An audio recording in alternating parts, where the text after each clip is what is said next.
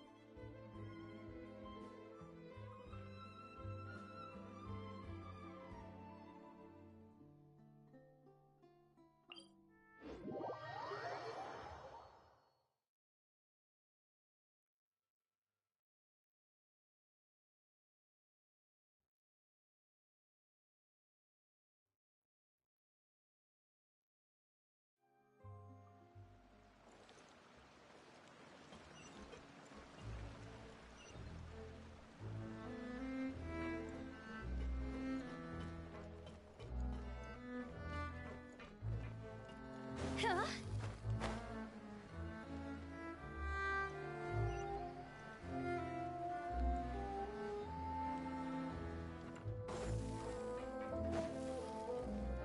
Phew.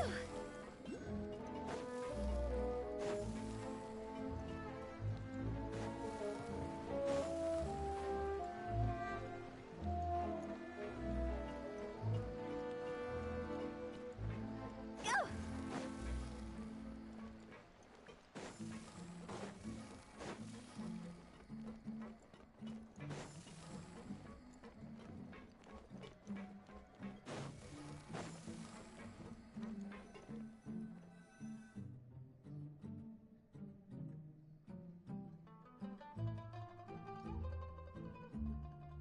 All of this, it's unbelievable.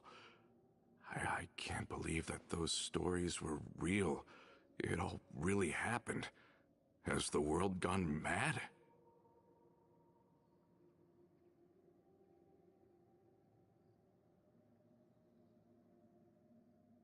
I think you and I both feel the same way about the profound tragedy of Melusa's loss.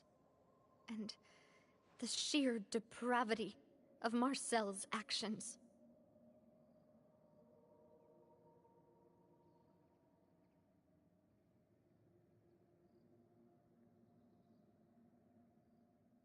I thought Mr. Marcel would always stand by the Spina. Everything he had, the Spina gave to him. It's unconscionable to have received all that, and yet still plot to kidnap and dissolve you for his insane research. The good news is that the Confrérie of Cabriere is no more. Gone with them too is the entire synth manufacturing and distribution network. We finally closed the curtain on that long struggle. Are you sure?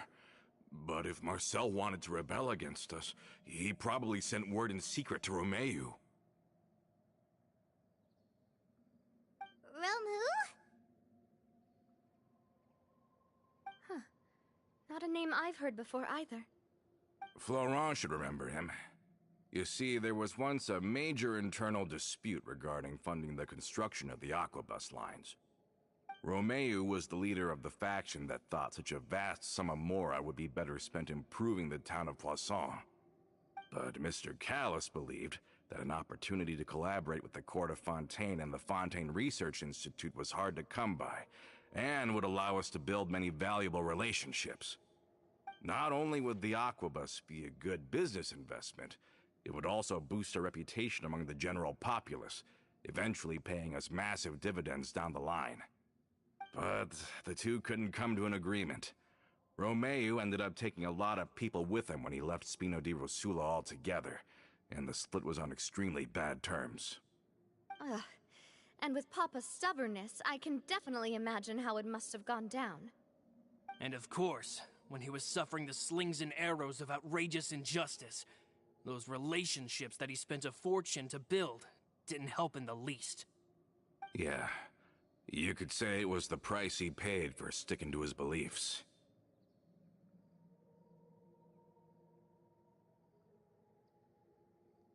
Oh, that's a good point. If Callus was really as stubborn as you say, then wouldn't he have argued with the rank and file all the time? Oh yeah, it eventually became a thing that just happened on every day that ended with Y. But Navia, boss, you might not know this, but he wasn't always like that. He used to be a lot better with taking counsel.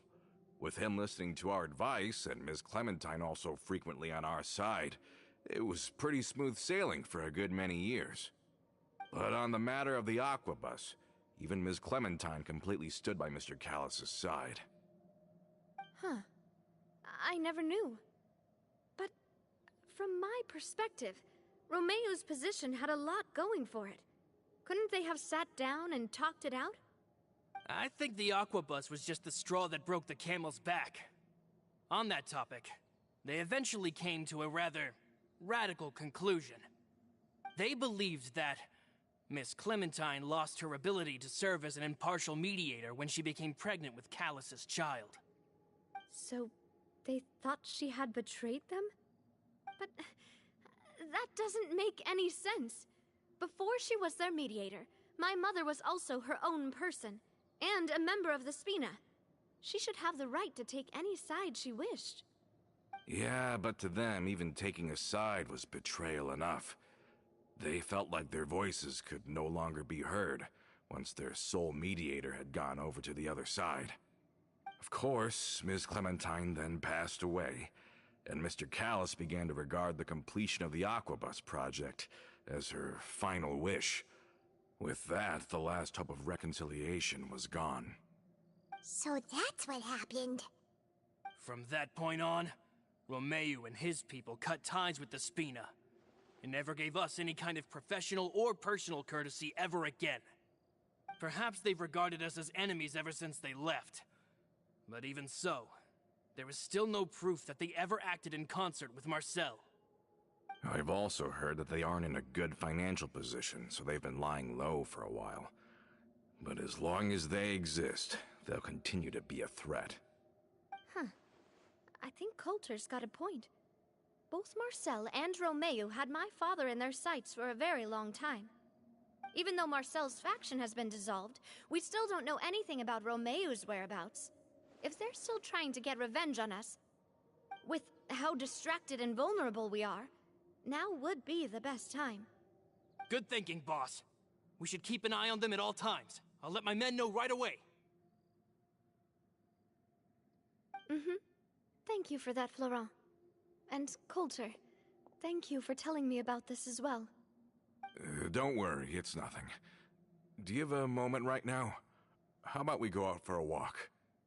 I've heard so many incredulous things today. I'm finding it a bit hard to calm down even now. I mean, to think that I'll just never see them again. Ah, in that case, why don't we go back to the court? I can pick up Adele's uniform while we're there as well. It'll save Laurent's guys a trip. Want to come with me again, you two? You don't mind, do you, Coulter? Oh, of course. That's fine by me. Then let's go! Paimon feels like a lot's hinging on this visit.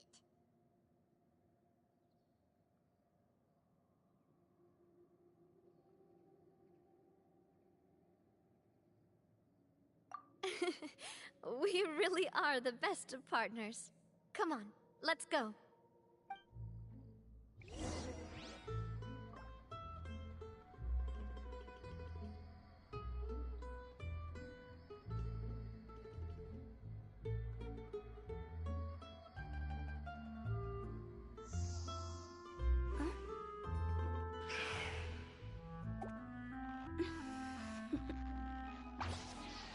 Toodaloo.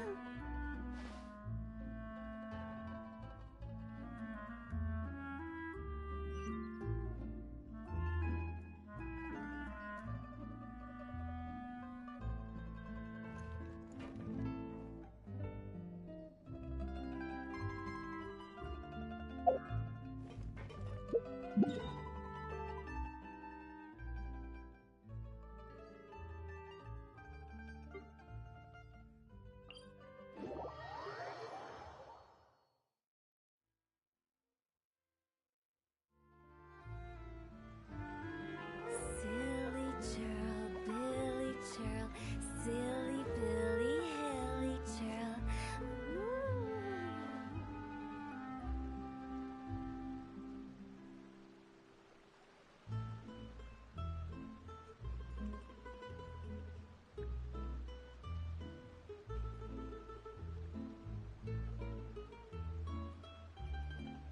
When the sun's out, bathe in sunlight. But when the moon's out, bathe in moonlight.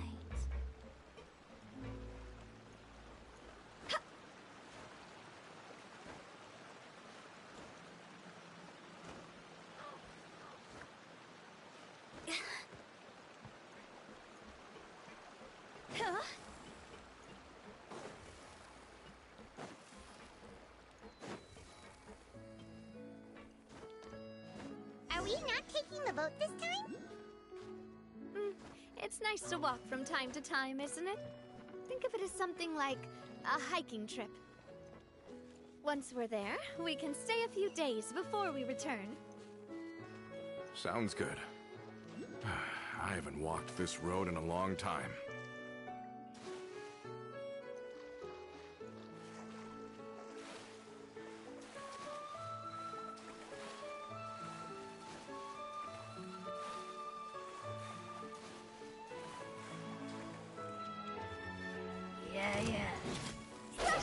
This isn't good. Is it my time? Illusion shattered! Absurd!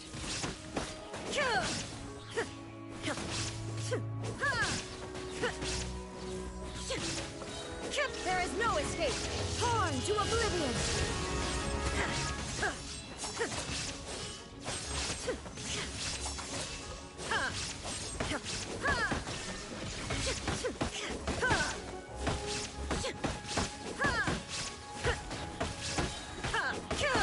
Inazuma shines eternal!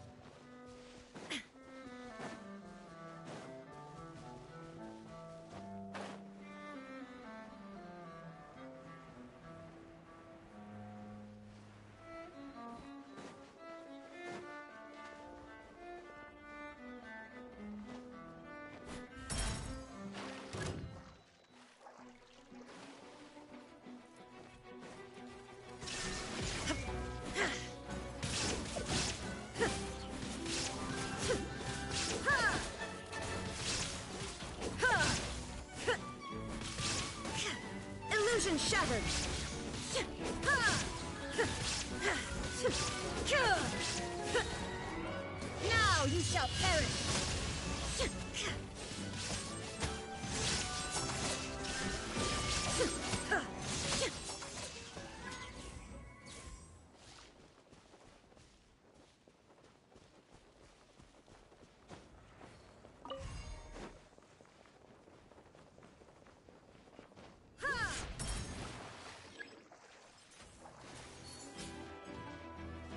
Shine down!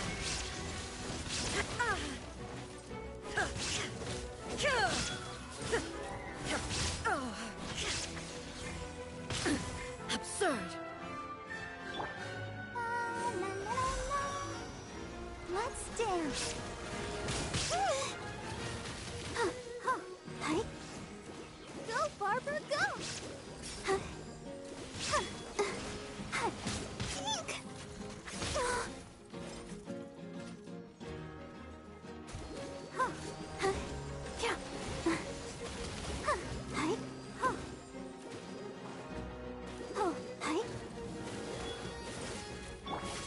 Inazuma shines eternal! Illusion shattered!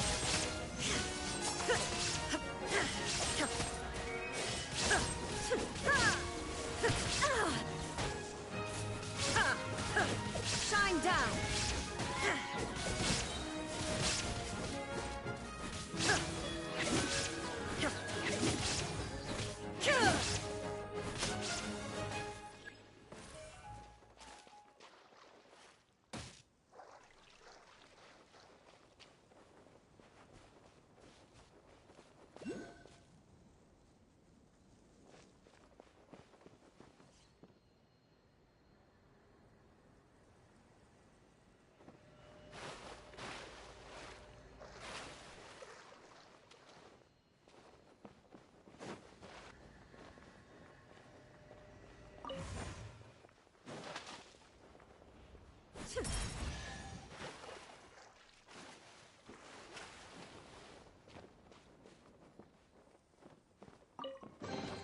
Take them. I have no need.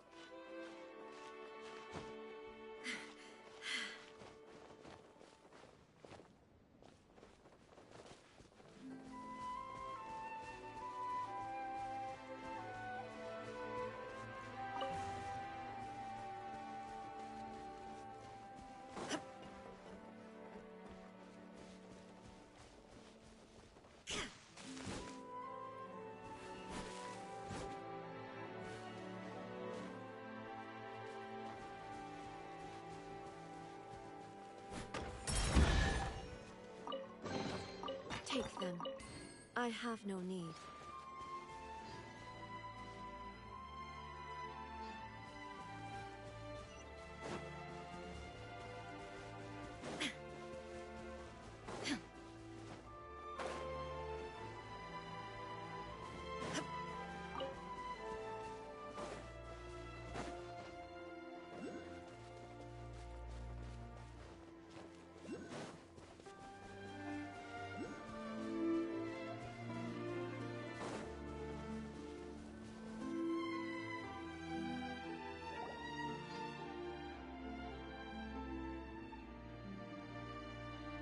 Well, we've walked far enough for now.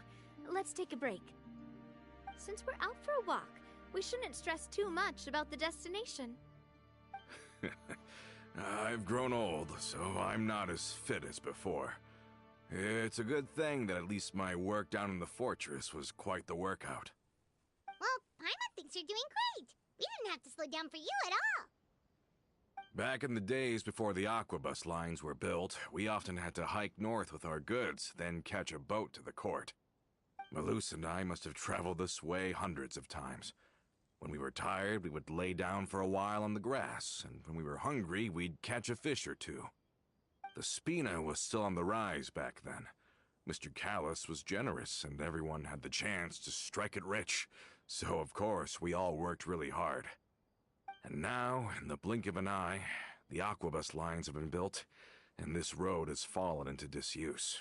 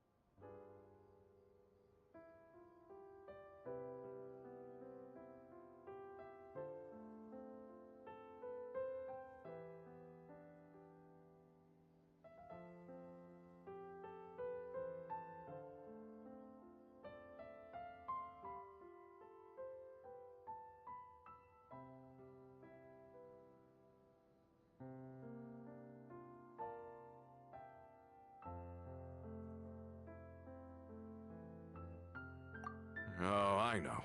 I was just being a little nostalgic. Then let's stay here a bit longer. Anyone want snacks? Oh, is this another chance to try some of Navia's macarons? Paimon's been dreaming of them. Yep, I figured you wouldn't say no to a few more. Oh, wait. Let me check if I have all the ingredients. Malus and Silver used to take care of tasks like this. Okay, the stove's looking good. And as for the ingredients, seems like we're all out of flour and sugar, the two most important ingredients of all.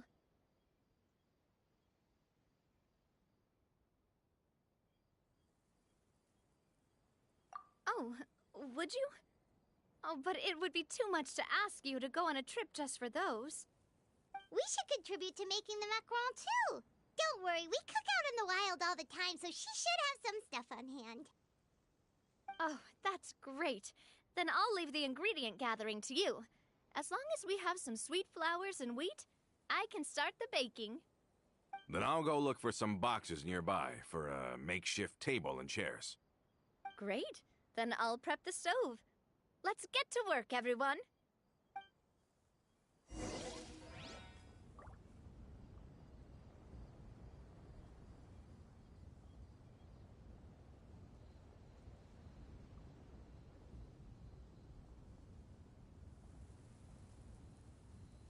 The world remains constant over the centuries, but human life is like the dew at dawn, or a bubble rising through water. Transitory.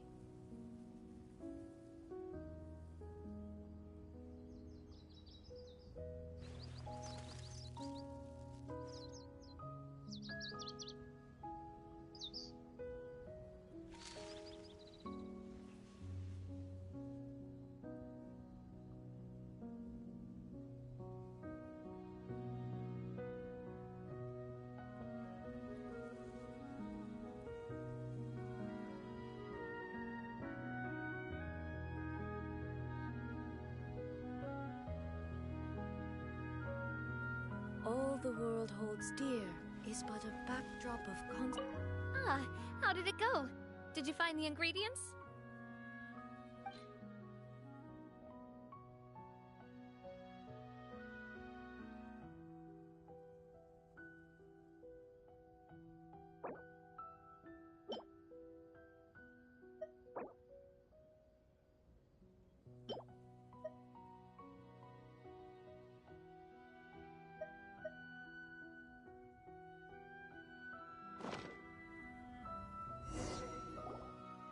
You've all done your part. Just leave the rest to me. Whoa, these macarons look and taste magnificent! Your cooking is as good as ever, Navia. Boss's baking skills have always been famous. Everyone in the Spina knows how exceptionally talented she is. Oh, it's just a hobby. There's no need to praise me for it like that. Have you two seriously never considered joining us? You're so close to the boss, and she obviously trusts you with all her heart, so...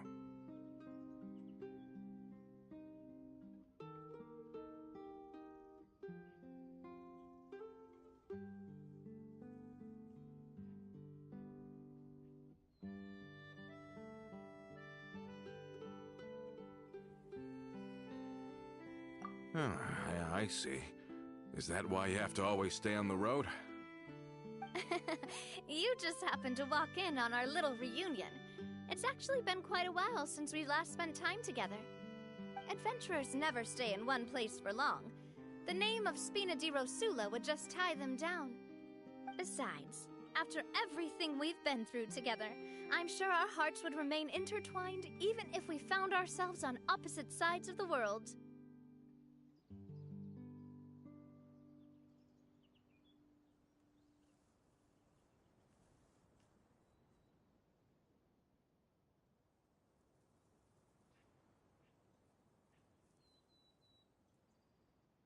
Even if Paimon was far beyond the horizon, she'd still remember the delicious taste of Navia's macaron.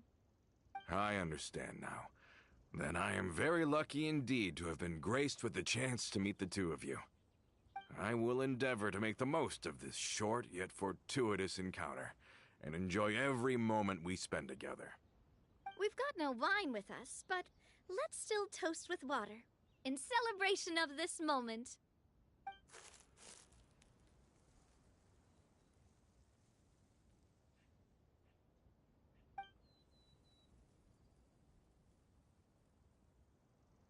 Cheers!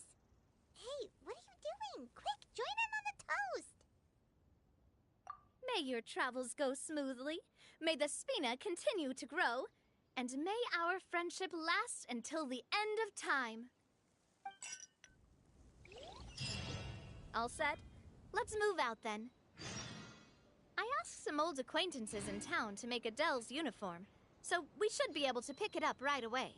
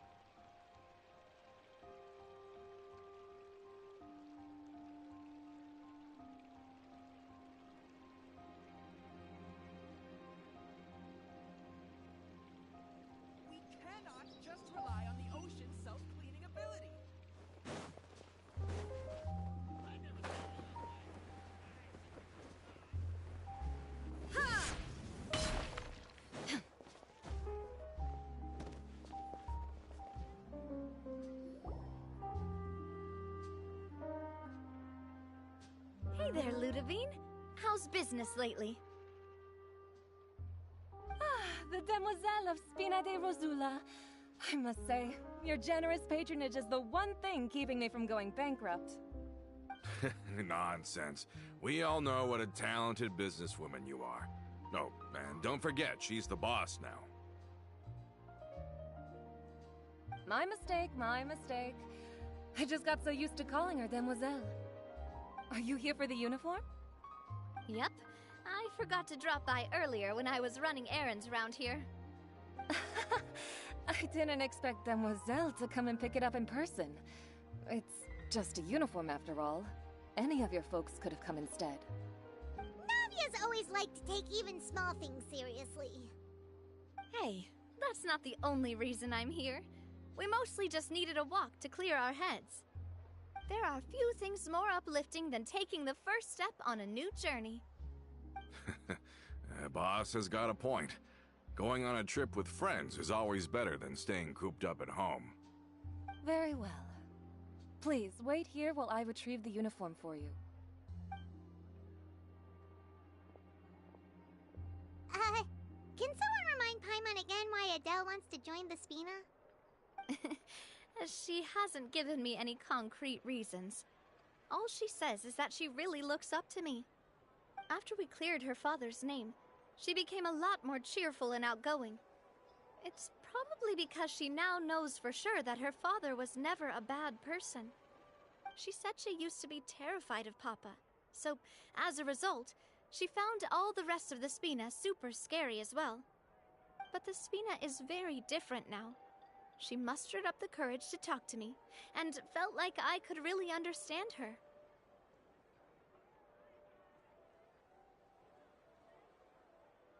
Yeah, you could say that.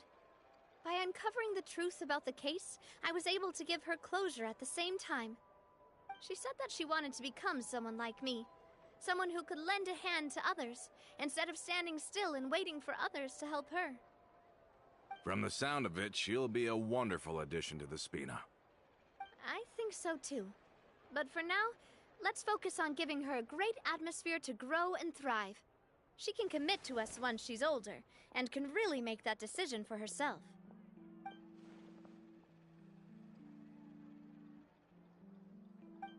Is something up, Traveler?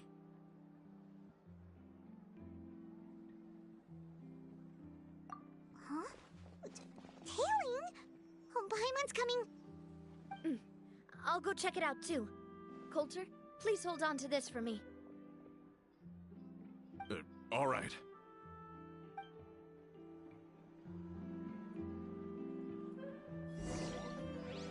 Paimon saw them too. They headed up. Stop right there!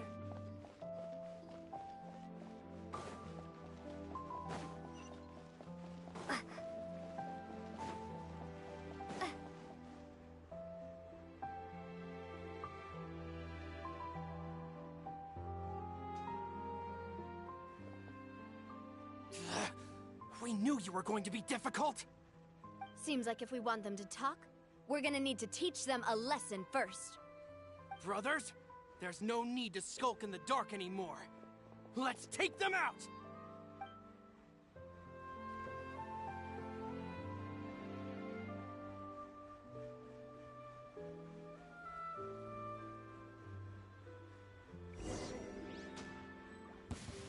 Watch out!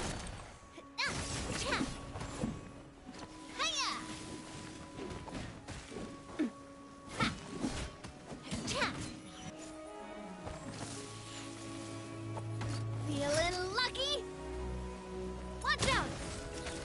Umbrella warfare, I guess.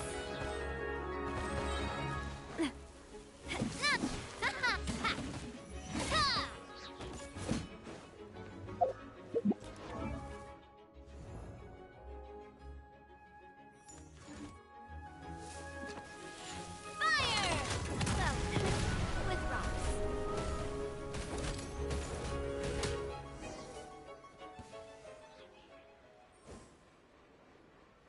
Now, talk.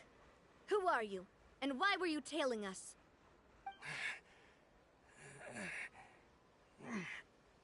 Don't think we'll let you off easy if you keep silent.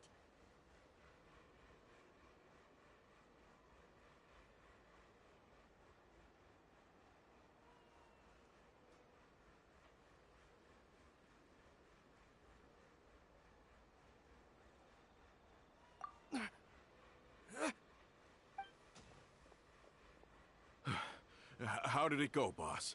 Are any of you hurt? If you thought they stood any chance against us, you were sorely mistaken. Anyway, stop playing tough and start talking. There won't be any room for negotiation once the Maison Gardiennage gets involved. We're looking to get vengeance on Spina di Rosula. We were discovered, and can't beat you in a fight. We admit it. We lost. Get revenge? Wait, you're not Romeu's followers, are you? You actually know that name? But if you do, then surely you should understand why we hate you so much! Indeed. You haven't got the faintest hope of winning right now. We were out drinking when we saw Navia. We got so angry we decided to follow you guys and look for an opportunity to really mess up your day. Too bad you guys messed up ours first. Huh?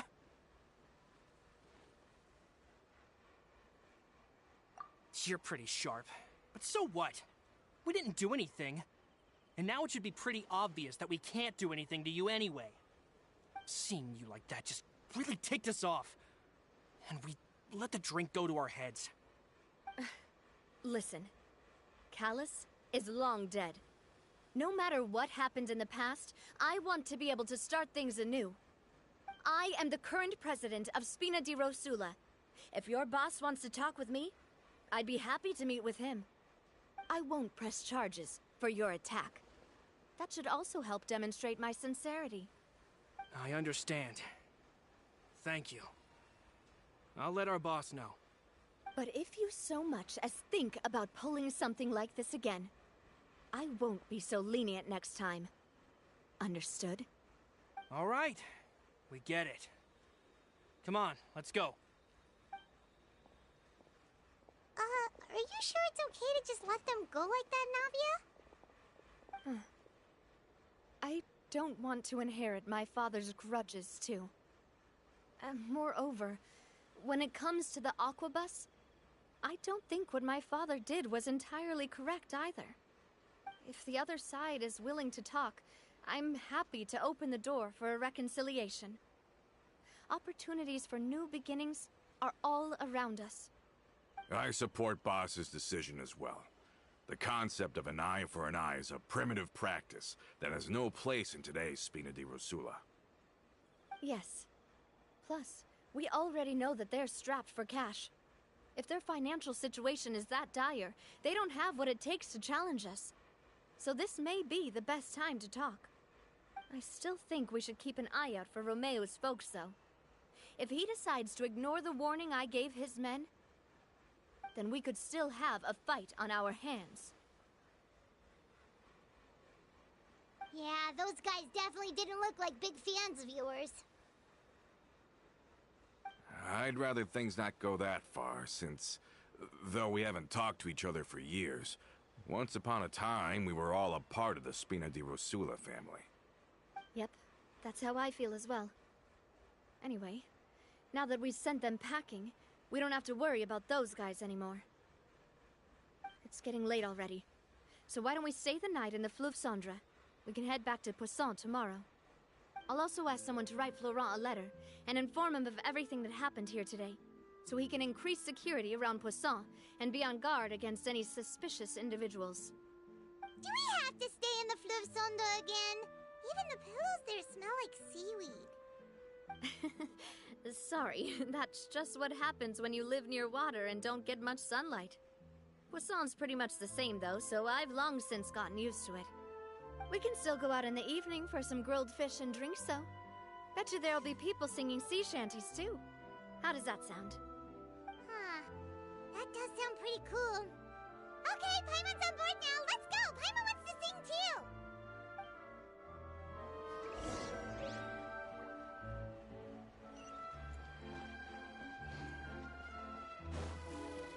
Phew! Go!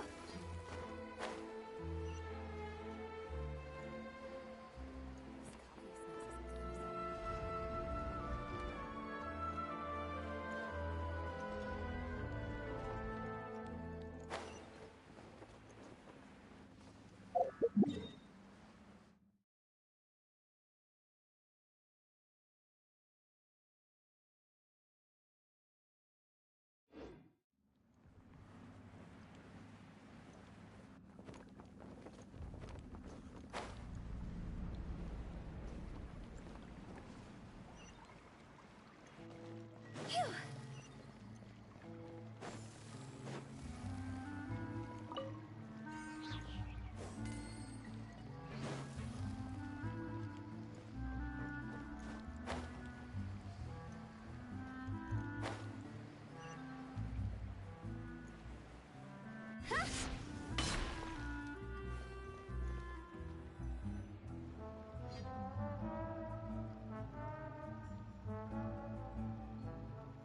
Coming back here really does feel like this place is starting to grow on Paimon. If you think about it, it would be kind of weird if the Spina's base at the court was some super luxurious building like the Palais Mermonia. Totally. Right on the money, Paimon. Although, of course, with the continued growth of the Spina, Papa wanted Poisson to eventually grow into a metropolis, not unlike the court. He was a very ambitious man, who rarely looked behind or beneath him. For better or worse, that always made him stand out from the crowd. And that's also why people hated him just as much as they loved him. All right. Why don't you go wait for me at the restaurant? I'll go do some prep, and I'll get someone to tidy up your room while I'm at it. You can use the same room as last time. You still remember the room number, yeah? Yep. Kinda hard to forget when there are only so many rooms here after all. Oh, did I just hear someone taking a dig at Fleuve Cendre? I'll tell my guys to stuff your pillows full of actual seaweed right now. Oh, Paimon, sorry! Please have mercy, Navia. If you do that, then Paimon really won't be able to sleep at all. I was just kidding. Be on your way now.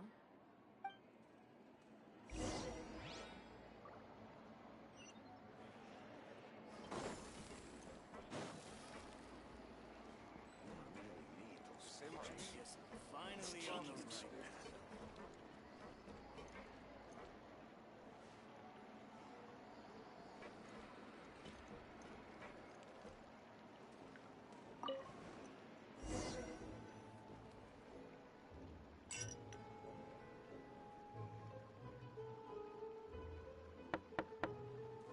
Hello? Are you asleep yet?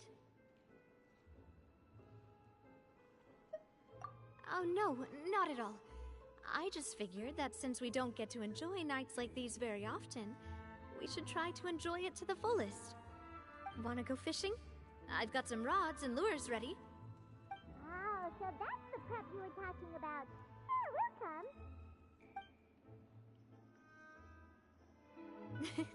Hopefully I didn't wake you or anything. Don't worry. You don't have to do any actual fishing if you're too tired. Just think of it as keeping me company. How does that sound? Okay, let's go. To the fishing spot.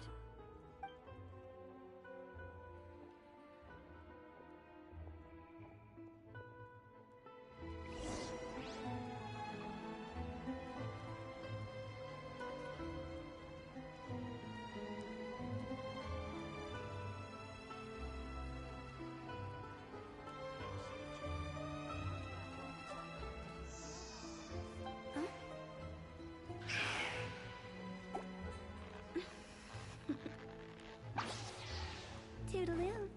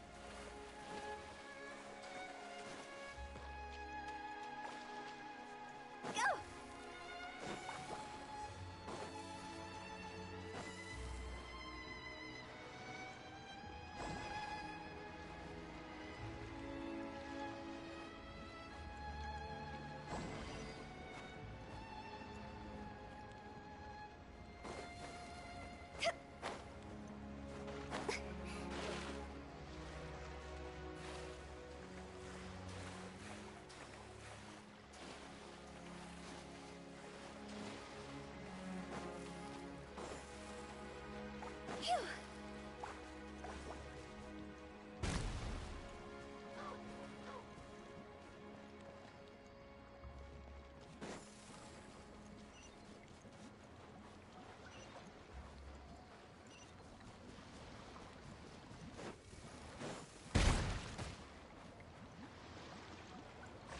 Come on, we can do it.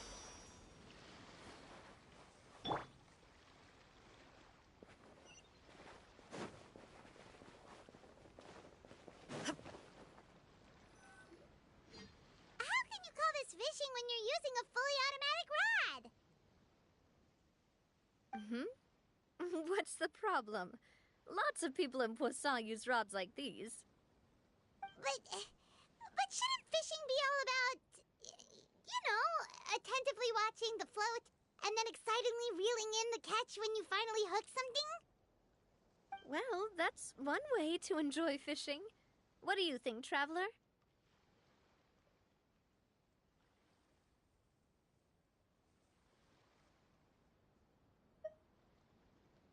That's how I feel as well. To me, I'm happy as long as I catch some fish. Honestly, Paimon's mainly shocked at how much energy you still have at this hour. Usually by this time of night, it's a struggle for Paimon to even keep her eyes open. Huh. It might just be something that runs in my family. That's a thing? I'm sure you'd get even sleepier if I delved more deeply into it. Anyway, I was just thinking about how grateful I am to my mother, as well as the rest of the Spina.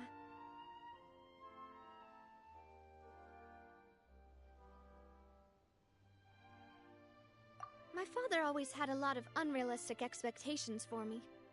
But the more that he tried to get me to become like him, the less I wanted to listen to what he had to say. My mother never had those kinds of expectations, though.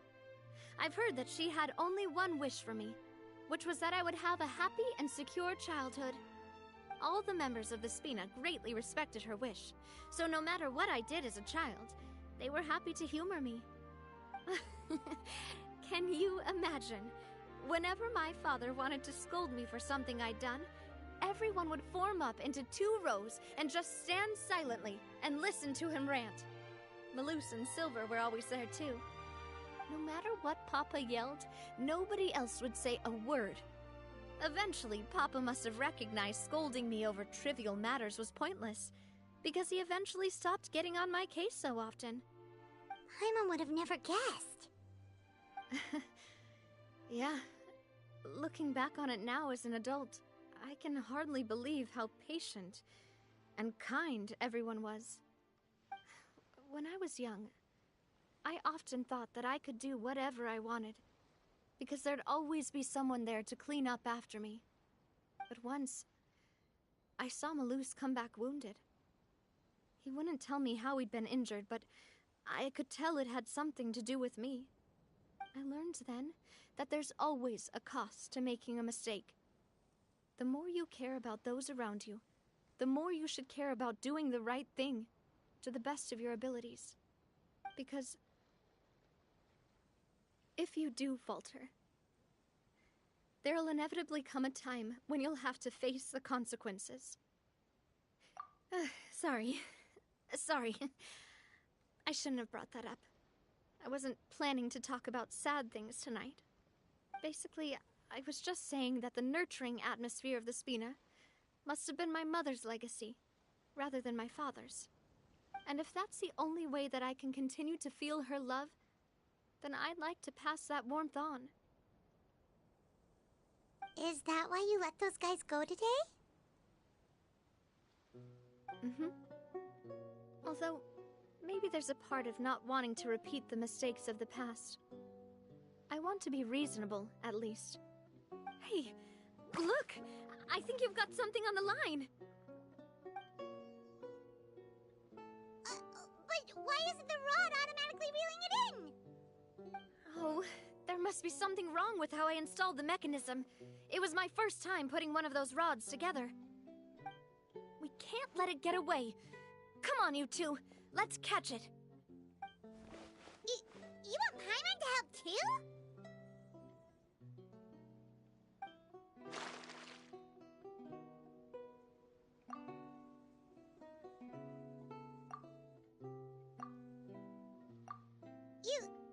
You didn't attach a hook to your line?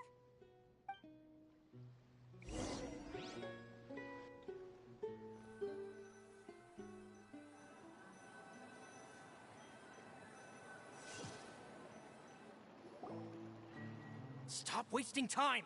The boss ain't gonna wait all day. We'll go ahead with the operation tomorrow. Do with that information as you wish.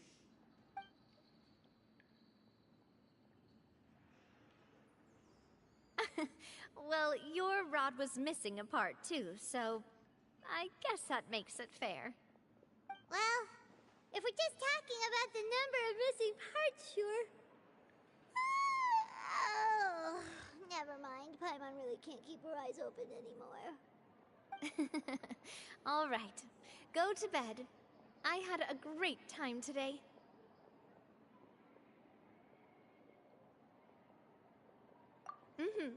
See you tomorrow.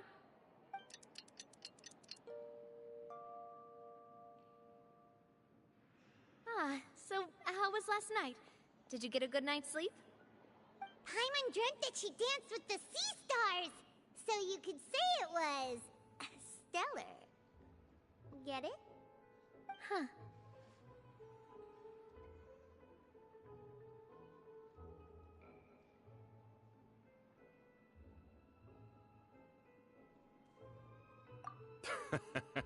I didn't know you had such a great sense of humor. See? This guy gets it! Anyway, let's head out. I'll arrange for a boat to take us back to Poisson. I'm sure Adele will be happy to see you two again. Paimon hopes she'll really appreciate your gift. I hope so too.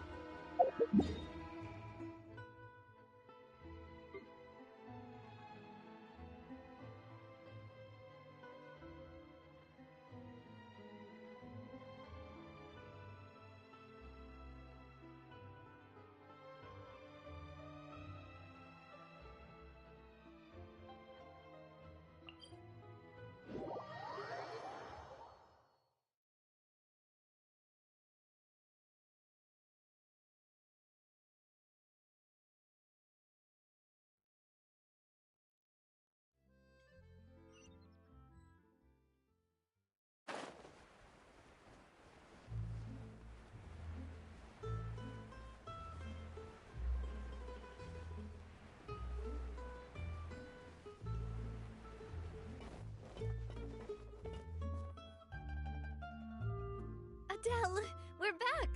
We brought you a gift from the court, too. Whoa! Thank you so much, boss! Don't call her boss, okay, Adele? Just Miss Navia would be fine. Oh, it's all right. I don't mind. Besides the gift, I've also got another surprise. Guess who's here? It's been a while! Oh, it's you two. It has been a while indeed. Thank you so much for your help on Jacques' case. I've heard that you also helped save all of Fontaine. You're truly just like the great heroes of legend. You're really amazing!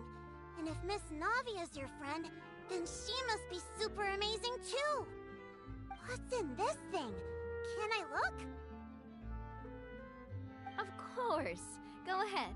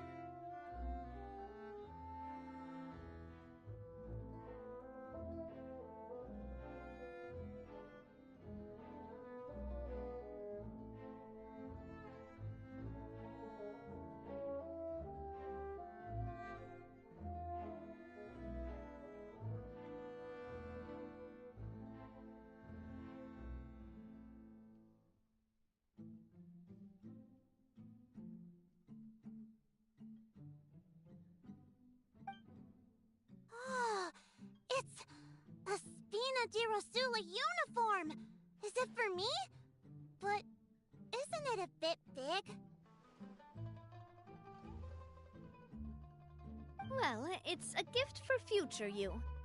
When you first told me that you were interested in joining the Spina, I was overjoyed. But it's the Spina's responsibility to protect everyone as well. Being a member means becoming involved in all kinds of dangerous situations. And since you're still young, I don't want your mom to have to worry about your safety.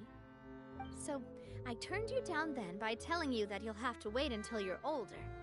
But this uniform is a promise that you can join us once you're old enough to wear it. Oh, so that's it! Well, thank you so much, Miss Navia.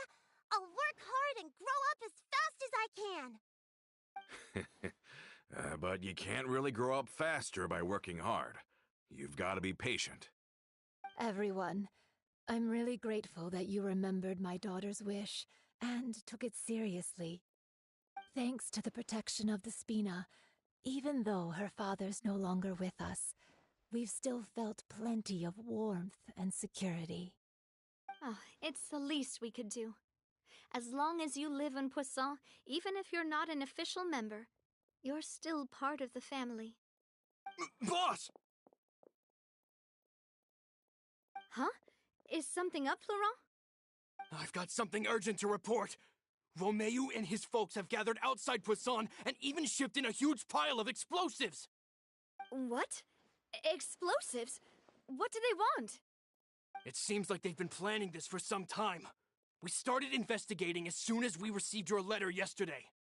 But Romeu and his folks must have gotten wind as well, because they abandoned their former posts before we could even check on them.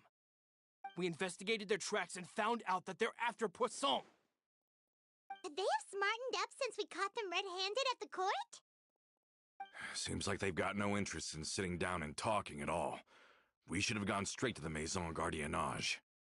Sorry, I underestimated the situation. Well, too late now, I suppose. Florent, where are they keeping their explosives? On the hill to the east of Poisson, near the Clementine line. They want to blow up the Clementine line? Certainly sounds like it.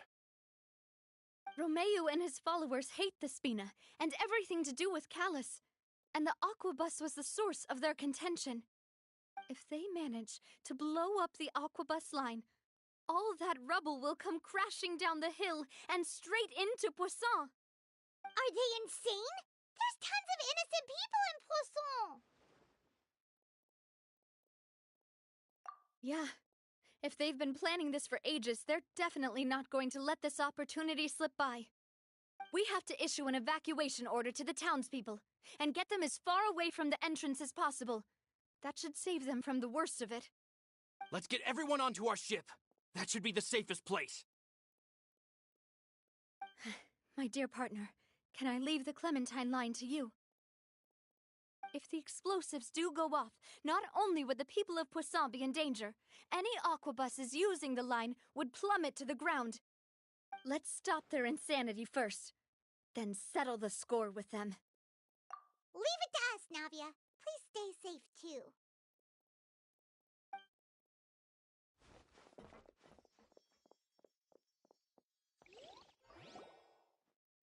Let's go, you two. We've got to act fast. Miss Coralie, please take Adele to the ship.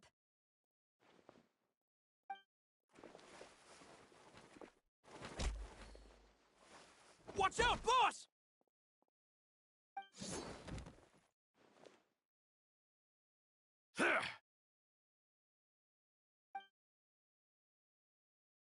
What do you think you're doing, Coulter?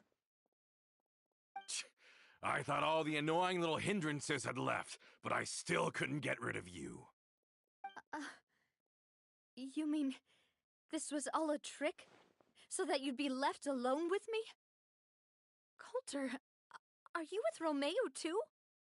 Oh. I get it now. You knew about their plans all along. You only told us they were doing badly so that we'd drop our guard. Not quite. Though I share their positions on some issues, I've never cared for his more radical ideas.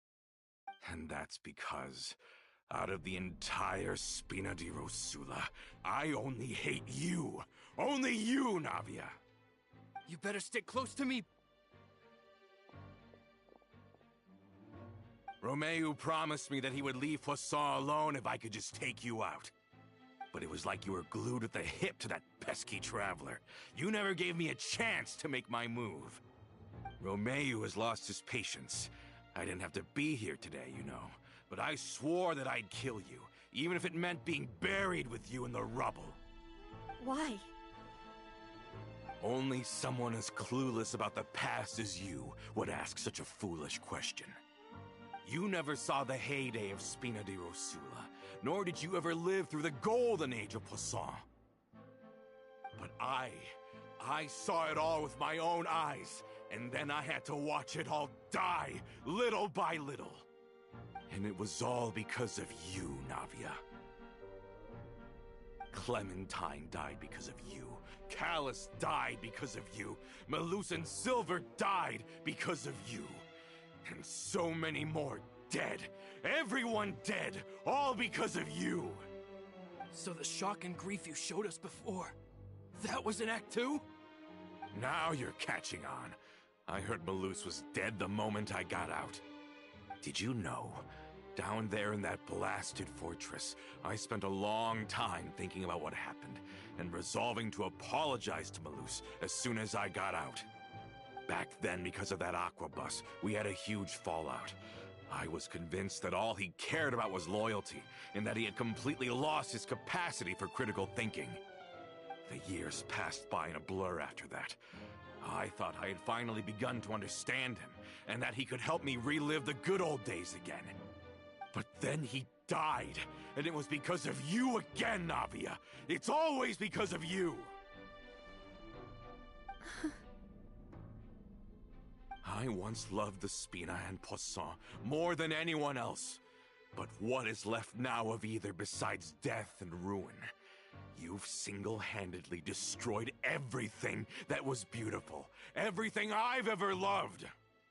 Don't listen to him, boss! He's just spouting nonsense! Have you ever considered that maybe the people around you don't actually care about you at all? Have you ever considered that maybe you only get respect because you're Callus and Clementine's child?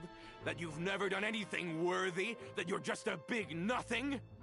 Have you ever considered that maybe people don't stay in Poisson because of you, but only because they have such beautiful memories of the past before you came? Because if you do falter, there'll inevitably come a time when you'll have to face the consequences. And when that time comes, those most precious to you really will throw themselves in front of you and pay the price for your mistakes. Yeah, looking back on it now as an adult, I can hardly believe how patient and kind everyone was. But is that really why they support me? Is their kindness real? Shut your mouth! I, for one, really like Miss Navia. And my mom loves her too!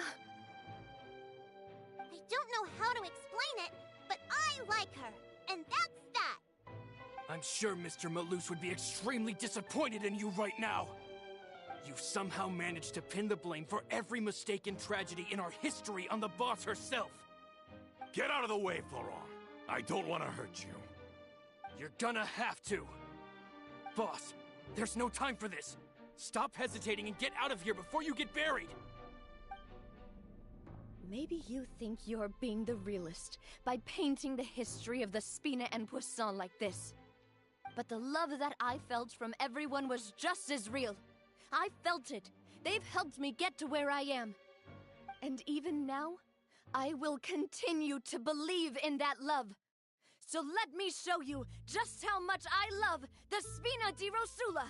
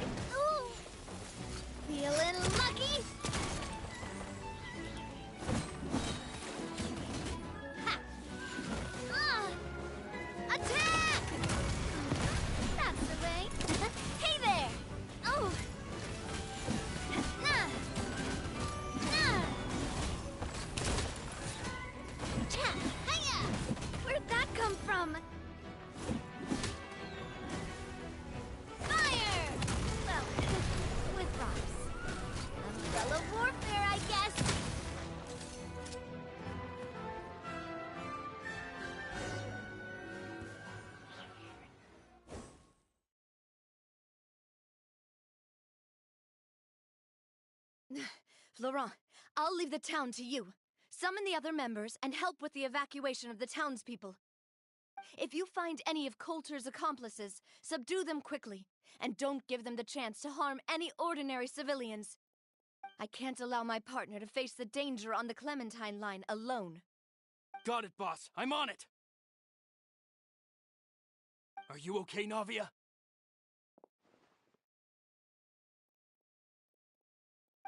I don't know, but I have to go.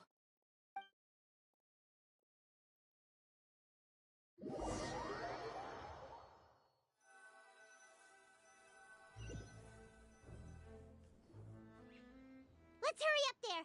We have to protect the Clementine line! If they're gonna blow up the waterway, they must have planted the explosives next to the support pillars.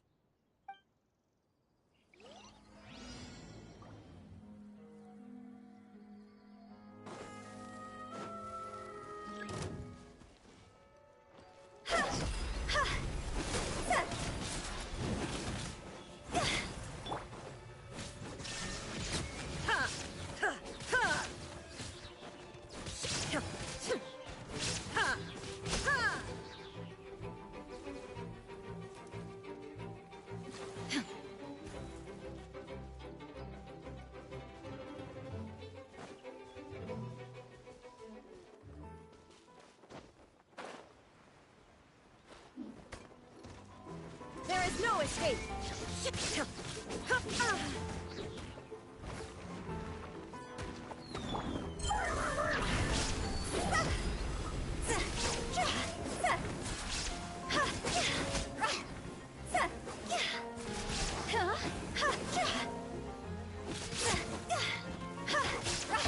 Illusion shattered!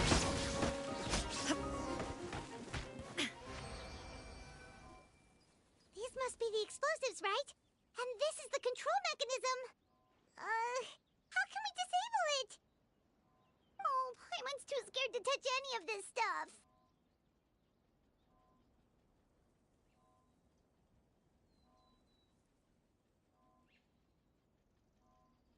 Huh? There's a strangely shaped hole here. What is it for? Oh, that certainly sounds possible. Maybe one of the people we just beat up has the key. Okay, you take this side, Paimon will take the other. Let's see what we can find.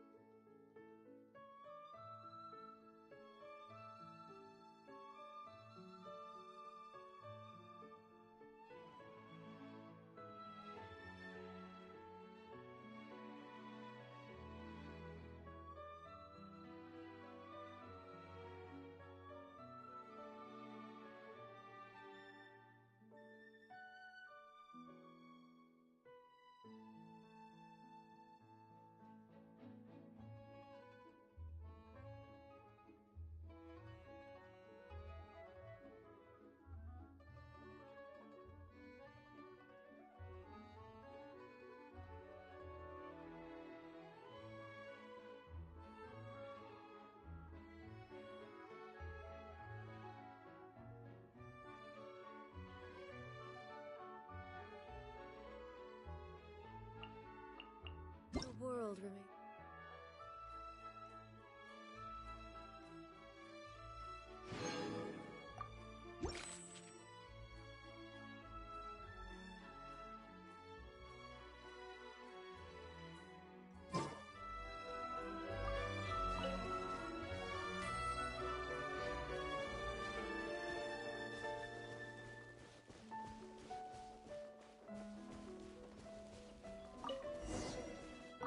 Oh, you found it! That's amazing!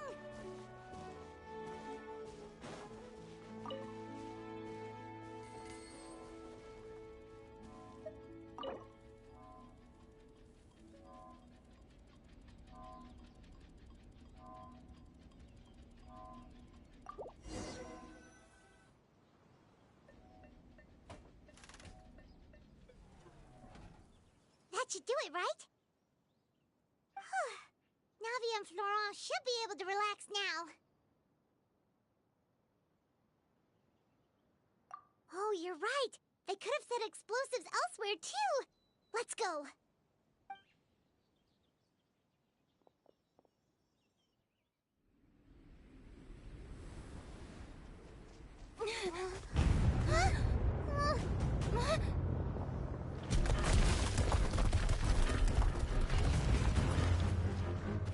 They're gonna bury Priscilla!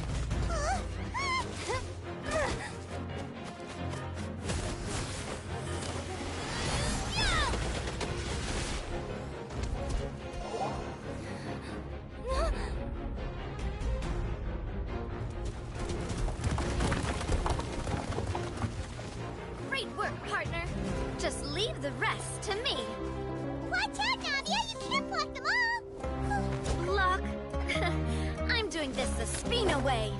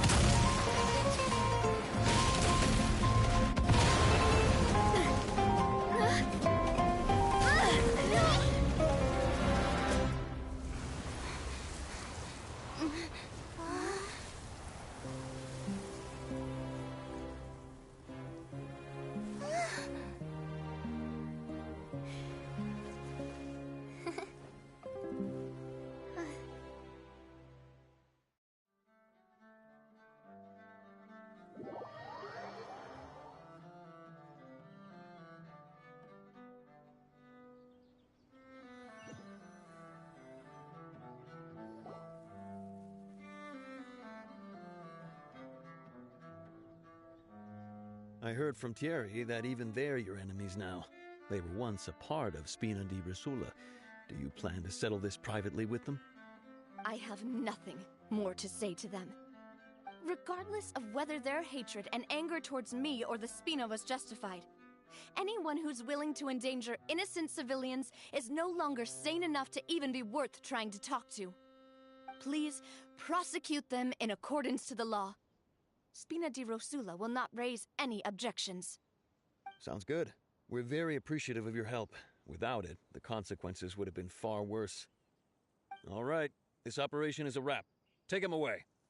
We won, Navia! We saved everyone! And you were so cool! Yeah. Luckily, we were just in time.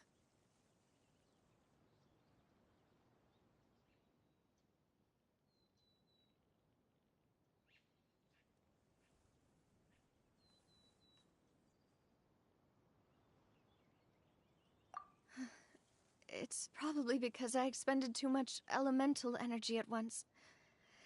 I'll be fine. Don't worry about me. But you usually glow up whenever other people compliment you. Paimon's not used to seeing you like this. Boss, we managed to catch all the infiltrators in the town. The Maison Gardiennage is taking them away as well. Seems like Romeu really went all in on this mission. If he sent literally everyone he had, though, that also means we've caught them all, too. We won't have to worry about them from now on. Got it. That's good, at least.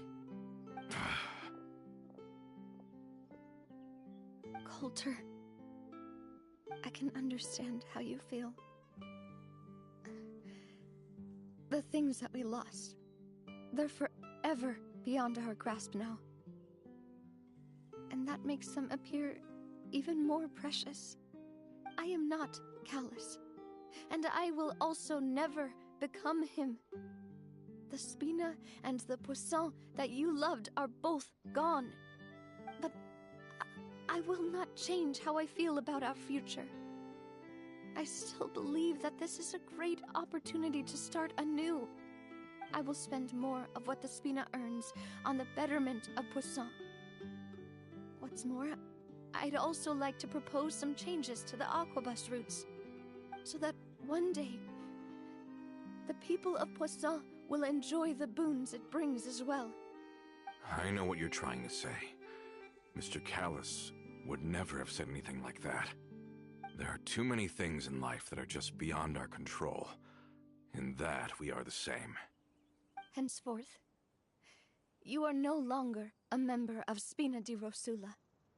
But once you're discharged from the fortress again, you're welcome to pay another visit to Poisson. Thank you, Navia.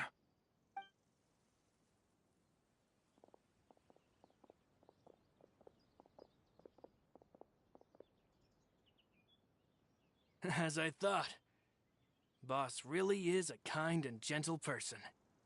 She is also, I must say, a truly unlucky person.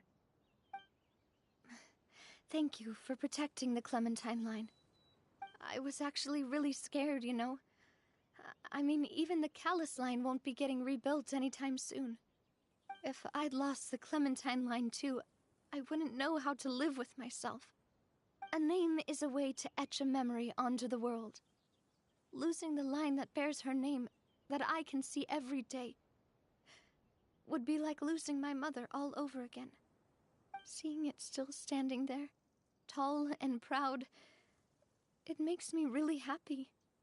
What happened while we were gone? Honestly, you look more upset than tired or anything. Just give her some time.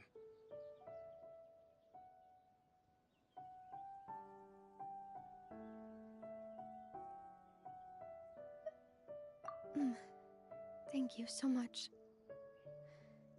Can you give me a hand? I really don't have much strength left. Traveler, I want to ask you something. And please, tell me the truth. Do you really see me as your partner? Of course. That's good then. Hearing that, it brings me more relief than I can say.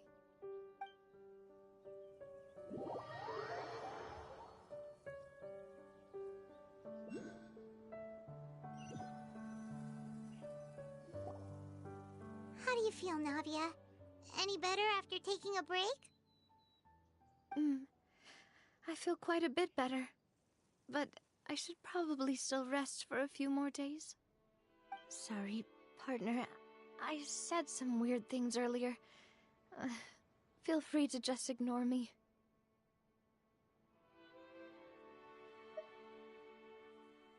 I used to think that I'd never doubt myself. But you could say I've discovered that I'm not as strong as I thought I was. Coulter mentioned my parents, as well as Malus and Silver. It's all thanks to them that I've made it this far in life. Do you think they ever regretted the choices they made? Has my existence made this world a better place? Don't think like that, Navia. You've already done more than enough. No matter what others think, we'll always support you to the end of the world.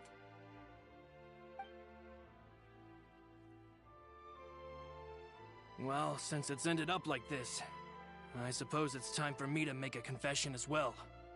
There's something that I've been keeping from you as well, boss. Please, follow me. Everything is already prepared.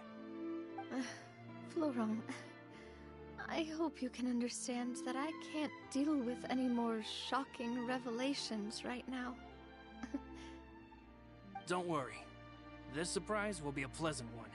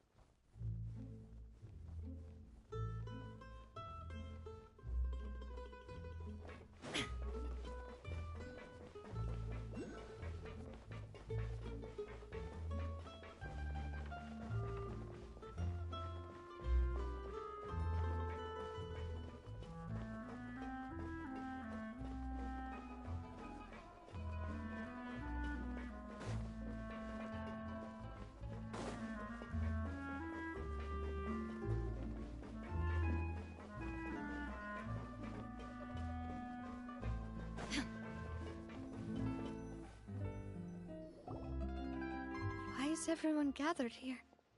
And what's this? This was supposed to be a gift to you from everyone in the town.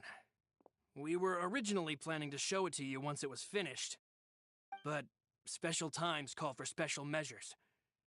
I've never seen you look so defeated before, so I've decided to show you the designs before the final product was done.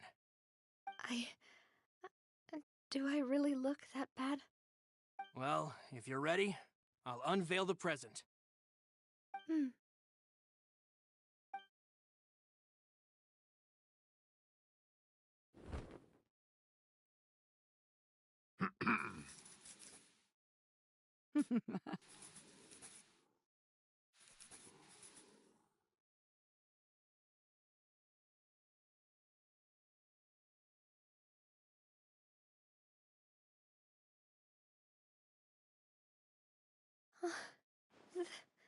This is... Papa, Mother, and me. We designed the look for Miss Clementine based on old camera records, as well as personal recollections from members of the Spina. Wow! This is the statue you mentioned before? It is indeed. To be honest, we decided on the design a long time ago, and gave the sculptor permission to begin working. We only asked Boss to decide on a design so she wouldn't realize we had already started. How could we only have statues of Mr. Callus and Mrs. Clementine? Even though Boss is still young, we've all seen the work she's put in regarding the whole synth business and the rebuilding of Poisson. We wanted to commemorate her contributions with a statue as well. I don't know what Spina di Rosula was like in the past, but I know it's a great organization now. With Navia around, we're not worried about this place's future. We are gathered here today to tell our boss that we support you and believe in you wholeheartedly. I believe everyone is here for you, not the glory days. That's what we believe as well! Thank you so much, everyone. Then I'll be brave and just accept everyone's support for what it is. This really is quite the surprise. I never thought that I'd have the chance to stand next to my mother. Not even in my wildest dreams.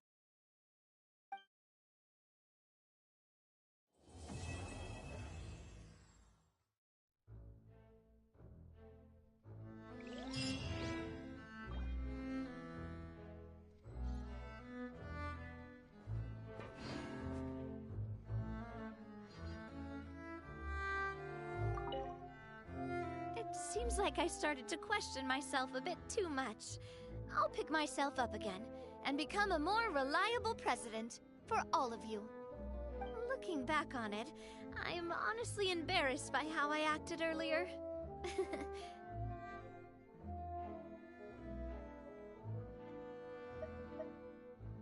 Oh, whoa, whoa, whoa. Why'd you have to remind me? Please don't say that again. It's super embarrassing for me. Oh, forget it now. Please forget that I ever said anything. Oh, wait. But it'd also be bad if you were to forget it. Okay, but please keep it a secret between us from now on. Please don't ever mention it again.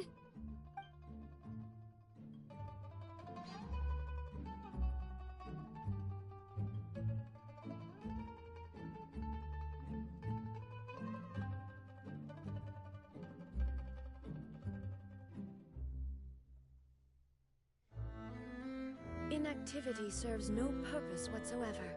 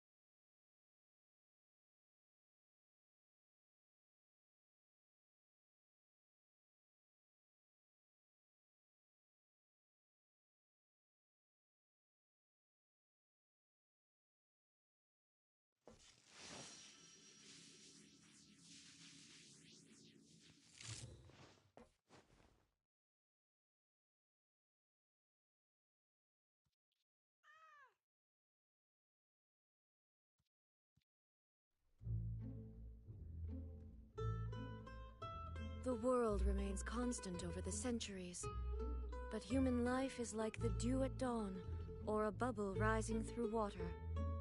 Transitory.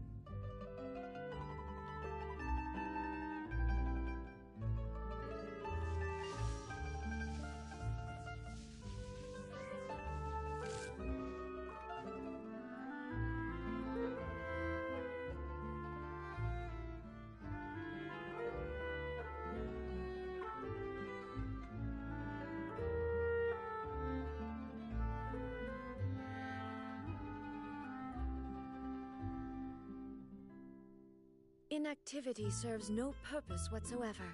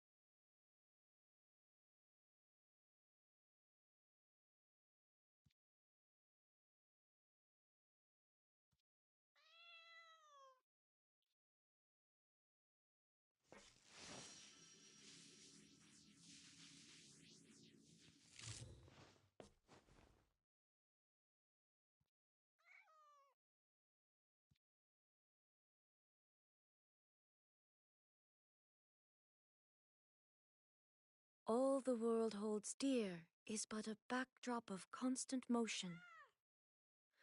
I stand before it, alone and unchanging.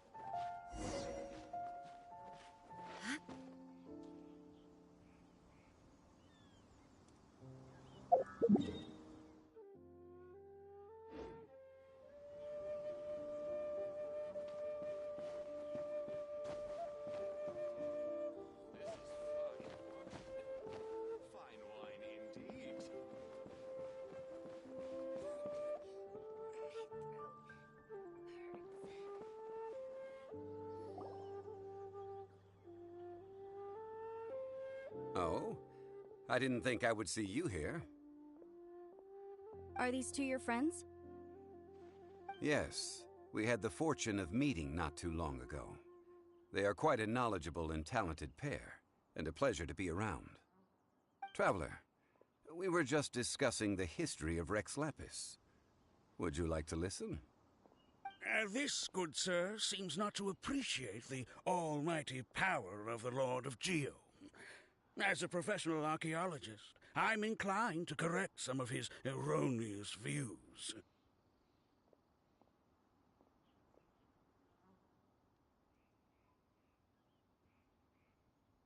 We are discussing the whereabouts of the first Mora. The first Mora? As everyone knows, the Lord of Geo taught the ancient people of Liyue the craft of smelting, creating goods that allowed them to develop trade with the early nations of that time. Today, Liyue holds the sole right to cast Mora in the entire continent of Teyvat. The world's very first Mora should have been cast by the hands of the Lord of Geo himself thousands of years ago. According to my research, as well as my own hypothesis, I believe that this coin of unique historical significance has been passed down secretly through the years as a kind of token. For example, perhaps the Qixing who control the Liyue use it in some kind of unknown ceremony they hold when they come to power. No. My research indicates that the first Mora coin is not such a simple thing. Mora is a catalyst. This we all know. Even today, Mora is used in the mystic arts for its curious properties of weapon enhancement. The world's first Mora would no doubt possess the strongest power. My next historical treatise will boldly expound on the newest findings from my intense decade-long research. That is, that the Lord of Geo used this original Mora as a catalyst to enhance a dagger and a sword. A dagger and a sword? Well, buy the book when it comes out to read the full story. For now, I will only reveal this. The one who finds the dagger shall become supreme in Liyue, and the one who finds the sword may be crowned Liyue's sovereign. I can't say I agree. Let us not speak of the authenticity of the dagger and sword first. But Mora and money came about simply because they are a convenient measure of a contract's value. Rex Lapis just meant for Mora to serve as a catalyst for people to exchange and trade. The world's first Mora is probably just an ordinary coin created by Rex Lapis. As for its fate, the same as all Mora, I suspect. It was simply spent somewhere. I think that Mr. Hanshua's hypothesis seems reasonable. Mr. Zhongli's argument, on the other hand, lacks any evidence. How can you so easily dismiss the Lord of Geo's profound foresight? No, I am not debating right or wrong. I am simply stating a fact. Enough! Do you think you understand the Lord of Geo more than me? I know but little about history, and I wouldn't dare to brag. But discussion is meaningless if everyone has the same opinion, no? Well then, answer me this. Long ago, when Liyue Harbor was being constructed, the Lord of Geo taught the people how to build houses. The model home he used to teach them was completely cast from Mora, correct? That is correct, indeed. Okay then, tell me. Why would the Lord of Geo do something so extravagant, if not because of the mystical power that Mora contains? There's a simple explanation, really. To the god of wealth and commerce, what material is easier to get than Mora?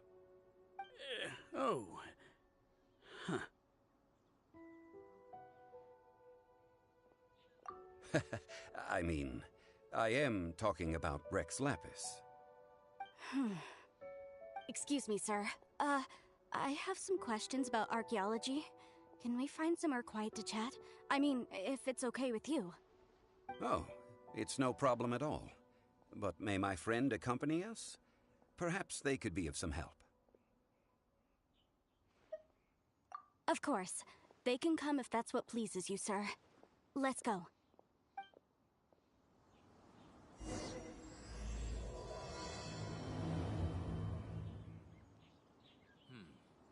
That's another one gone.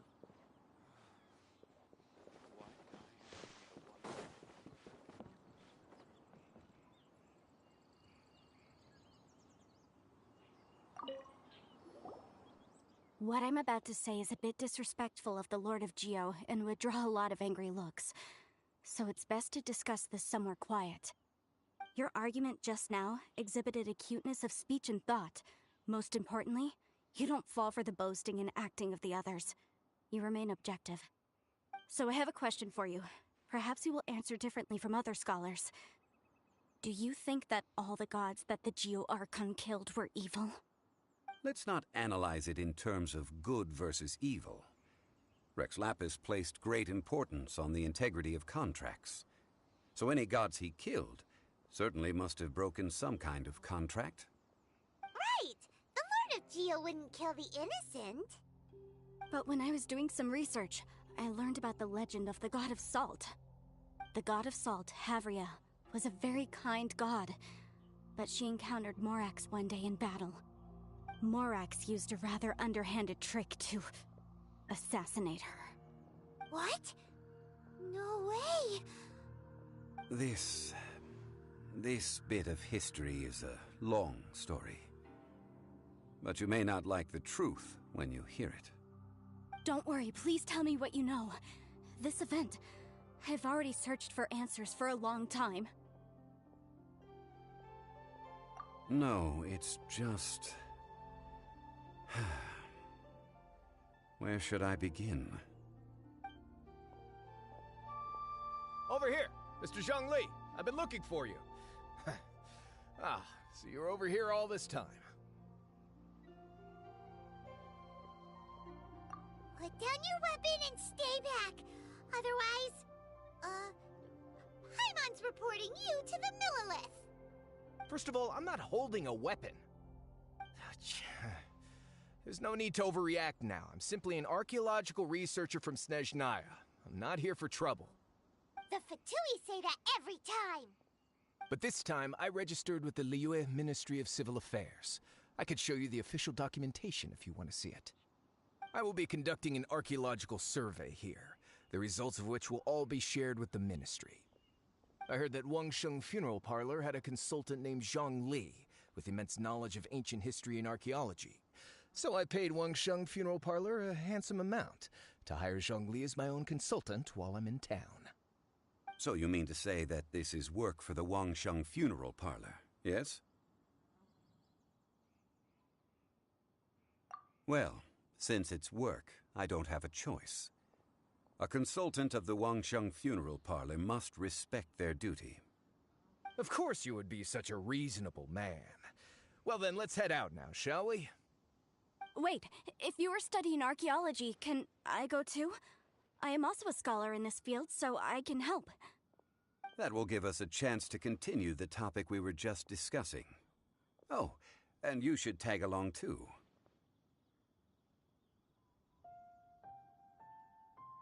This experience may be of help to you on your future adventures. It is a story from before the rise of the Seven. Although the god of salt has already perished, it will still be a meaningful experience for your journey. Wait. This is an archaeological expedition, not a tour group. That's too many people. But this friend of mine has a treasure-finding talent, surpassed by no one. It will surely be of great help to us. Oh? What talent? If my friend espies a treasure chest, they will absolutely find a way to open it. Hey, Paimon's good at that too! Well, that is quite enticing. All right then. Well, let's go. There's no time to waste. When the Overlord of the Vortex was crushed by the Jade Chamber recently, perhaps something of interest was washed ashore. An ancient artifact would be good. Traces of ancient activity would be great. But a piece of the god's limb would be even better. Who knows what surprises we may find.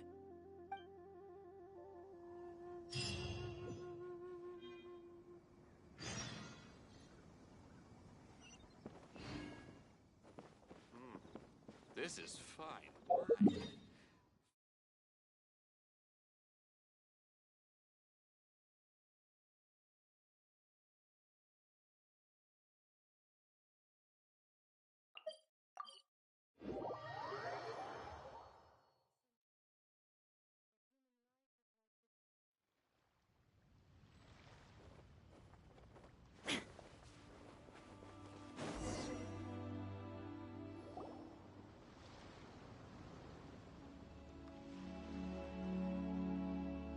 This place looks so ordinary. Can we really find anything valuable here? Huh? Paimon thinks it looks really grand. I don't mean the scenery, but rather that there should be something out of the ordinary. A big battle did just occur and all, and I don't even know where to begin looking here. Guyun Stone Forest is actually the perfect place to be, if you wish to learn about the gods or the history of the Archon War. Legend has it that Rex Lapis threw spears made of large rock into the sea here, piercing and crushing the overlord of the vortex.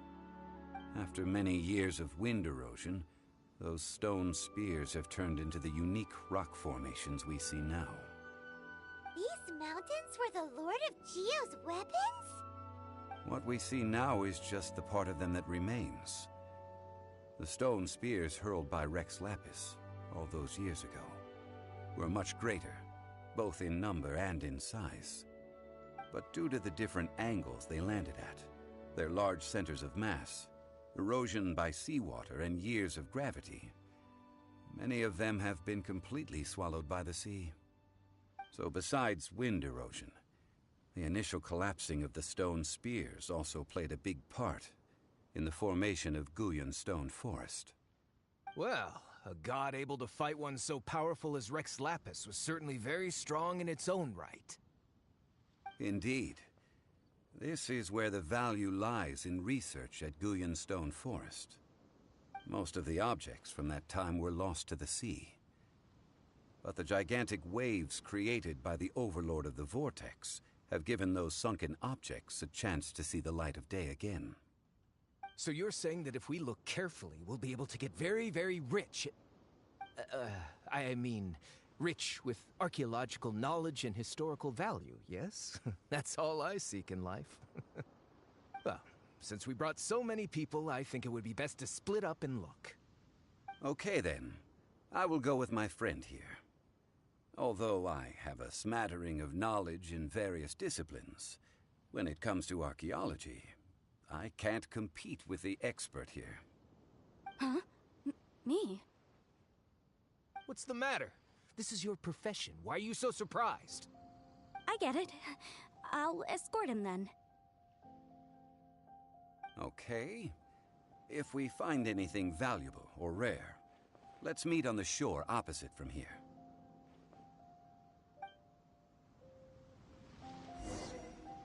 The ancient god probably left behind lots of elemental marks. Following them should make our search much easier. Well, go ahead then. Use your elemental sight to look for any marks.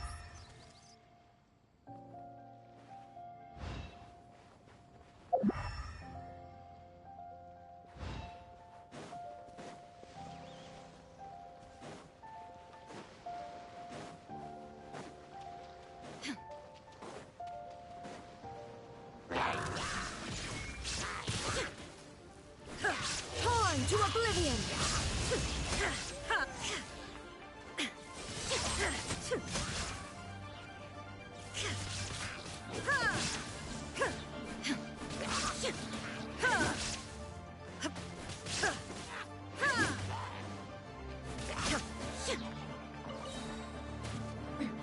Transcend all constraints.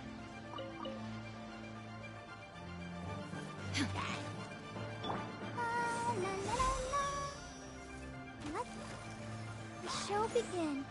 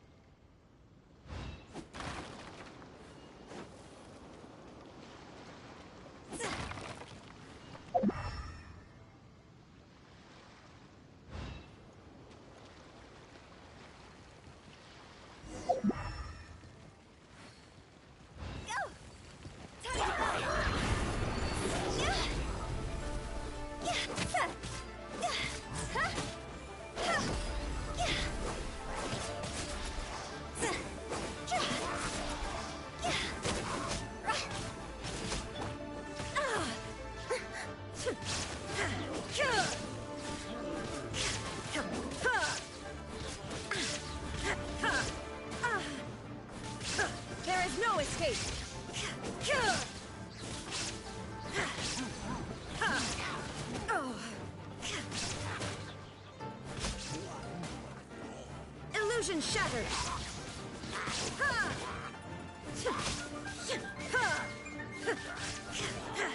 I'll protect us. Hachi!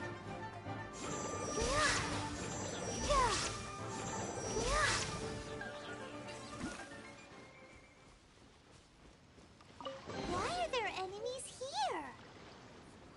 Guyan Stone Forest is a place where a god was defeated, and its remnants still affect the area to this day.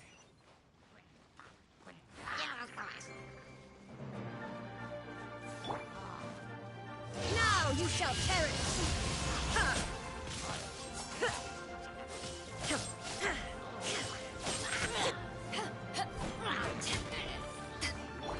Shine down!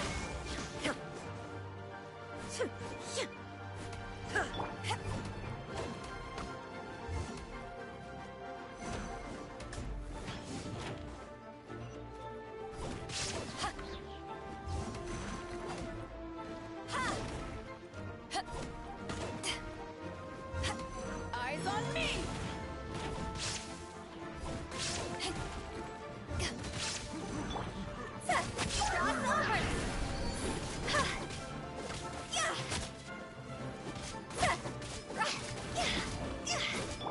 Come on, we can do it.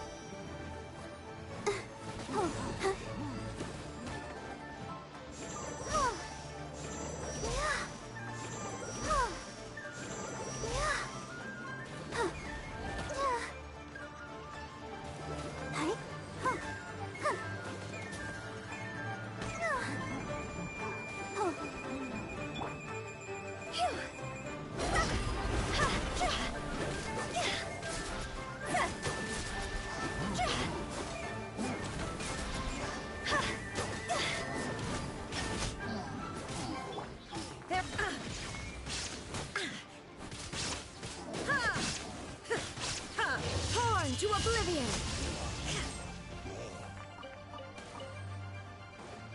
Shine down!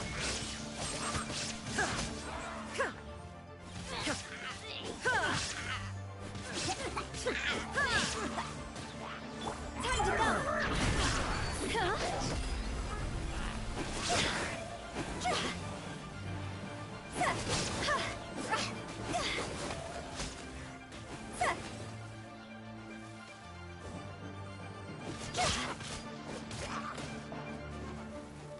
Illusion shattered!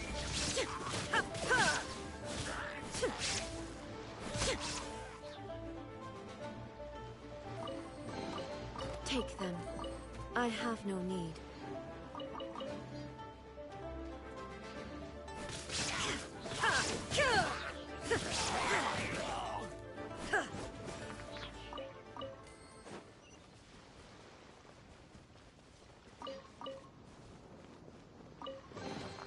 Take them. I have no need.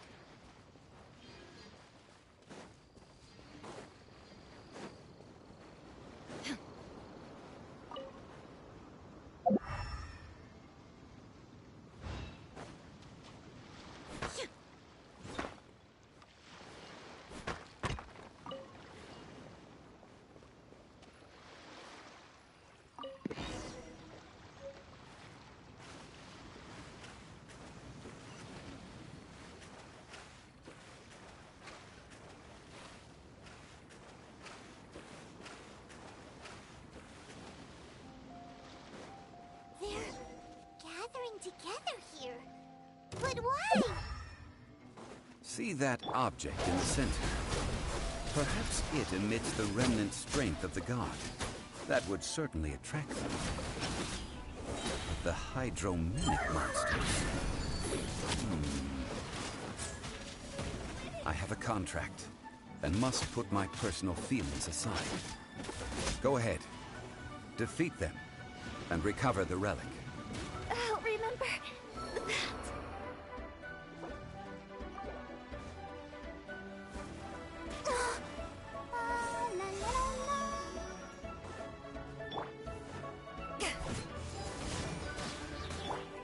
No escape!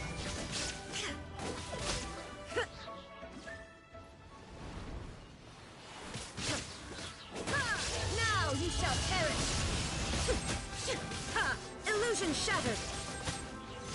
It's just a stone slab, but its design is quite unique.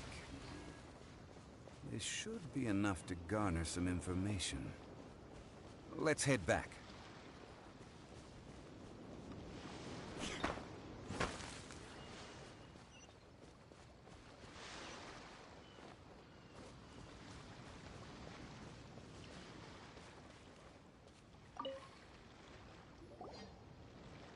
You call yourself a scholar of archaeology? You can't even recognize this or that. What are you good for? We all have our areas of expertise. I already tried very hard to explain. Oh, stop arguing! What in the world happened? This girl just keeps bragging about how she's an archaeologist, but she doesn't even know anything about the surrounding ruins. I even know more than her. She left me to rely solely on guessing, experience, to find anything valuable to take back. Ugh, what a waste of time. I've just been researching the God of Salt, so I'm not familiar with sea relics. Is that so strange?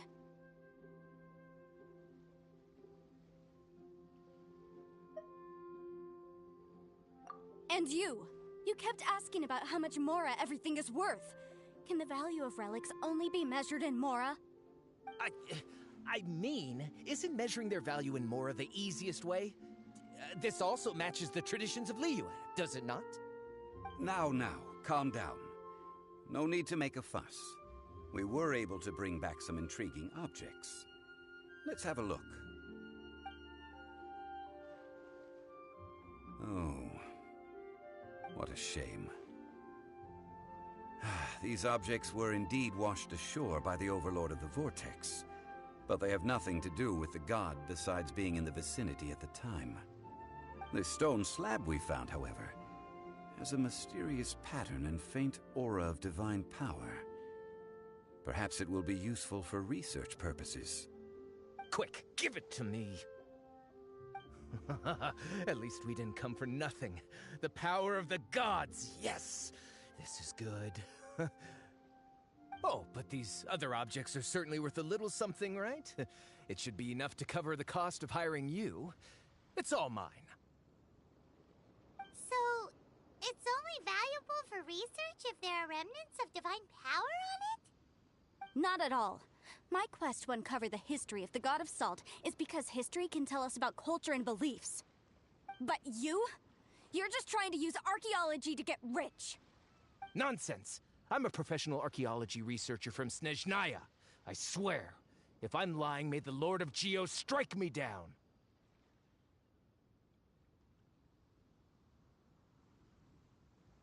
Oh, by the way, you probably don't want to sell that teacup. Oh? Why's that? That's not an ancient teacup. It's part of Ningguang's collection. It must have fallen here along with the Jade Chamber. So unless you want to mess with the Qixing... Ah, I see. What a shame. It was of such high quality, too. See? You do want to sell these objects! But, so what? Why can't I pursue wealth both intellectual and material? Don't be so simple-minded. All right, then. No need to stay here any longer. I'm rather quite intrigued by the God of Salt, too, actually. Let's go to Saltarai next.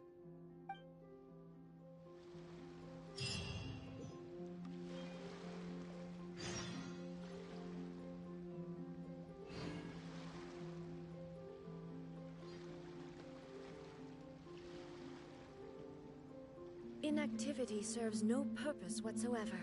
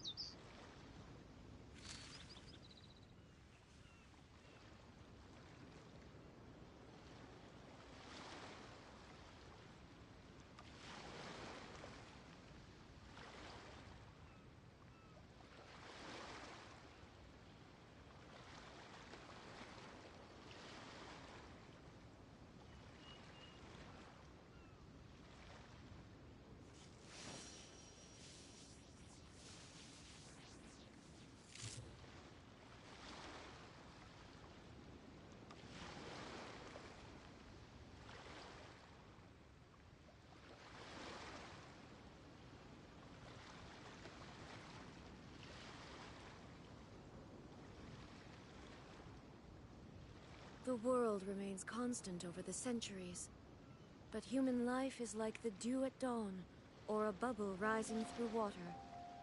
Transitory.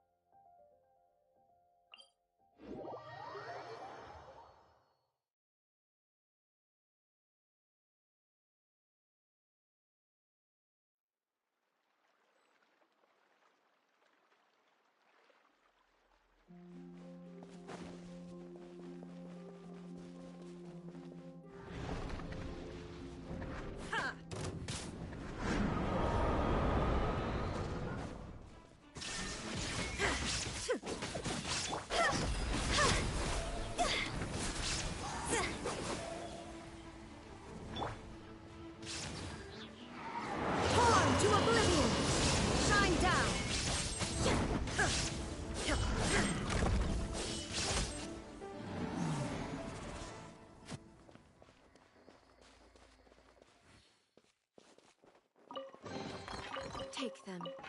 I have no need.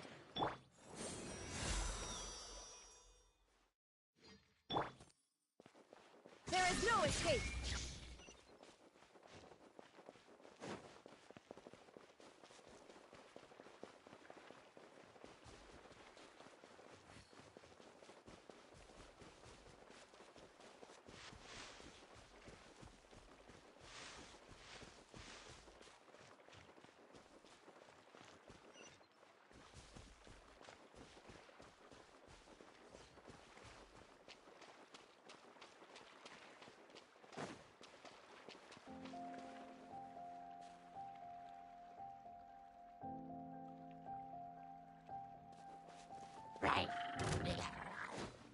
Yeah!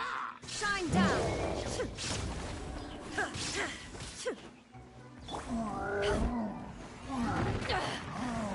You haven't won yet.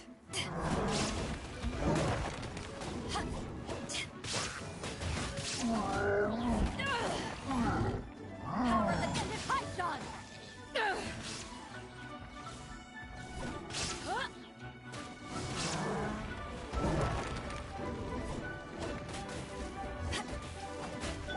Illusion shattered! Inazuma shines eternal!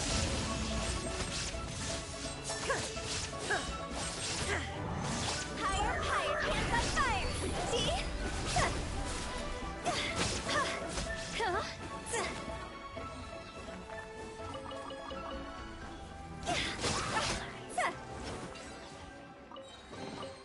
Oh, what a cute treasure coffin!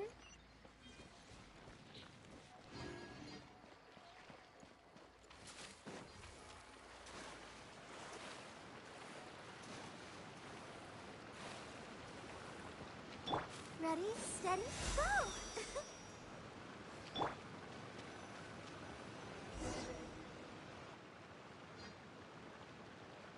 I heard that Salterai was once the home of the god of Salt's people. Therefore, there's sure to be loads of valuable relics nearby. According to legend, the people of the god of Salt, Havria, enjoyed prosperous lives under her protection. But this legend has been around for ages. With the countless scrap collectors and treasure hoarders in the area, there probably aren't many valuable things left here. That's just great. If I knew it was picked this clean before, I wouldn't have come. About that, I know there's a ruin deep in this cave here. It's related to the god of salt, which is actually how the area originally got its name of Sal Tarai. However, the ruin entrance has been sealed by a mysterious power. Nobody has been able to break the seal. I found a mechanism that seemed to be related to the seal, but when I undid the mechanism, the seal wasn't affected at all. So at the moment, the seal's origin and how to break it are very important topics in my research on the god of salt.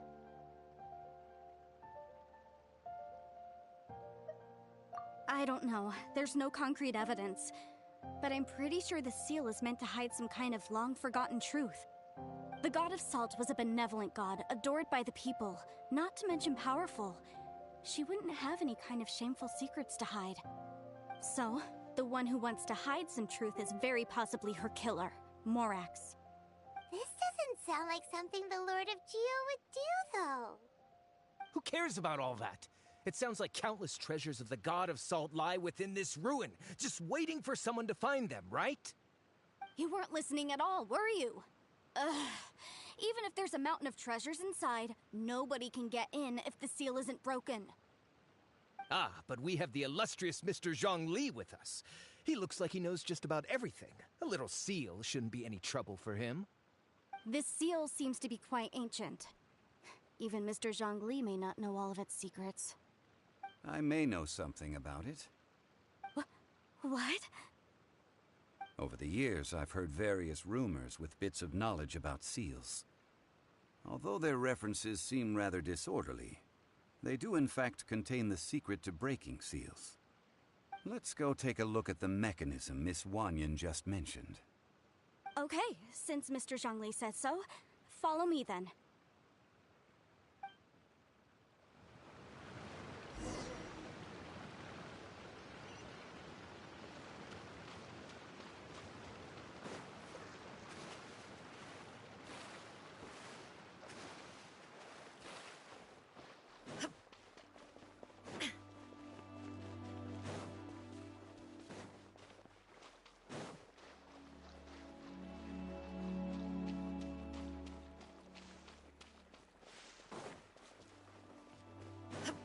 Here it is. There's some debris scattered here that, when put together, look like they definitely had to do with the god of salt. According to the inscription on this... See that? Although we activated the mechanism, nothing happened to the seal. That's because there's actually another mechanism that must be activated. Another? Let me lead the way from here.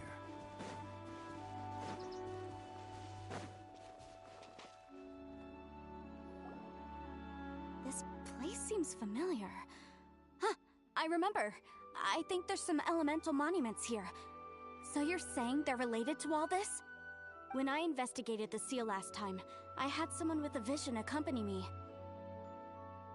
But when we lit up all the elemental monuments, nothing happened. That's because you don't just need to activate them at the same time, but in a certain order as well. Otherwise, the seal will not be broken. The secret to this puzzle is hidden in the legends about the Archon War. Tianheng in the south, Yaoguang in the east, Jueyun in the west, Qingce in the north. All desolate and devoid of life.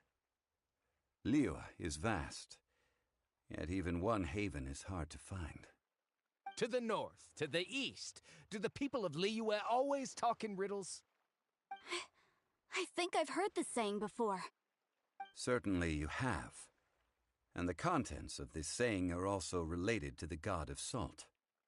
To provide a haven for her people, whose lives had been ravaged by the Archon War, this benevolent god searched all across Liyue.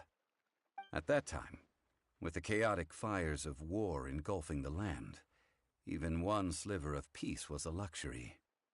And that haven she eventually found is right here. Today, it is known as Sal Tarai. How sad, then. In the end, this peaceful place was destroyed by Morax. Okay, enough with these ancient stories. Now that we have the clue, hurry up and break the seal.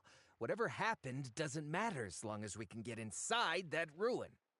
Tianheng in the south, Yaoguang in the east, Jueyun in the west, Qingse in the north. With this clue, you should be able to solve the puzzle.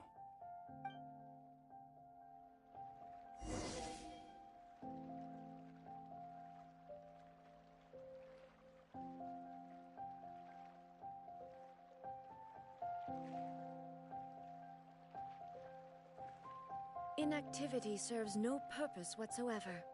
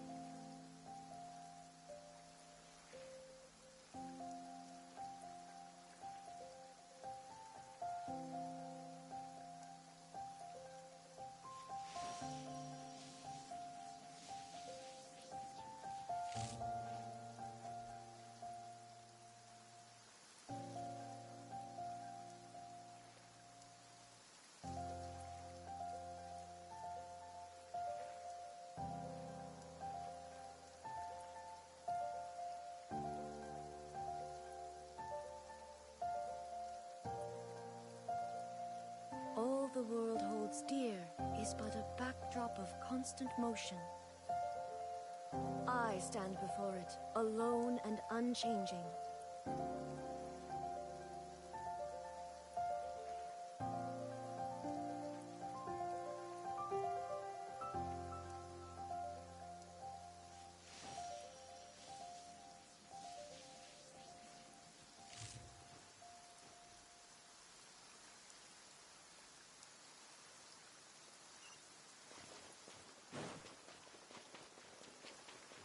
There's no escape!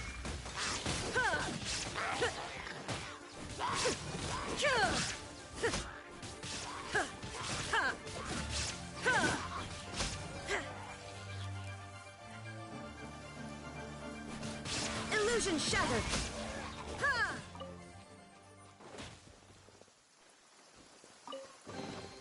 But a momentary distraction.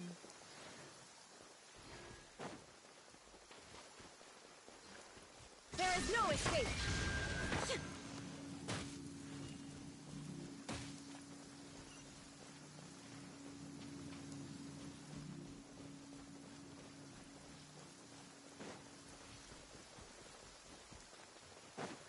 Illusion shattered!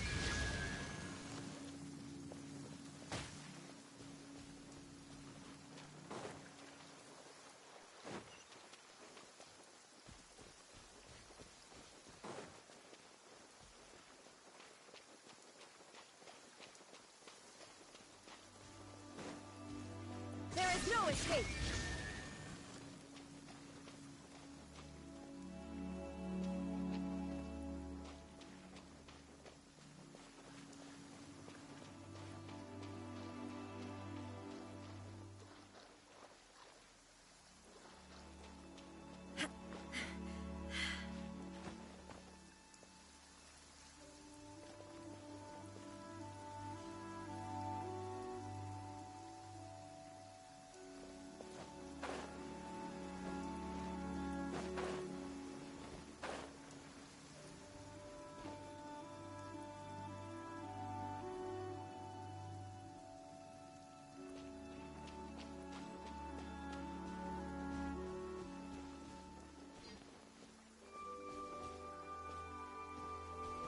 Illusion shattered!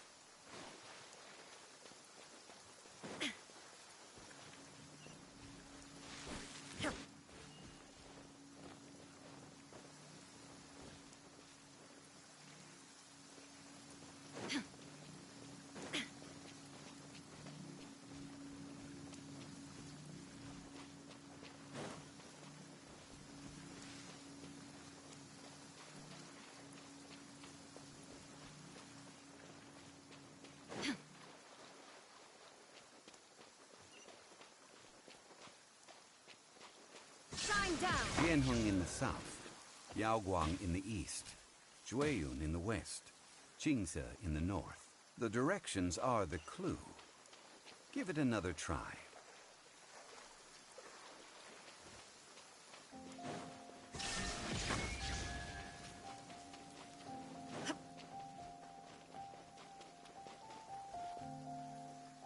Torn to oblivion!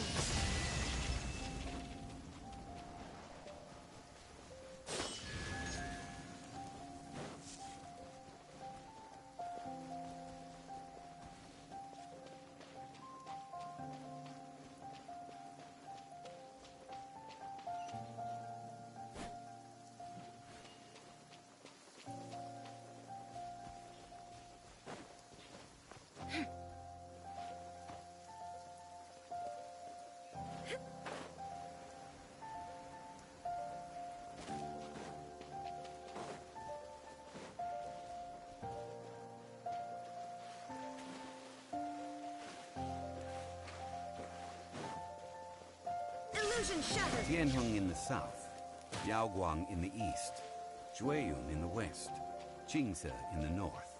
The directions are the clue. Give it another try.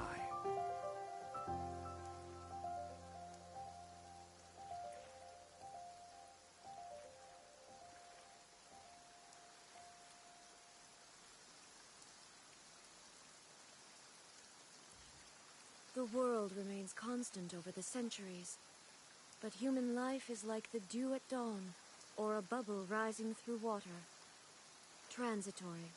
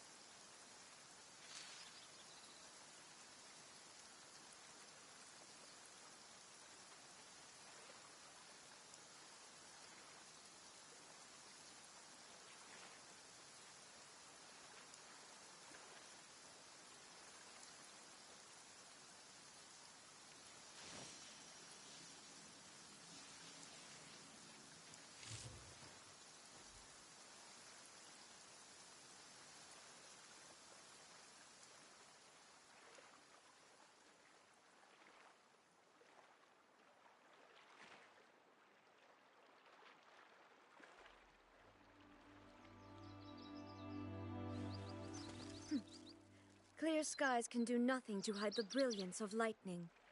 Divine bolts can strike even in the absence of rain. Do you see that tree? Wait, you understand?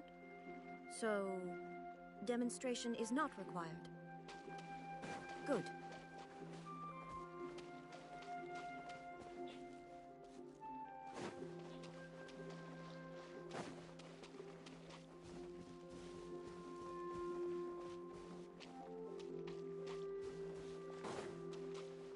There is no escape!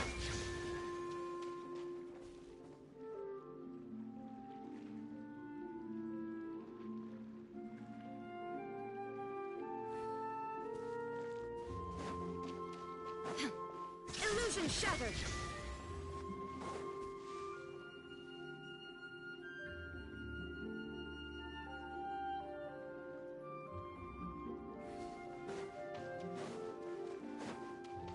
There is no escape!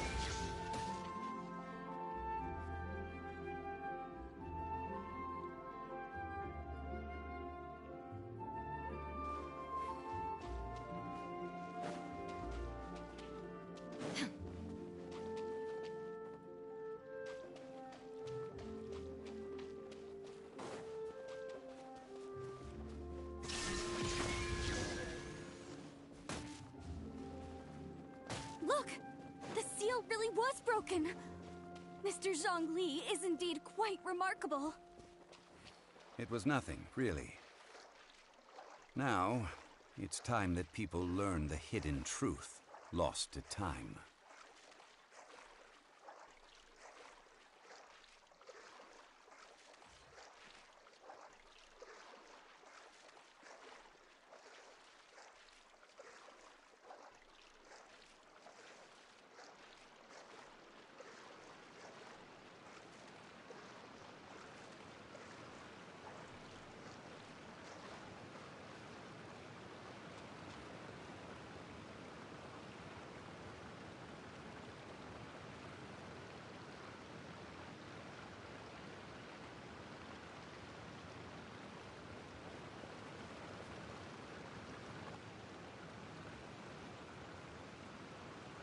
Before entering the ruin, I have a proposal that will help us prevent the kind of senseless arguing between you two that we saw at Guyonstone Forest.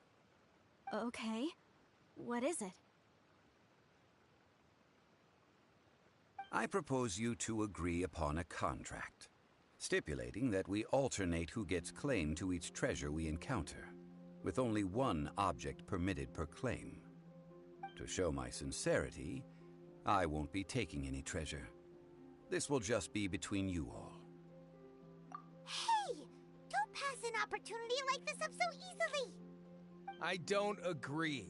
I mean, you want me to split the treasure with this amateur archaeologist? No, absolutely not. I don't agree either. He will only defile the precious relics left behind by the god of salt. I can't accept this.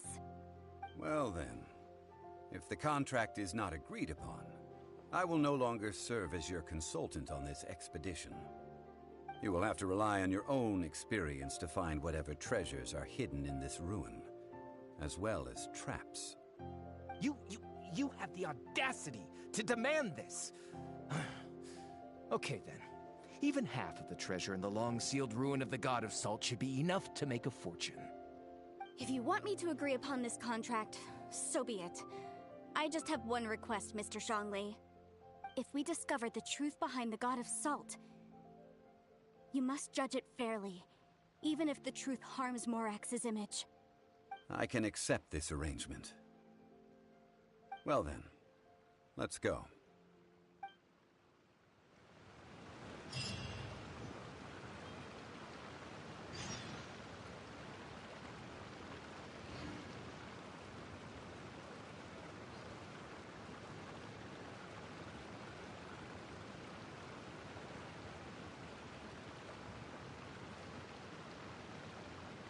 All the world holds dear is but a backdrop of constant motion.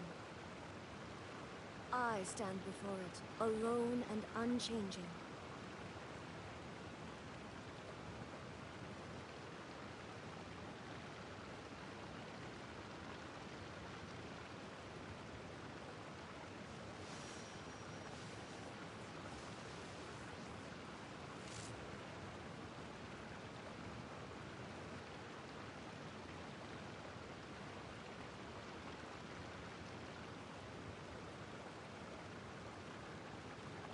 The world remains constant over the centuries, but human life is like the dew at dawn, or a bubble rising through water.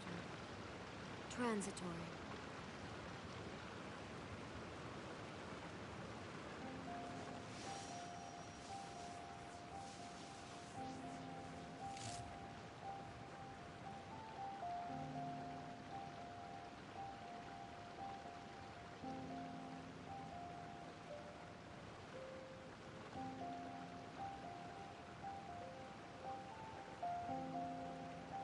Inactivity serves no purpose whatsoever.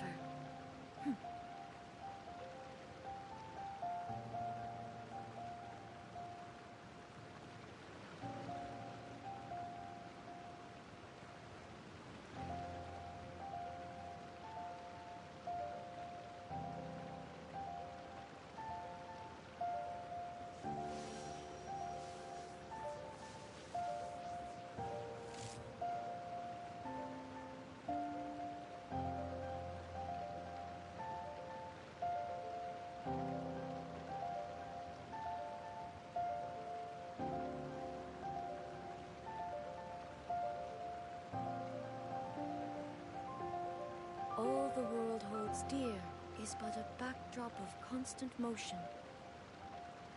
I stand before it, alone and unchanging.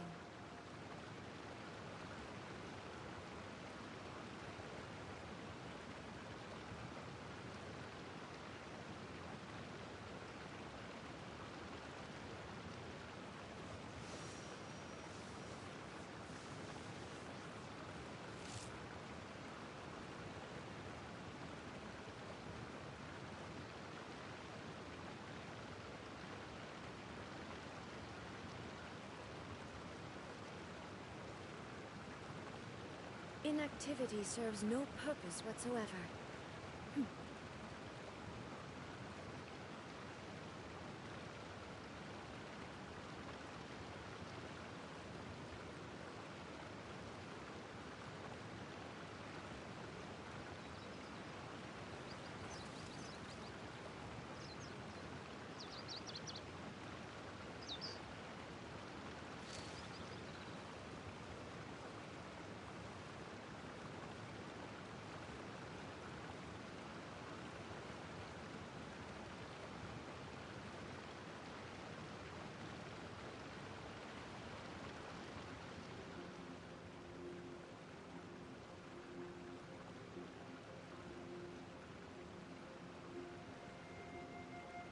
world remains constant over the centuries, but human life is like the dew at dawn, or a bubble rising through water.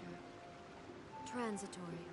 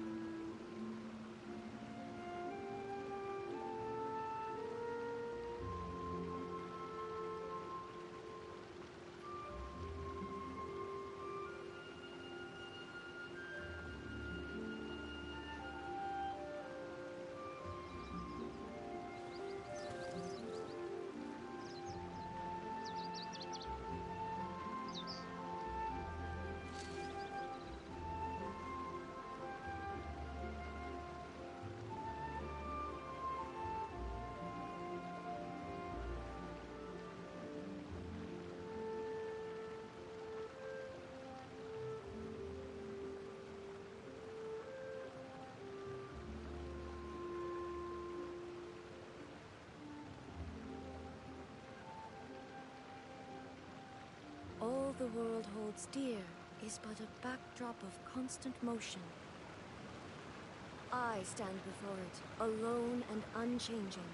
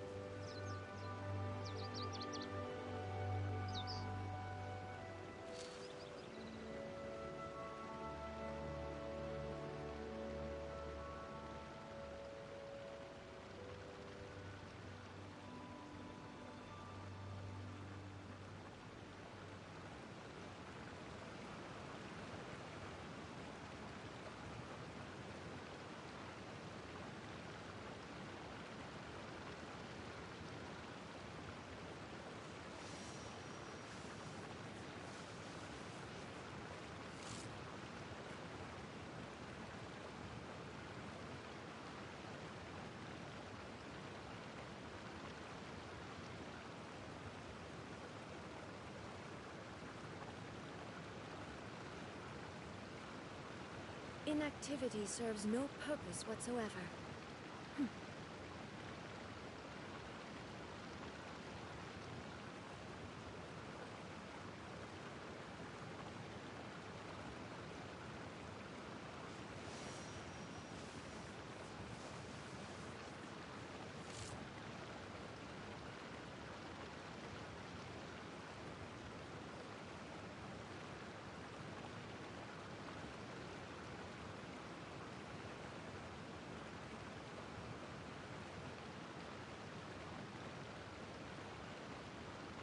The world remains constant over the centuries, but human life is like the dew at dawn, or a bubble rising through water. Transitory.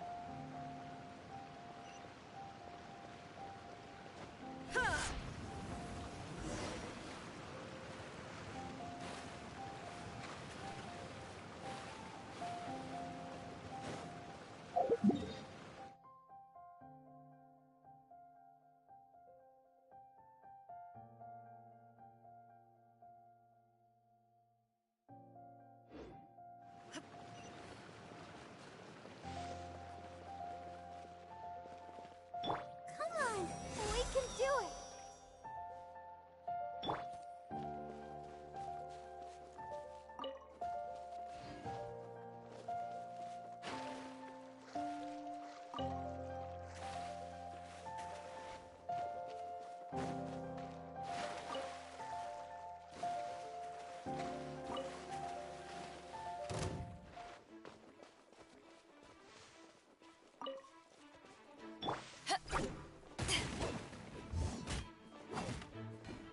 To ashes! Illusion shattered! Ha! Ha!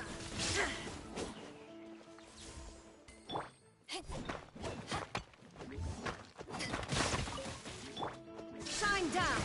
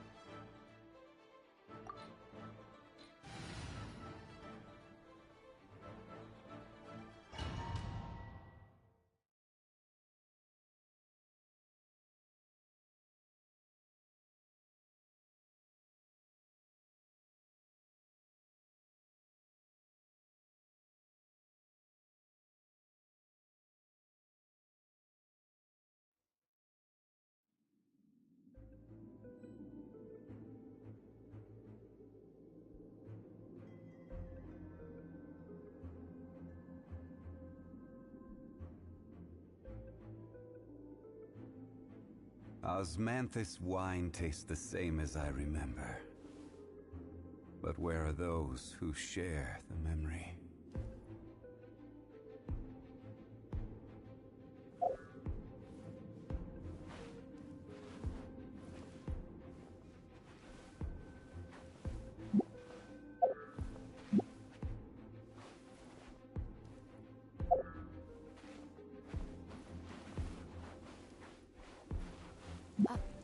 Are these statues? No. These are people. Duh. They were probably followers of the god of salt. How did they become this way? What in the world is hidden deep in this ruin?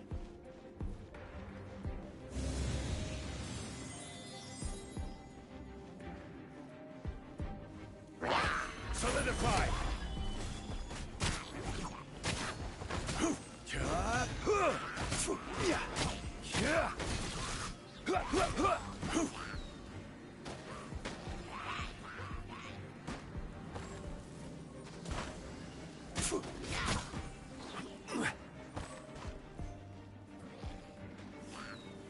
Gather!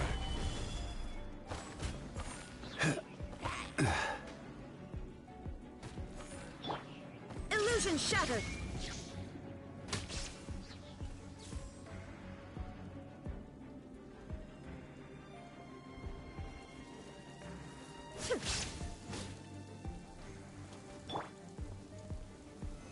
Solidify! Yeah.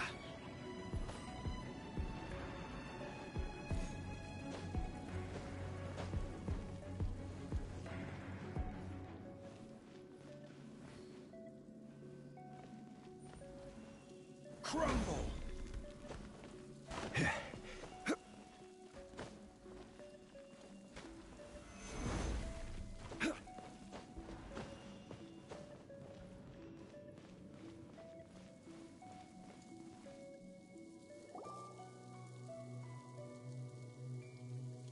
Look at this!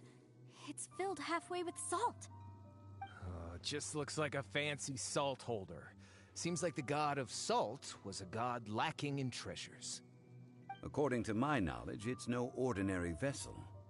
Although it is only half full, it is also forever half full. That is to say, it is bottomless. What? You're saying that even if I pour the salt out, the amount inside won't change? Exactly.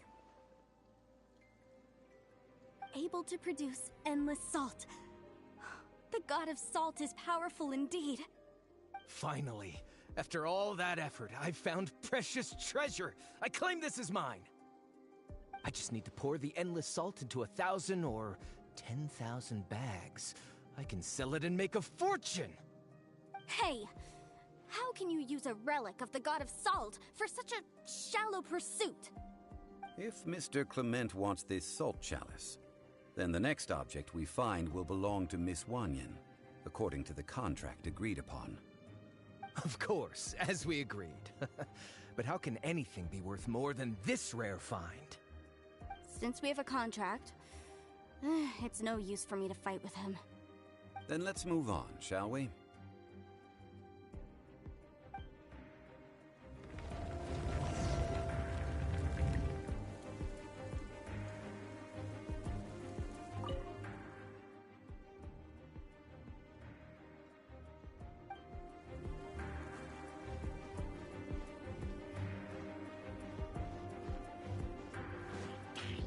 I will have order.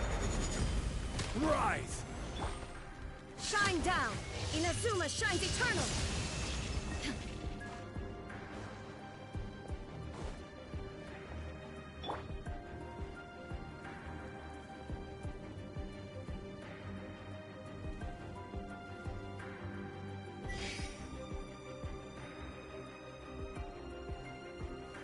Stabilize!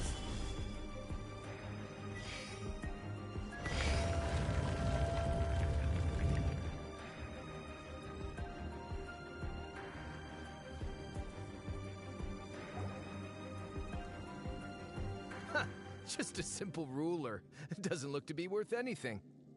This, if I remember correctly, this is some kind of measuring tool. Indeed. But the god of salt imbued it with another power. When you stick this ruler in the ground, the surrounding area will become covered in salt, much like a rising tide covers the earth. The deeper it is stuck in the ground, the more salt will appear. It is essentially a bumper harvest of salt. What? That's even better than the salt chalice! Well then, according to our contract, the salt ruler goes to Miss Wanyan. No, unacceptable. I paid for and organized this entire expedition. Why should I get the short end of the stick? And this girl has been useless.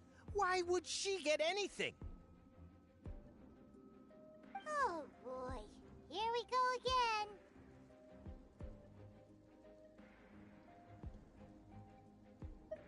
So you are saying you want to break the contract?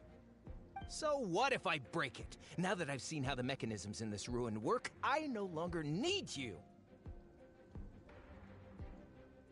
Let's not forget who hired who here. Why should I let you make the rules? Because you agreed to a contract. Rex Lapis once said, "Ones who break their contracts shall suffer the wrath of the rock." That is one of your Liyue gods. I am from Snezhnaya. I will suffer the wrath of the rock. You may find it rather unpleasant. Pay your dues. Gather!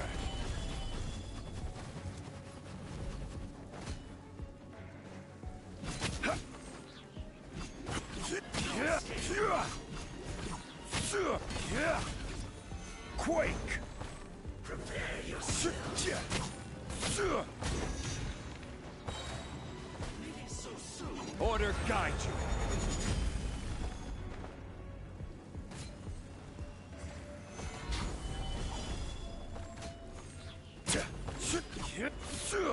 No escape. Can't run from death. I shall confiscate your treasure as well. You are not worthy to continue any further into the ruin. Leave this place. Oh, darn you! Just you wait.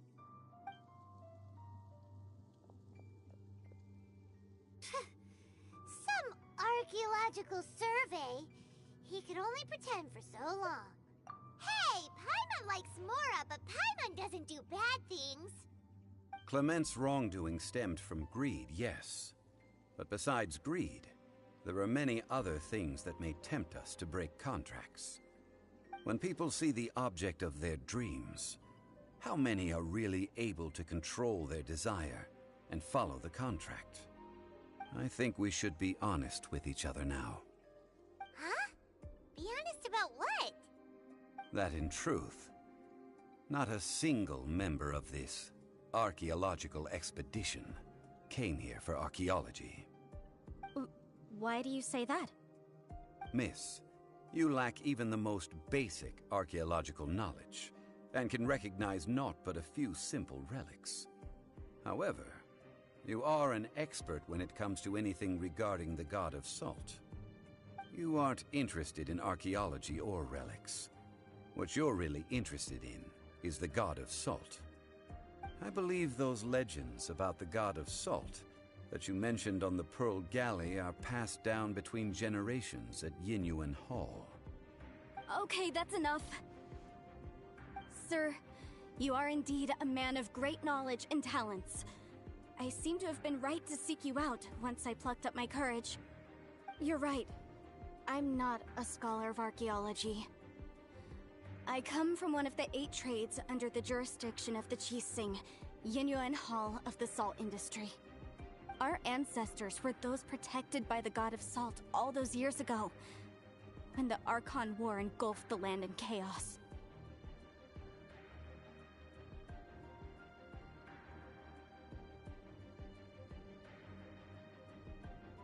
Oh, right! Now that you mention it, the people of Liyue very seldom use the name Morax. During the war, Morax assassinated our god out of envy for her power. He left us alone and lost in the world. We hate him! But this is Morax's Liyue after all. And its history is written as he wishes. So I seek proof of Morax's guilt. He has blood on his hands and cruelty in his heart!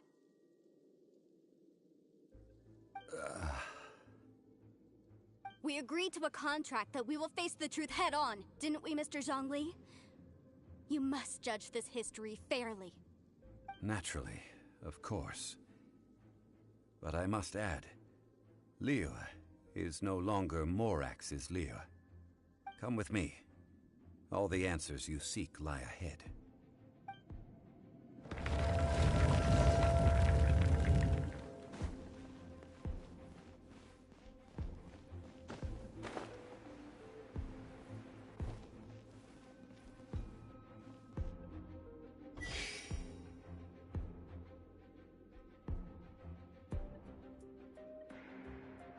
Crumble!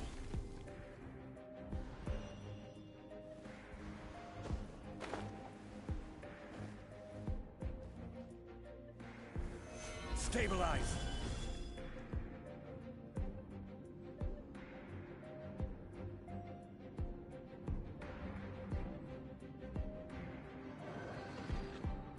Rise!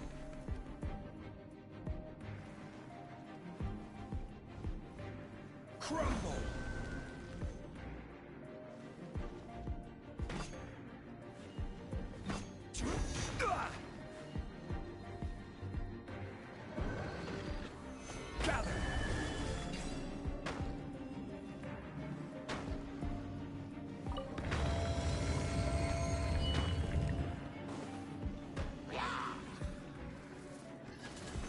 Stabilize!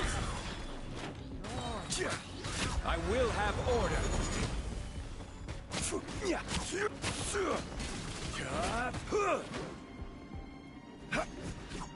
Rise!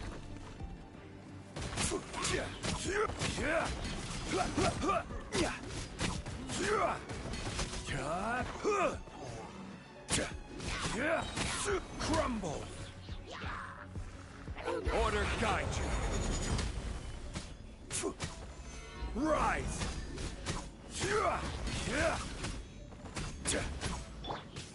Illusion shattered!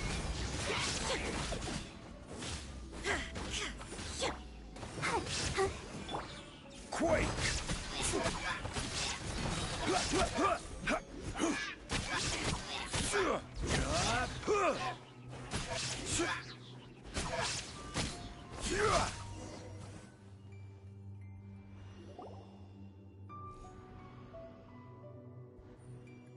This is a sword? Aha! It's a broken sword! This is proof! This proves that the God of Salt had to fight back against the evil Morax.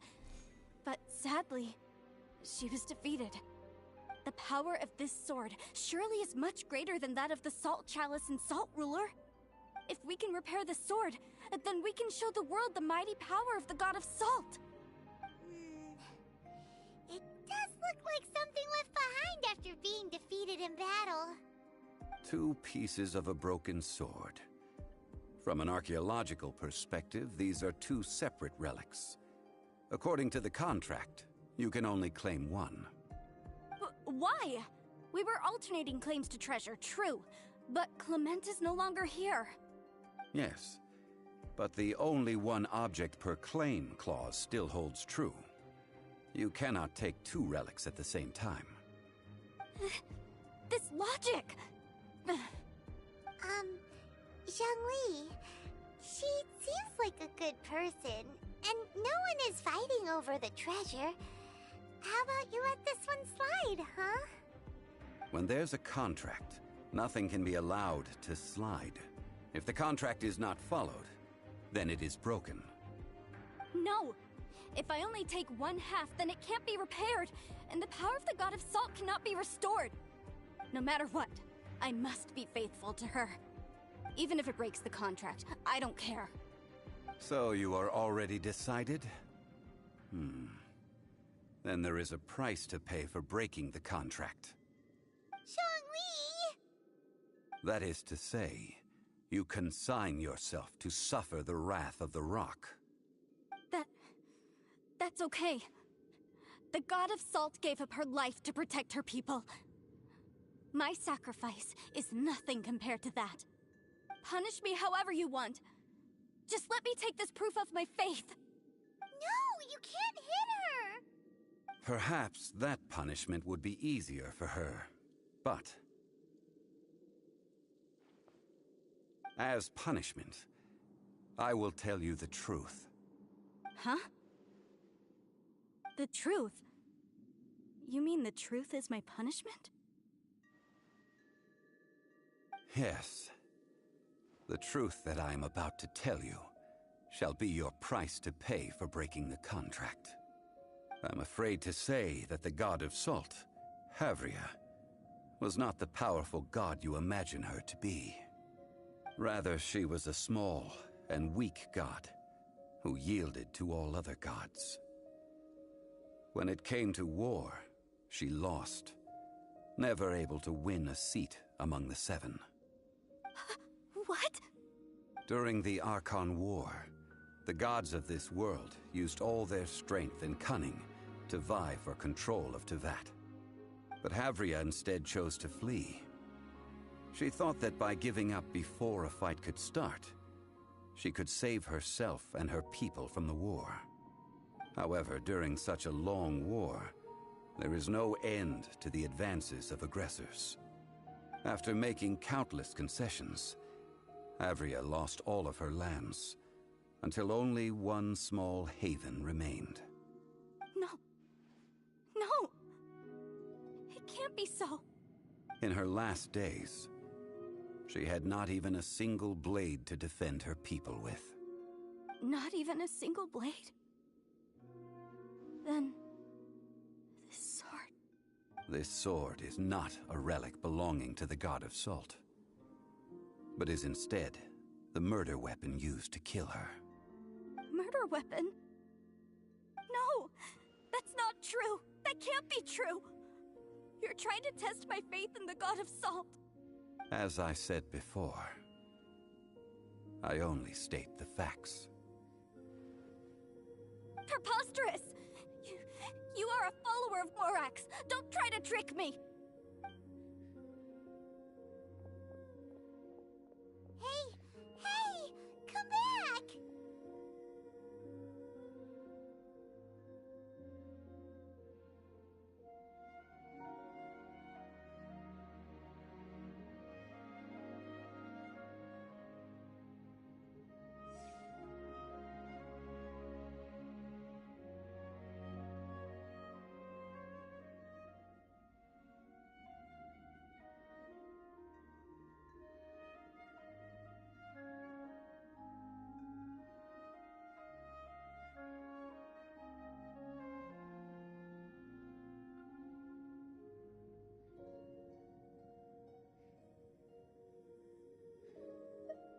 Indeed. Otherwise, why would I use the truth as punishment? I did not want to tell her such cruel facts. But the contract was broken. Let's follow her deeper into the ruin. There, I fear, we will find something that will leave her no choice but to face the truth.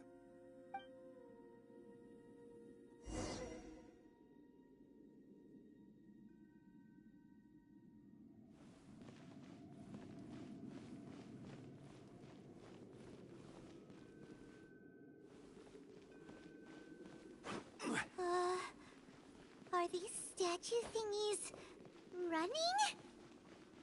What will we find ahead? Salt. And betrayal.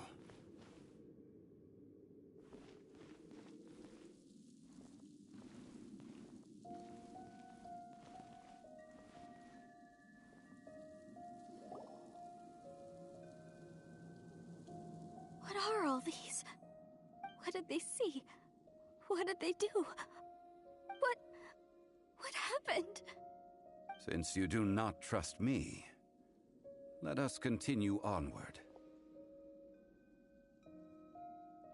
That which lies beyond this door will show you all that happened back then.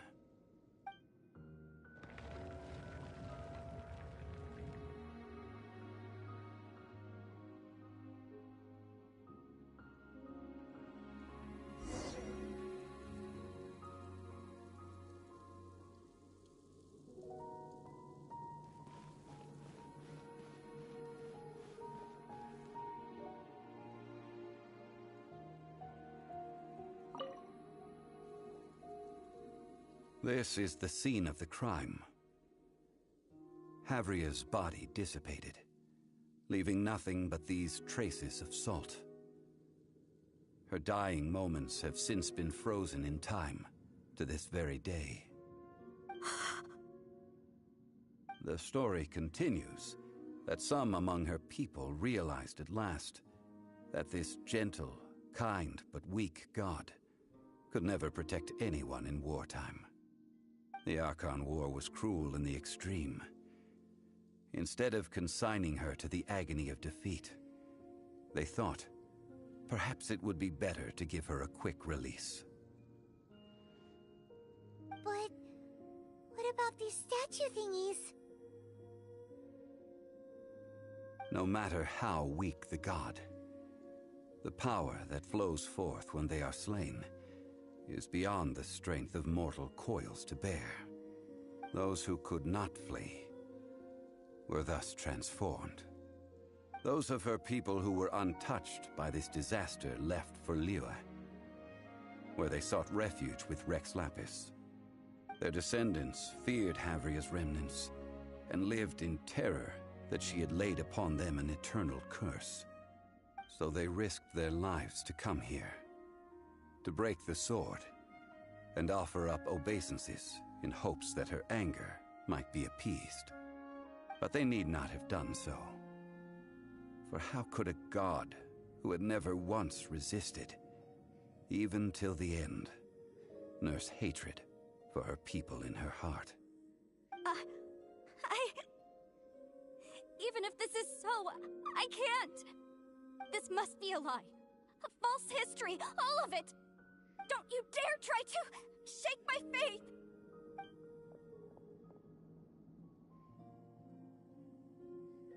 Yikes. Zhongli didn't show any mercy this time either. This is the price she must pay. Yet I would not call it a bad thing. Judging by how she appeared, I fear that she will struggle for a time. But even if she may not escape that struggle immediately, simply recognizing the truth is good enough for now.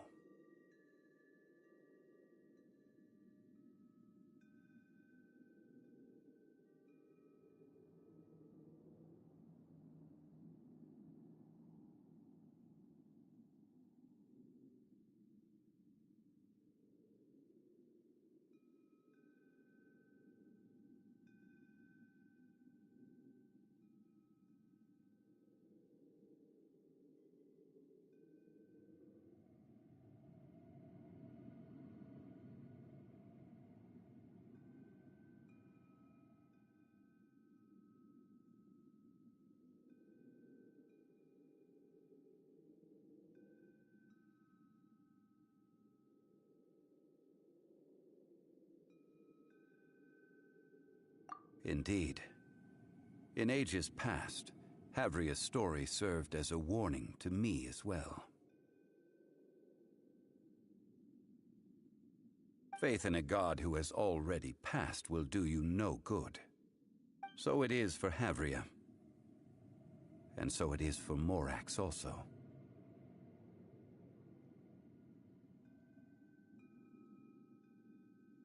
All right then.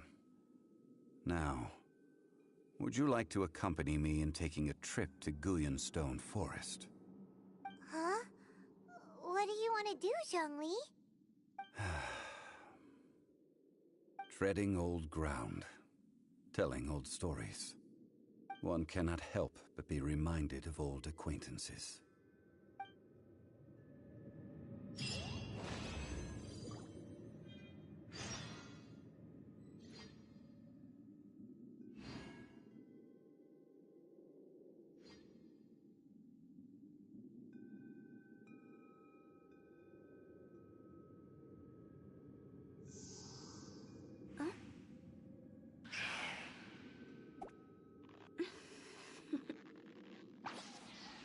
Toodaloo.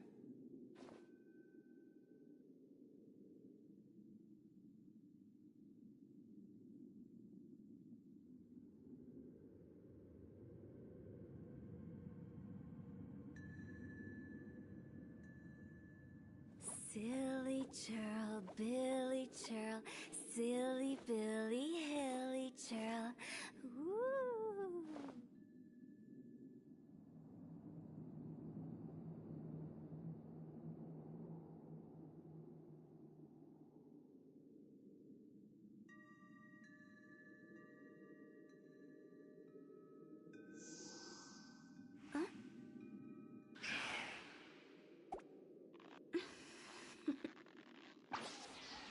Toodaloo.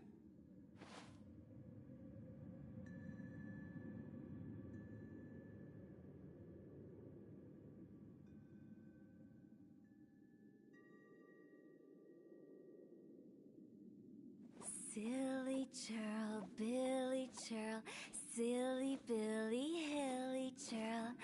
Ooh.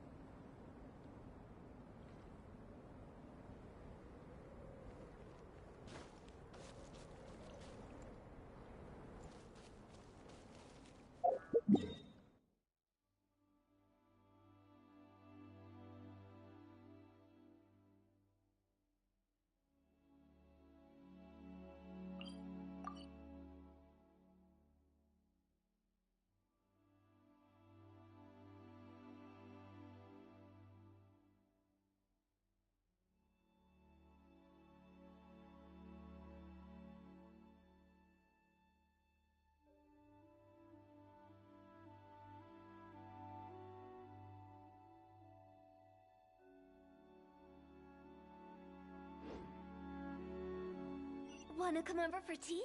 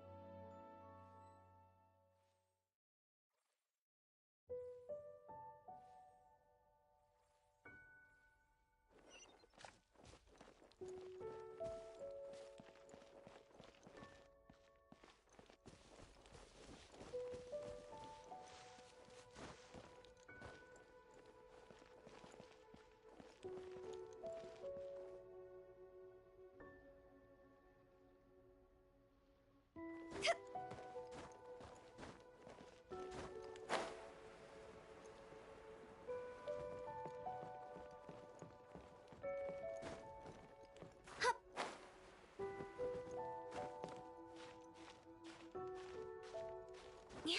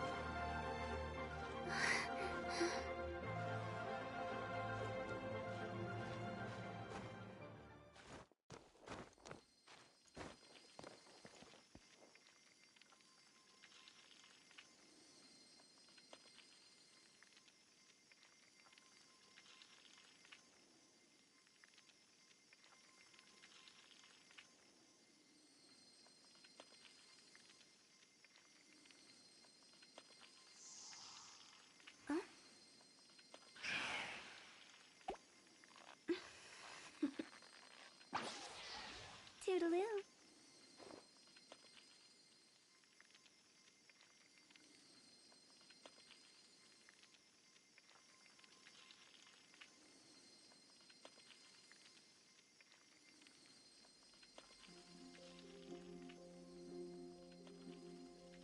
Silly churl, Billy churl, silly Billy, hilly churl.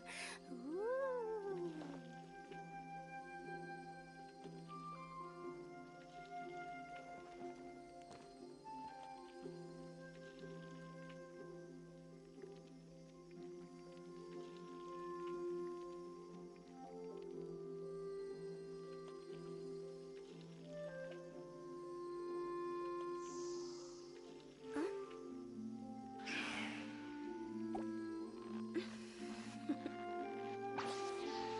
Toodaloo.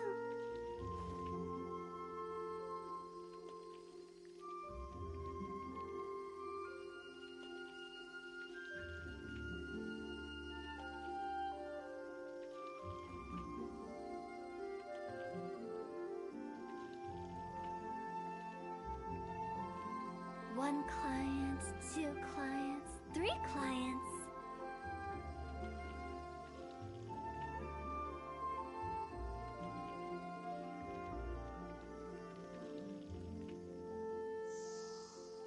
Huh?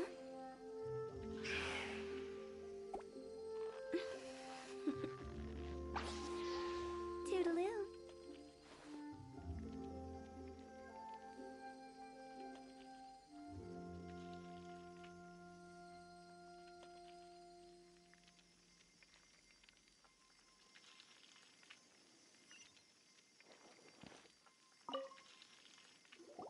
Now, I mentioned before that many gods of old have been sealed beneath the Guyan stone forest. The Adepti have presently handed Liyue over to mortals, and Havria's time was even further in the past. The Salt Chalice and Salt Ruler that she left behind should not return to Liyue. To leave them here is to let them slumber. And it is also a homecoming.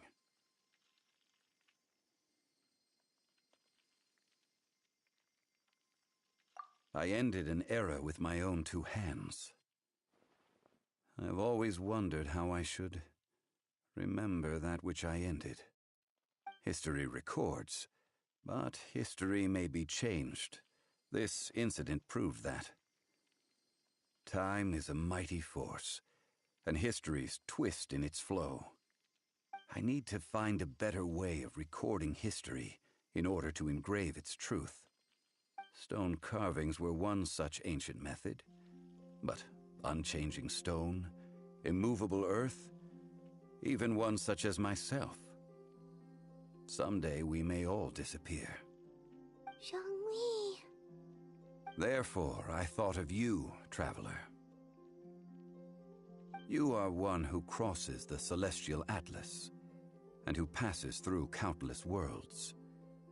If our history is engraved in your memory, it will one day accompany you into another world.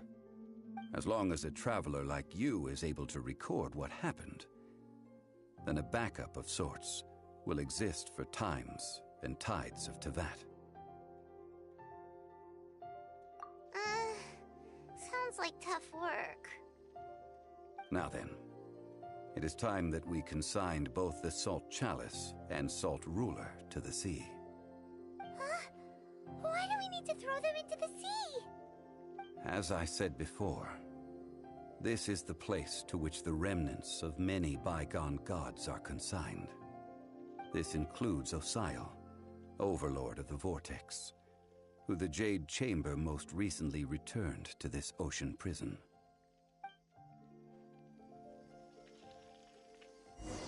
Thousands of years ago, the Adepti and I fought against the turmoil that plagued every corner of this land.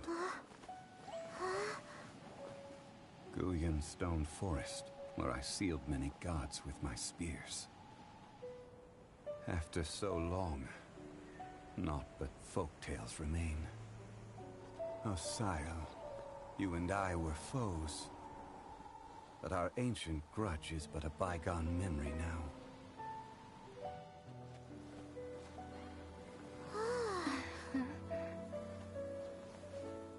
May that which Havria has left behind be yours to subsume.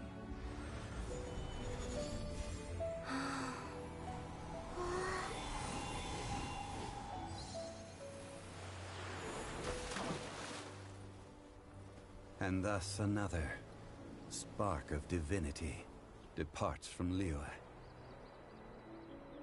My legacy shall now be left to those who come after to debate.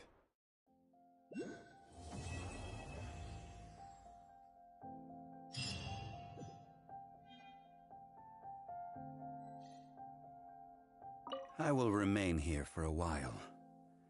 I fear that moments of reminiscence like this can only grow fewer. That is a good question. In the past, I might have given you a most specific answer. But now... Yes. I suppose I will continue in my role as a consultant at Wangsheng Funeral Parlor. But if this journey was to your liking, why don't you come along the next time I am seeking to preserve memories of Liyue's past?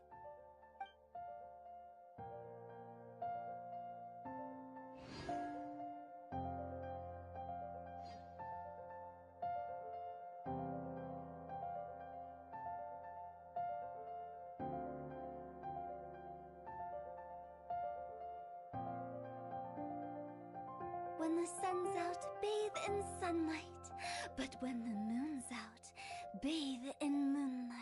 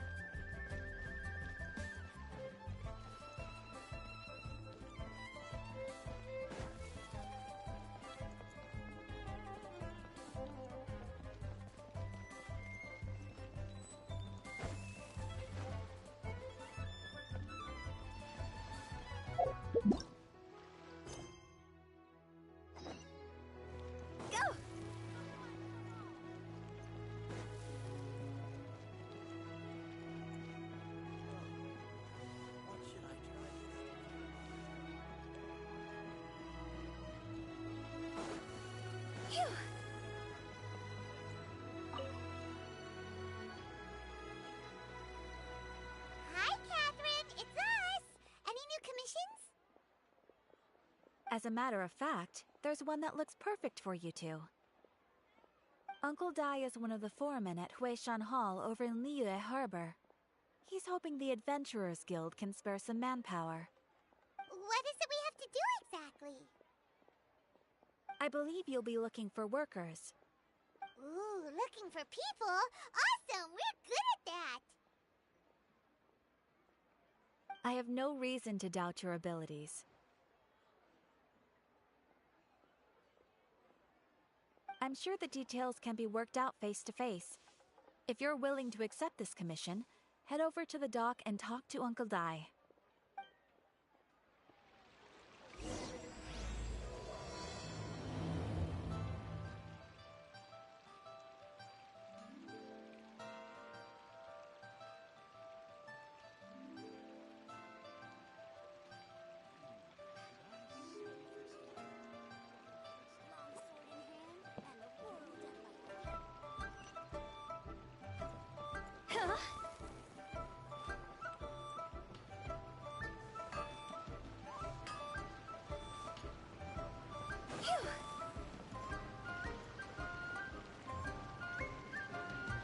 Huh?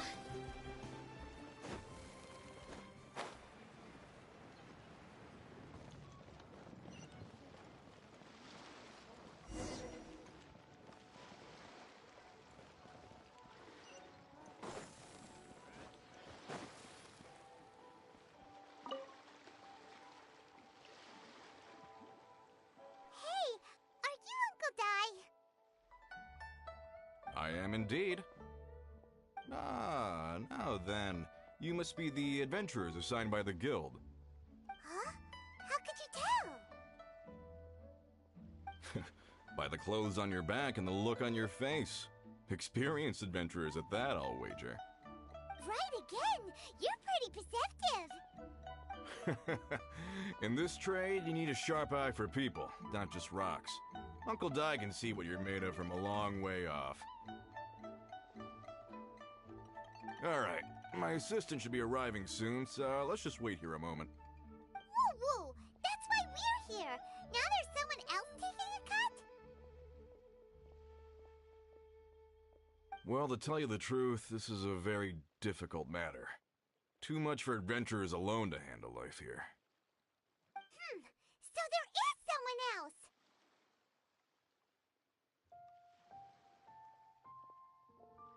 Do you think we're not up to the job?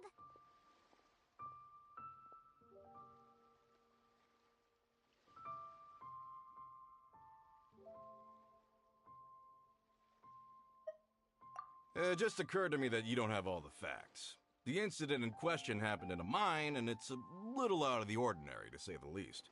Mines are dangerous places, as I'm sure you're aware. As such, I've enlisted an industry expert to cover all contingencies.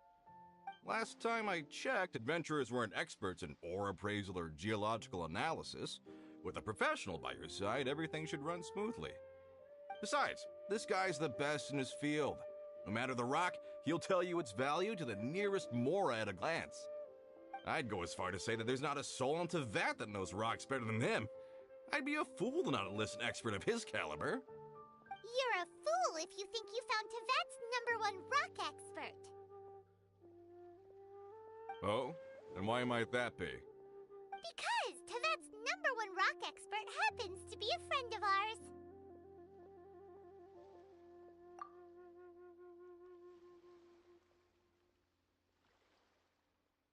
Ha! Didn't expect that, did you? Wait here, we'll go fetch him.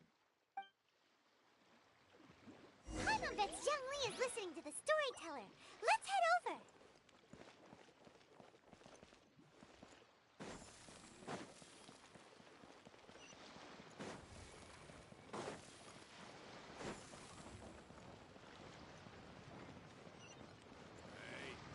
Who's that skulking around?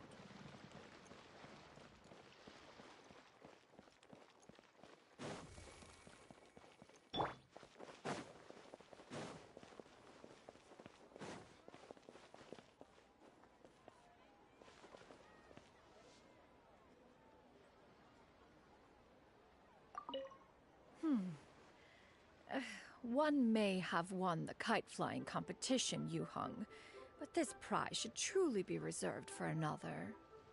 You need not be so humble, honored Adeptus.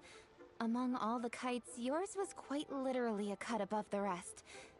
Please accept this prize. You deserve it. Besides, I'm quite certain we owe a fair share of the success of this year's Lantern Rite to you. If you insist, then one can hardly continue to refuse. However, there is another matter with which one would ask your assistance. Of course. One would be much obliged if you could distribute this case of Sunglow tea among the Millilith on duty. The security of the festivities rests entirely on their shoulders, after all. One presumes they could always benefit from something to invigorate their spirits. Cloud Retainer is so thoughtful and attentive to others' needs. I would expect nothing less of an esteemed Adeptus such as herself. Understood. I'll get on that right away. A fortuitous result indeed. One's tea surplus has hitherto resolved itself.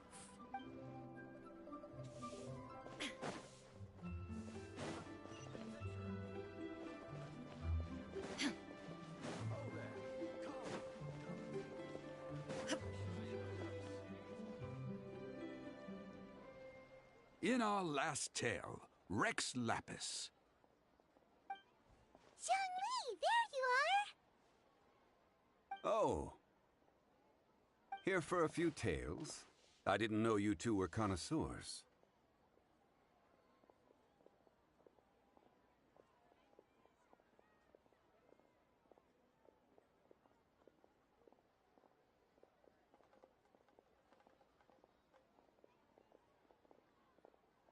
Oh, no, we're here for you! Do you have time? Ah, something I'm rarely short of. We need someone who understands geology and ore! Someone who understands geology and ore. Ugh. Take a look around. Is there anyone in Teyvat more qualified? The requester claims to have enlisted Teyvat's #1 rock expert, but Paimon doesn't believe a word of it. Nobody understands rocks better than you. You appear to have taken his claim quite personally on my behalf. Oh, no. It's just... Uncle Dai doesn't know what he's talking about. Paimon just wants to enlighten him. I see. Well then, it will be my pleasure to accompany you. Really?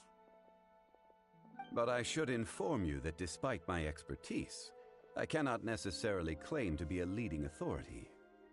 We are at all times adrift in a sea of learning. New knowledge should be welcomed with open arms. Still, I imagine I will be of help to you in this endeavor. If we do encounter an expert, I look forward to broadening my own understandings. Stop being so modest, Zhongli. Well, we got him. Let's head back to Uncle Dai.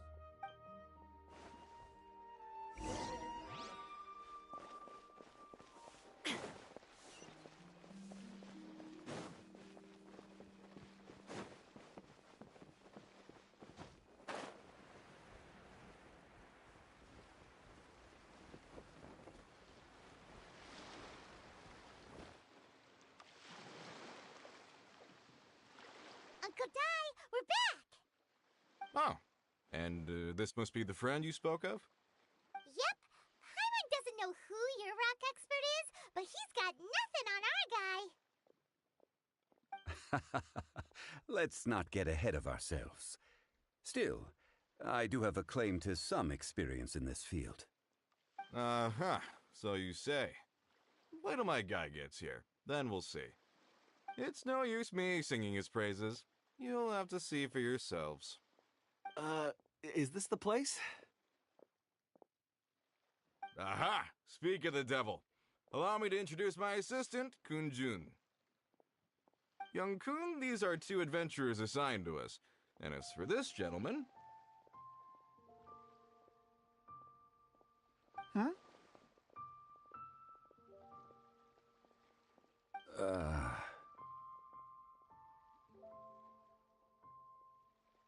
Wangsheng Funeral Parlor's consultant. Mr. Zhongli. I've heard about you. They say you're a man of great knowledge and many talents. I had no idea I'd be meeting you in person today. I'm sure I recognize you. Have we met at the parlor? Wait, I've never been to the parlor. Uncle Dai, aren't you gonna test them? Huh? I wouldn't know where to start. Then they can figure out a way to test each other. If Zhongli wins, he's the assistant. If Zhongli loses... never mind. Zhongli won't lose. A contest? Why, it would be my pleasure. I admire your enthusiasm, good sir. I must say, you certainly have the look of an industry expert about you. It'll be interesting to see which one of us wins. Stop talking the talk and start walking the walk! I'm just saying it like I see it. Which is, incidentally, the only skill I have worth talking about. So you're an appraiser, Mr. Kunjun. Well, no. Actually, I've already forgotten what I'm in Liyue Harbor for. I was standing by the side of the road one day when Uncle Dai called me over. He saw me holding a rock and asked me a few questions. He seemed incredibly excited, even followed me for a while. We arranged to meet here. Huh? How could you forget something like that? I saw him on my way over to Liyue Harbor, poring over rocks and muttering to himself. He looked to be very familiar with them. I asked him a few questions out of curiosity. To my surprise, he knew more than me, an old mining foreman. In any case, he didn't have any pressing matters and agreed to help me. So, do you have a poor memory? Not exactly. Anyway, if it's rocks you need help with, I can most certainly lend a hand. Mr. Zhongli, what do you make of this rock? A glossy exterior, with a fissure that could only have been left in the wake of a volcanic eruption. If I'm not mistaken, this is a rough gem from another nation. Ah, a keen eye. It's no ordinary rough gem. Fragile surface layer, black veining. My intuition tells me that there's high-quality crystal ore inside. Remarkable! This rock does indeed hail from the vicinity of a volcano. I came across it in a market and snapped it straight up. The seller thought it was some leftover industrial remnant. They had no inkling of the treasure that lay within. Purity and geological rarity alone aren't enough to make a treasure. Some of the most precious crystals contain deposits of water or sand. In the moment of its formation, the crystal hidden within this stone shell captured a pocket of water. For water to be hidden in its depths, like a moon concealed within a mountain, reflecting shafts of daylight that make it through. Now that's a rare treasure. Such a detailed description. Almost like he saw it with his own 2 eyes. Say, you're not trying to hoodwink us, are you? After all, we haven't even seen what's inside yet. Everything he said is true. Most crystals are born in high-temperature environments. Heat and water aren't natural bedfellows, of course, which is why crystals with water deposits are so sought after. Moreover, this particular crystal contains mountain lake water. A rare find indeed. Well, if Zhongli says so, it must be true. I've yet to encounter anyone with a judgment as shrewd as yours, Mr. Zhongli. How did you know exactly what lay within? I've seen many such stones in my time. I recognized it immediately. I hope you didn't mind me flaunting my experience, Mr. Kunjun. Of course not. I feel I've met a kindred spirit here today. I hope you will accept my friendship. Uncle Dai, it would be a mistake for Mr. Zhongli not to join us. Trust me when I say that his level of expertise is unrivaled in the trade. You won't come across another of his caliber in your lifetime. Very well. There is strength in numbers, after all. Everyone, follow me to the chasm. There are men counting on you to find them.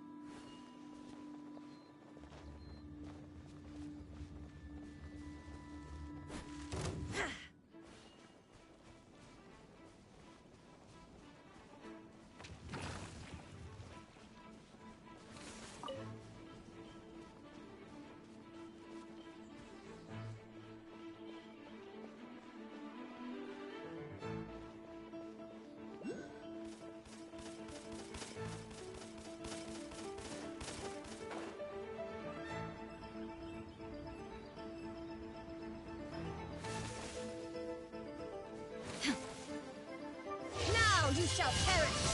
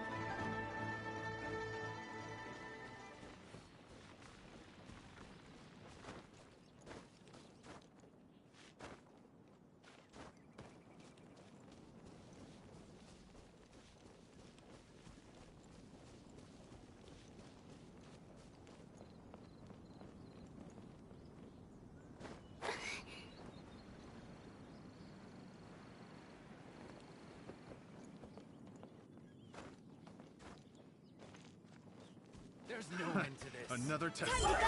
A little taste.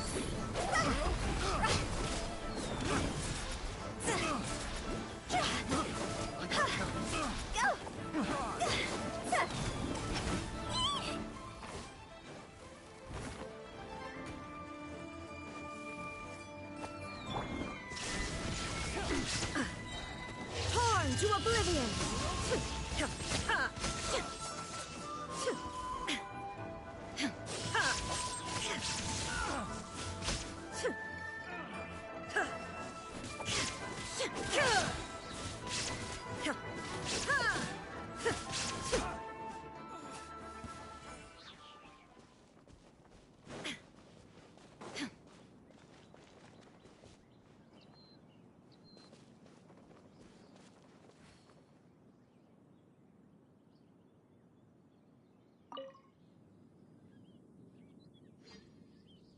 Whoa, this mine is huge!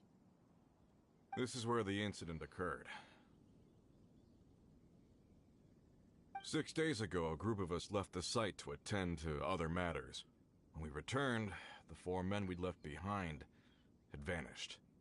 I led a team around the entire mine, but found no trace. That's when I decided to enlist help.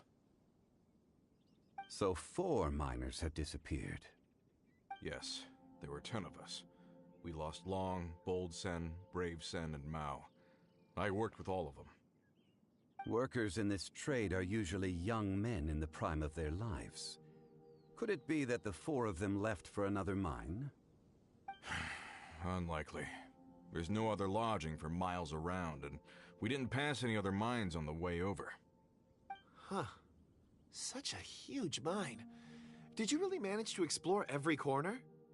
Underground, overground, we left no stone unturned. We tried everything short of digging further into the earth itself. How could 4 sturdy young men just vanish into the bedrock? We'll need to explore the site ourselves before extracting any conclusions. Very well. I'll wait here. Please, proceed wherever you'd like. If you come across any clues, let me know straight away. So strange. How could the 4 of them just suddenly disappear? Did they run away from something? Let's look around first and see if we can find any clues. Over here! What's this? A pile of shirts, some trousers. A few everyday items. They must belong to Uncle Dai and his men. 1, 2, 3, 4. Huh, that seems right. 10 shirts, 10 pairs of trousers. These must be spares, right? Look, Uncle Dai's clothes are identical. The 4 of them have been gone for 6 days without a change of clothes. There's also a few handkerchiefs and some soap lying around.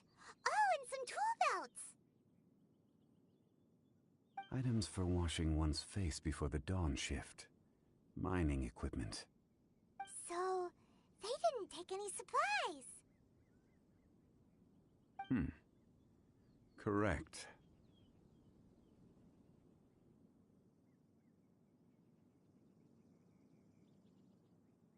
Improbable. There are 4 pickaxes missing. It seems likely they left with the tools of their trade. They had time to take their tools, but not their everyday items? Curious. Huh. Why would someone set off with their tools, but leave their luggage behind? 1, they were working close by and didn't need to move their personal effects. But seeing as they've yet to return, this seems an unlikely hypothesis. Or 2, they were forced to leave and had no time to think about their supplies. Oh. It's certainly a possibility. We'll need more clues before any further inference can be made. If they didn't leave, maybe they were made to leave. Let's make a note and let Uncle Dai know.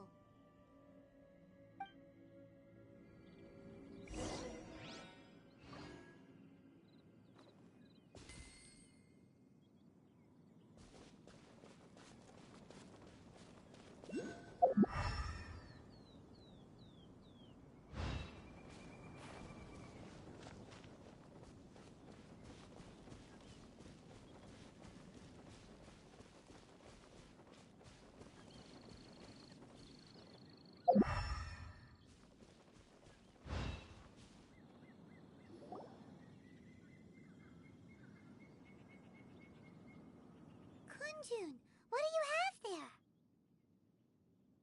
Oh, right on time. Did you find anything? There's a chunk of ore here. Perhaps there are clues within. Or, what does it have to do with the disappearance? Let's find out. I'll give it a try. A moment, please.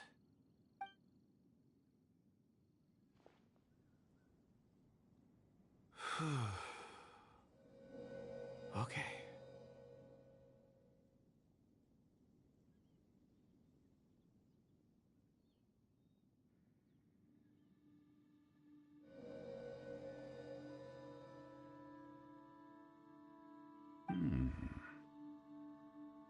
Looks like he's concentrating really hard. What's he up to? I see 4 men following someone out of the mine. It looks like a child. A child? What's a child doing in a mine? I'm not sure. Also, how did you see anything exactly? Oh, I don't mean see in the traditional sense. I would appreciate it if what I'm about to tell you remained a secret. It's a little odd. I've never dared to tell anyone before. I can perceive the memories of ore. Huh? Perceive? So there's no conjecture at work? You mean you can put your hand on a rock and boom, it just happens? I've always sensed that ore contains memories. Sometimes it records events that occur in the surrounding area. All I have to do is touch one and focus my attention, and the memories come to me. Amazing! So you can find out everything that ever happened there. It depends on the ore. Some ores have astounding memories. Others, like iron ore and white iron ore, aren't up to much. Their memories are hazy. Core lapis and crystal memories are much stronger. They record more events and in greater detail. Stone seeing. Fascinating. A rare ability indeed. It was prudent of Uncle Dai to recruit you, Mr. Kunjun. I'm glad I can be of assistance. Based on what I saw, I believe they followed this path. This will take us north, away from the mine.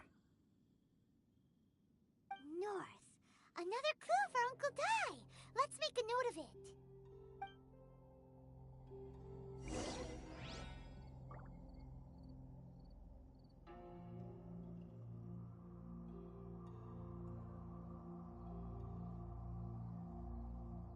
Inactivity serves no purpose whatsoever.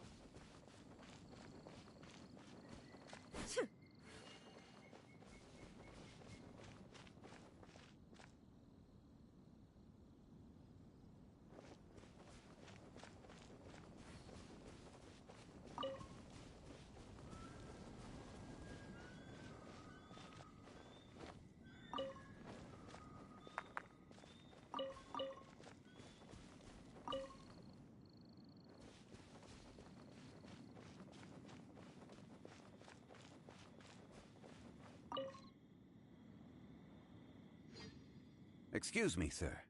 Are you one of the workers here? Ah, yes. You must be here about the disappearance. Please, find them if you can. I don't know what happened. The weather was gloomy that day. The foreman left with a few men. I stayed behind with the other 4. After a while, I decided to take a break, just to catch my breath. I ended up falling asleep in the shelter inside. When I woke up, there was no sight of them. I'd only just been speaking with them and suddenly, they'd vanished. Maybe I'm next. So the men that were out working disappeared, with the only one left to tell the tale having been asleep in a shelter. Perhaps an accident occurred on site. What a scary thought. An on-site accident. We should note that down too. We found some clues. Time to report back to Uncle Di.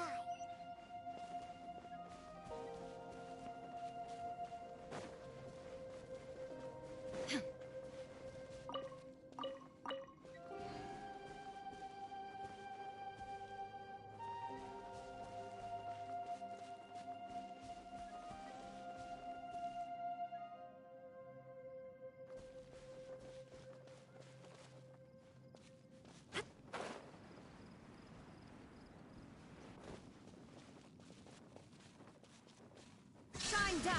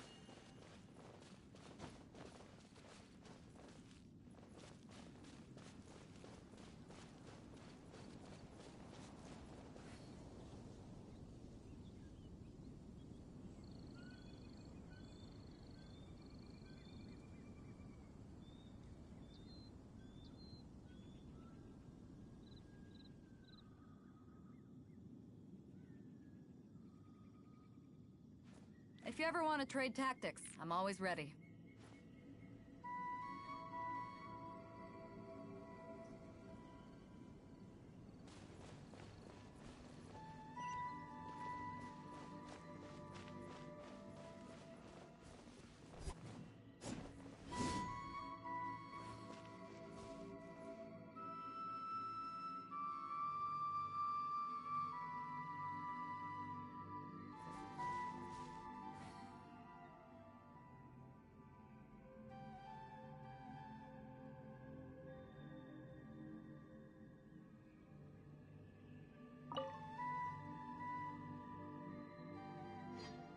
You're back. How are the investigations going? We found 3 clues in the vicinity. First, there are 4 missing pickaxes, yet everyday items are still in their place. This suggests that your men didn't leave of their own accord, but were forced to. Forced to? But who would kidnap miners? Who indeed? Second, there were 5 workers at the mine. One of them left the site to take respite. When he awoke, his colleagues had disappeared without a trace. Those who kept working all disappeared. The one who left early emerged safe and sound. It would appear that the incident occurred on site. Now that you mention it, I recall Bravo saying that he took a break.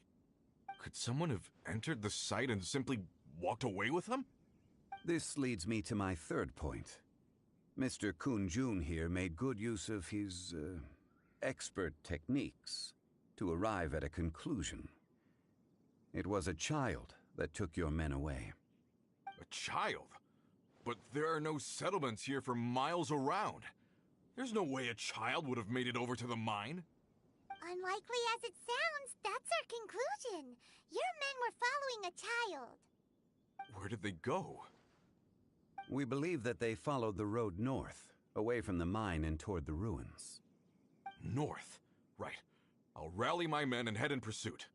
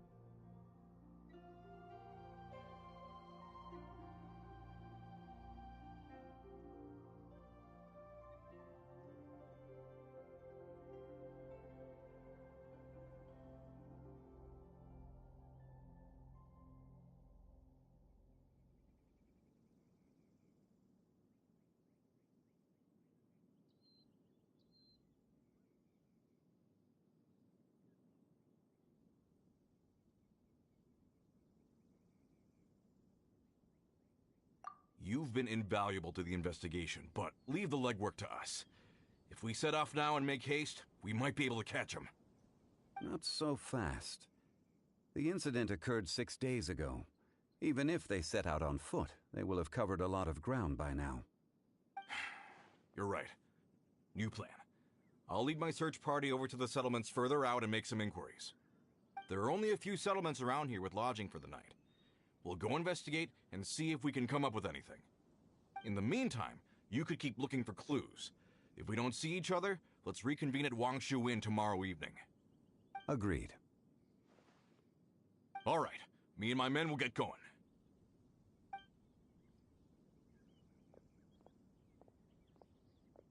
So, they're gonna talk to the people over at the settlements while we keep investigating here. Correct. But there aren't any more clues at the mine. Shouldn't we go north? Wait. I believe we're missing someone. Huh? Oh yeah! Where's Kunjun? Paimon bets he's still investigating. Let's go find him.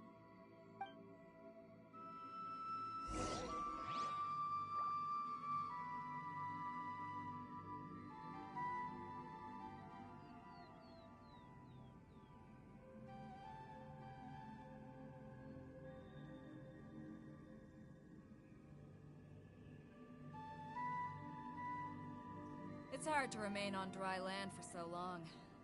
Never quite seem to get my land legs back.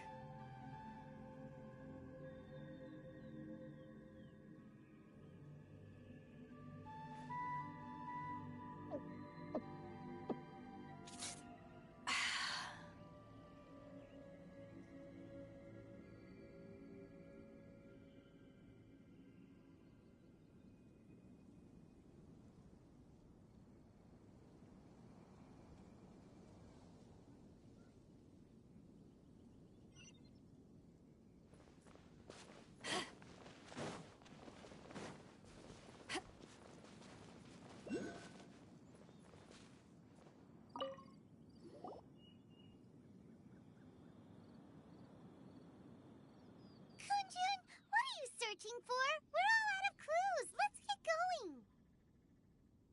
Apologies. I'm conducting a quick search for my own benefit. I'm looking for a precious stone known as Dragonfall. Dragonfall? Dragonfall is often used in forging. What use do you have for it? I don't know. I'm sorry. I don't recall why I'm seeking it. I've been feeling very absent lately. Name and address aside, I'm having trouble remembering things. In fact, I've been feeling extremely anxious, as if there's something I've forgotten to finish. It's an unpleasant sensation. Oh, Paimon knows that feeling. When you know you've forgotten something, but you can't remember exactly what it is. I don't even know where to start with it.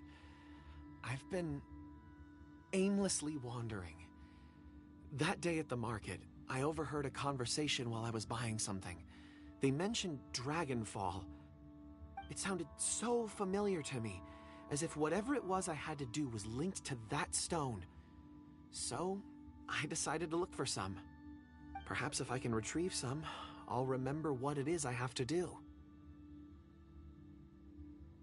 I see. If I am able to during our endeavor, I will help you look for this stone. Really? Oh, thank you, Mr. Zhengli. You're too kind. Think nothing of it. Shouldn't we get going?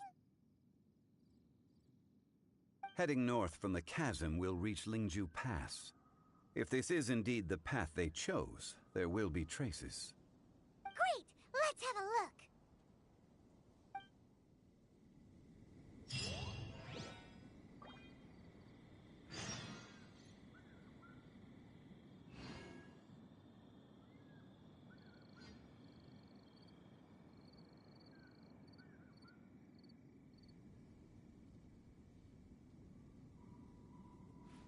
If you ever want to trade tactics, I'm always ready.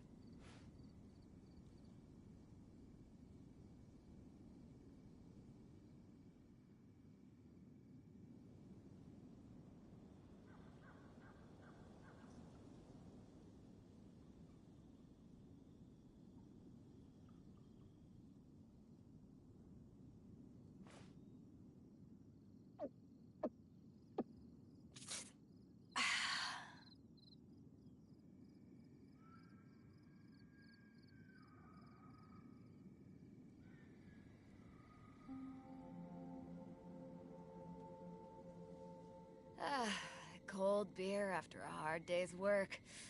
Nothing like it.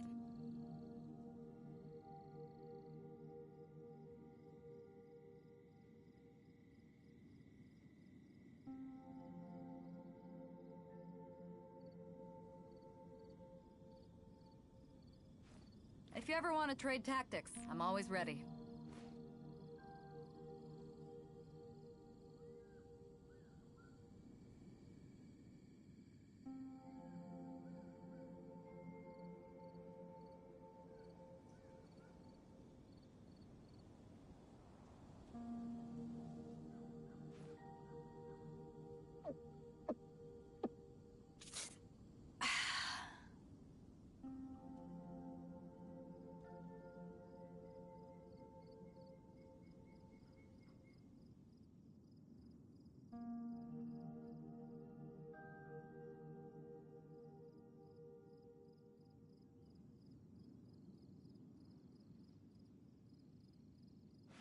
If you ever want to trade tactics, I'm always ready.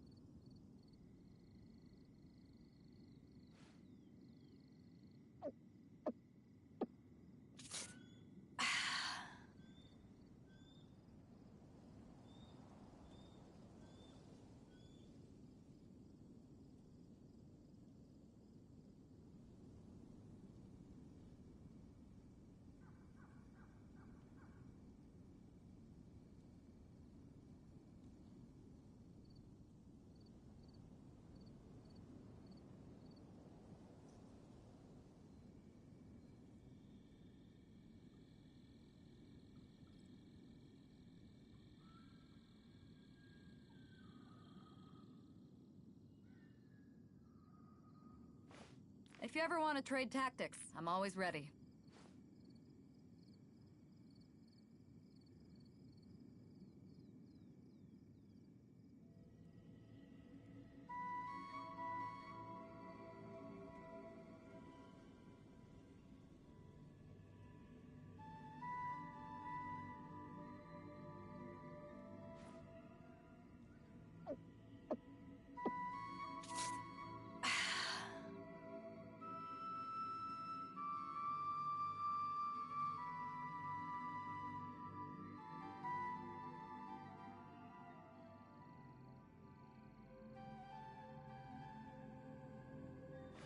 If you ever want to trade tactics, I'm always ready.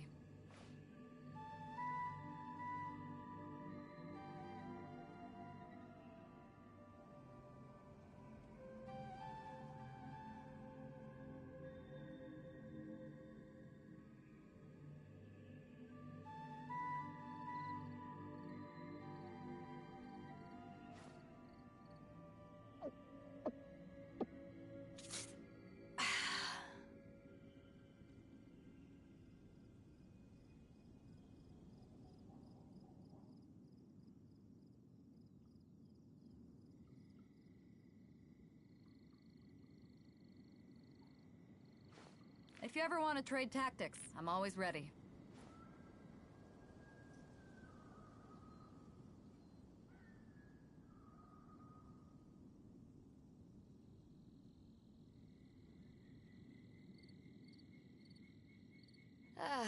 Cold beer after a hard day's work. Nothing like it.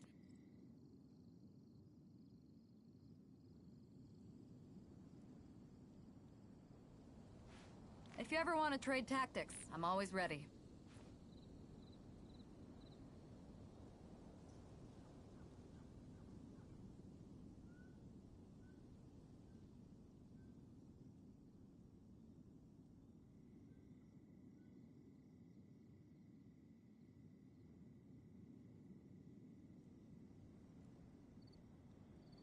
It's hard to remain on dry land for so long. Could never quite seem to get my land legs back.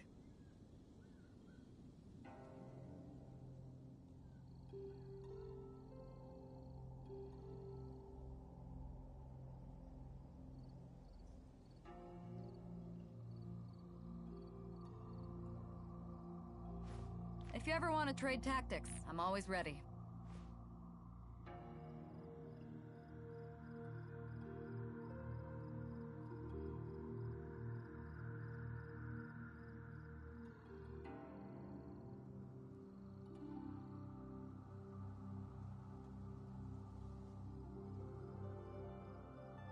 Ah, cold beer after a hard day's work. Nothing like it.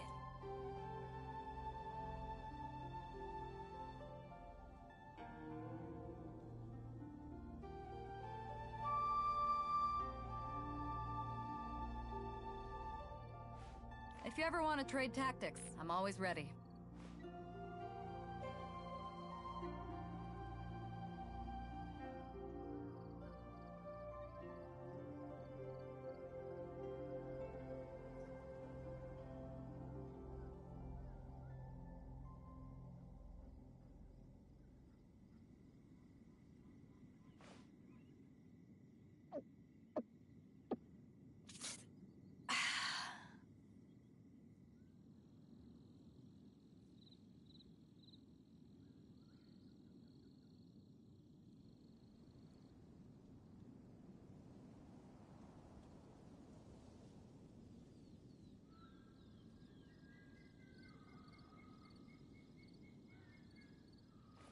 If you ever want to trade tactics, I'm always ready.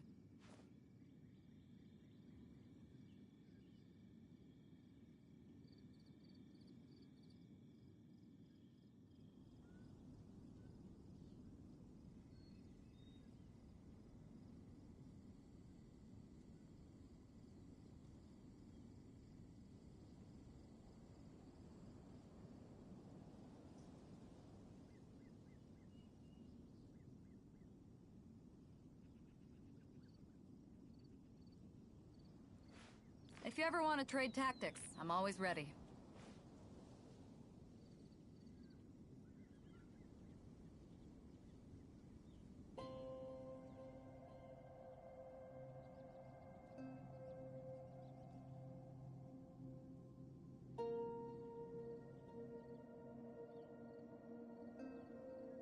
It's hard to remain on dry land for so long.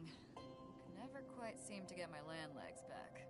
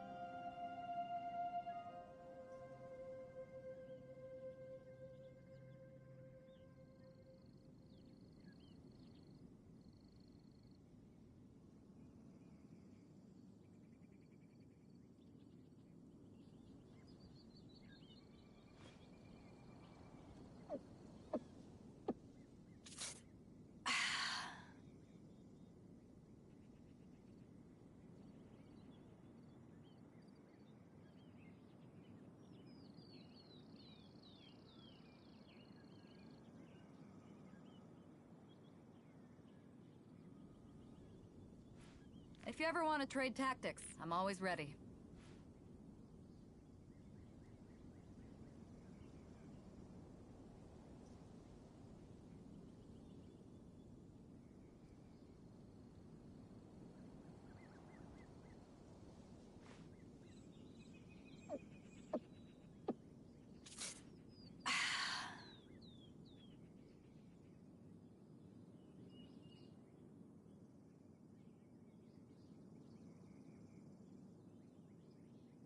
It's hard to remain on dry land for so long. Can never quite seem to get my land legs back.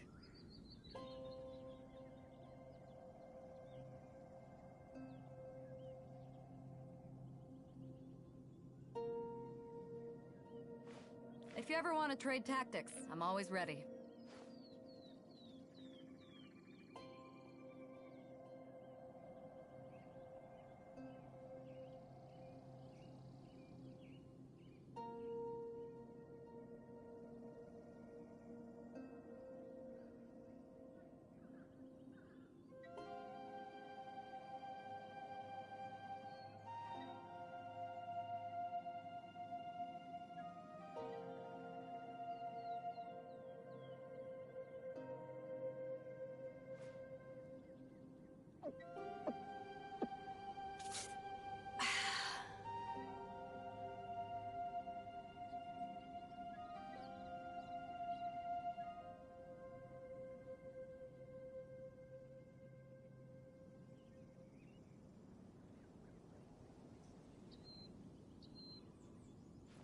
If you ever want to trade tactics, I'm always ready.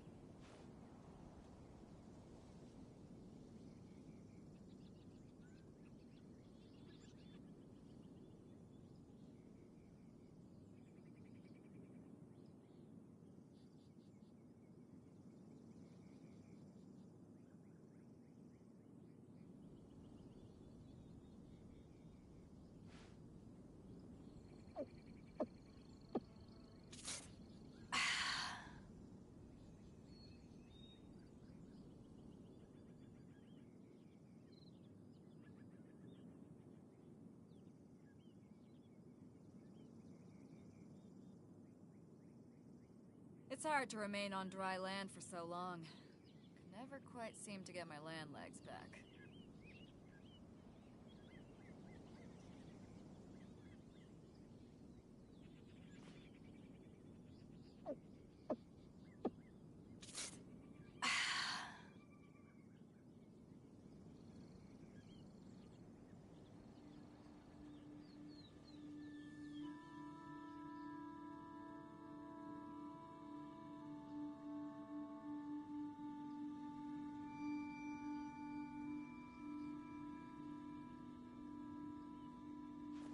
If you ever want to trade tactics, I'm always ready.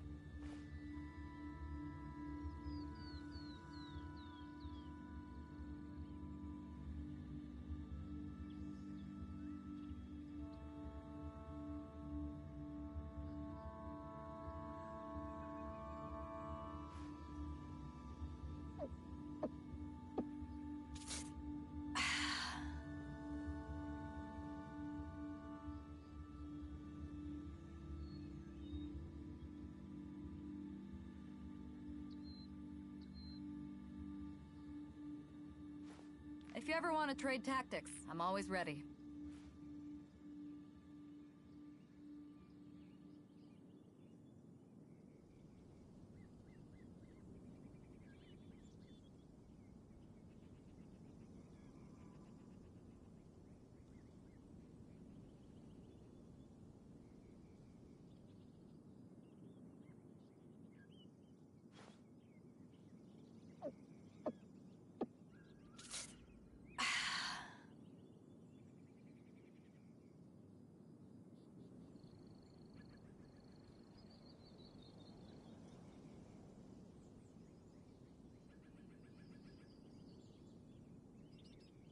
Ah, cold beer after a hard day's work.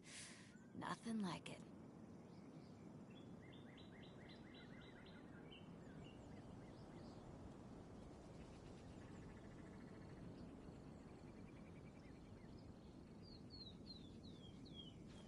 If you ever want to trade tactics, I'm always ready.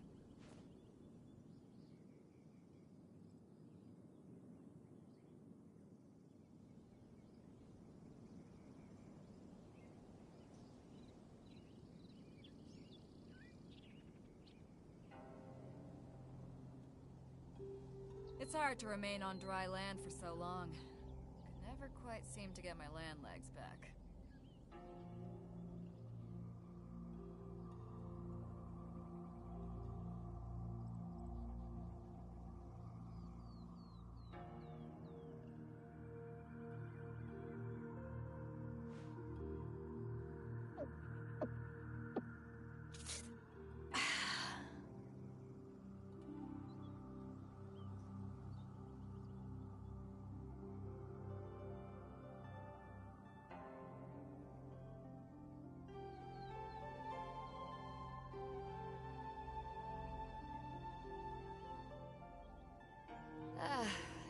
cold beer after a hard day's work. Nothing like it.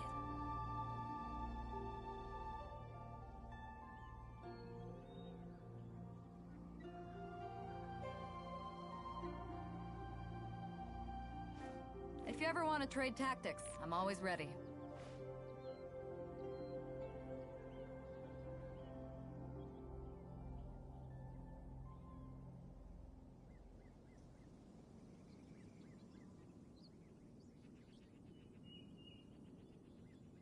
It's hard to remain on dry land for so long. Could never quite seem to get my land legs back.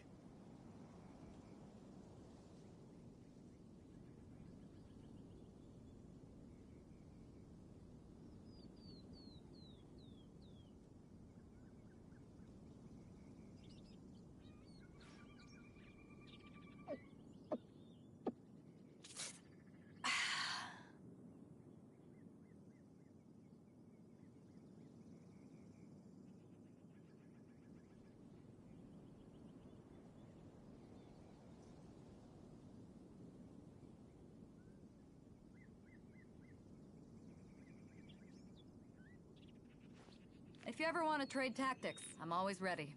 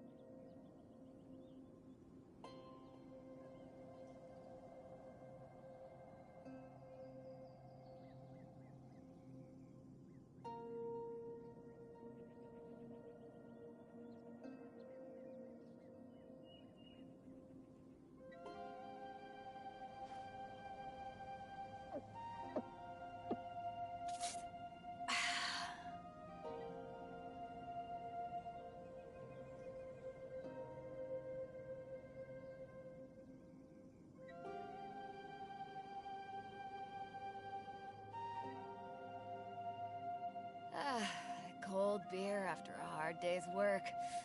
Nothing like it.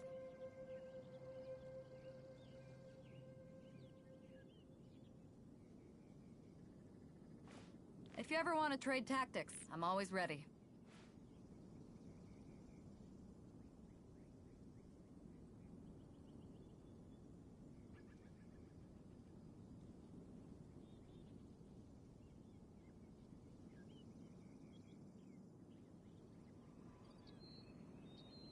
It's hard to remain on dry land for so long.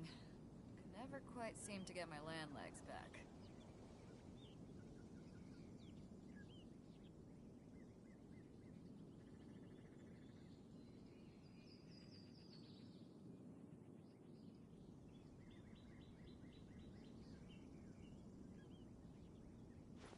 If you ever want to trade tactics, I'm always ready.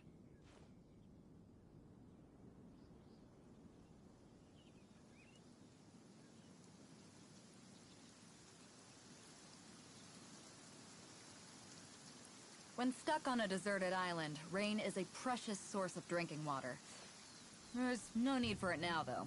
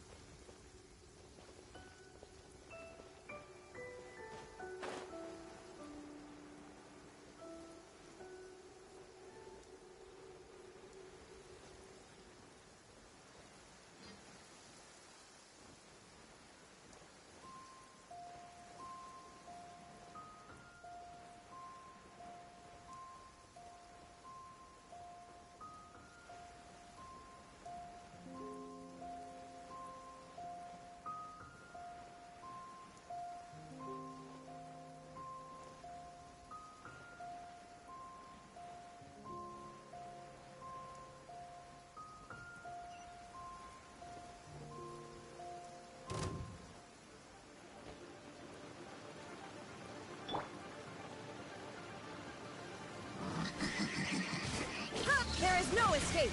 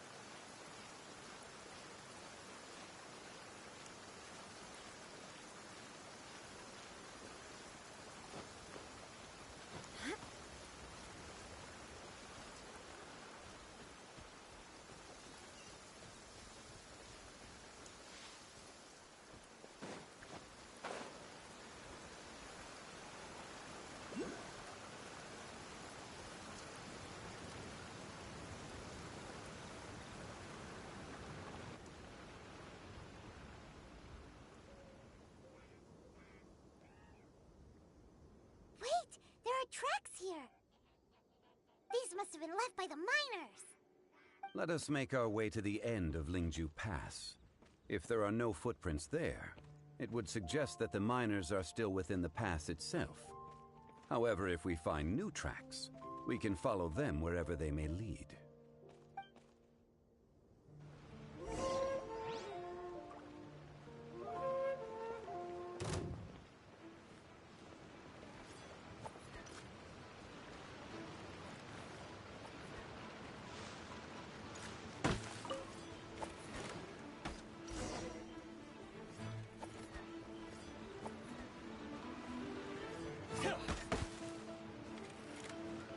Shine down! Inazuma shines eternal!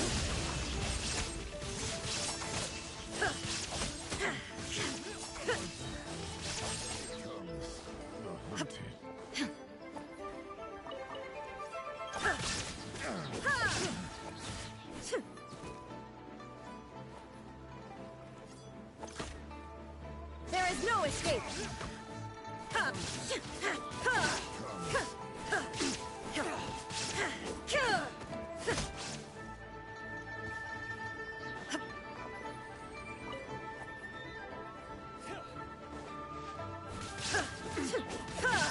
Shine down!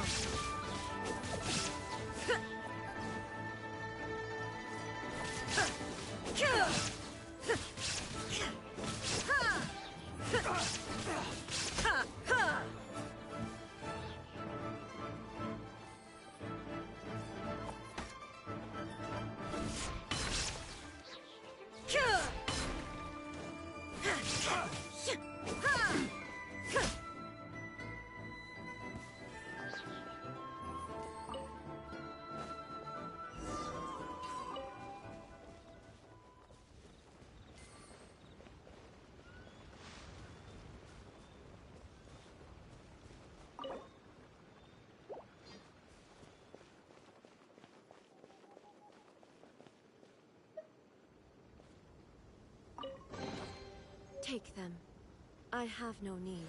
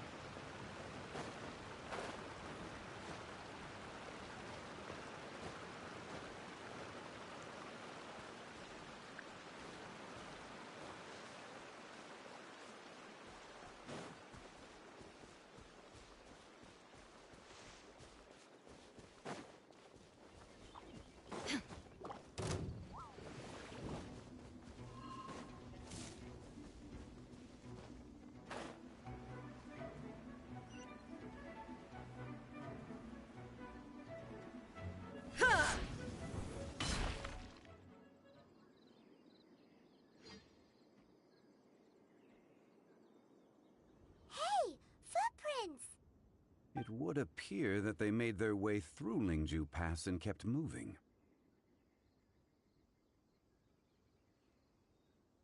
If we follow their footprints, we should be able to find where they went.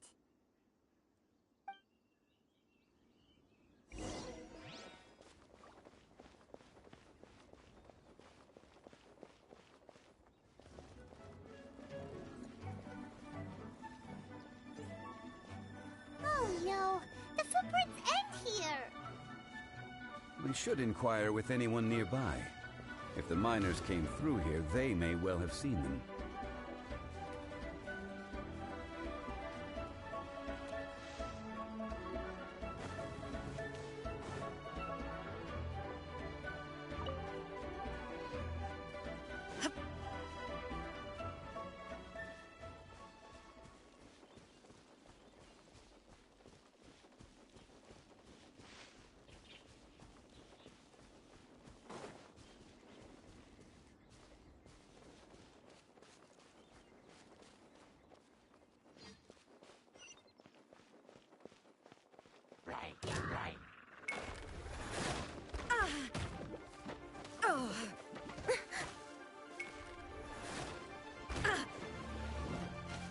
Illusion shattered!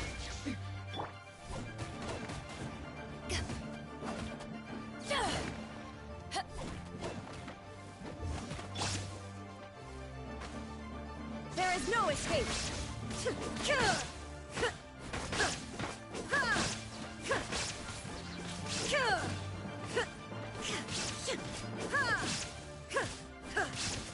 Illusion shattered!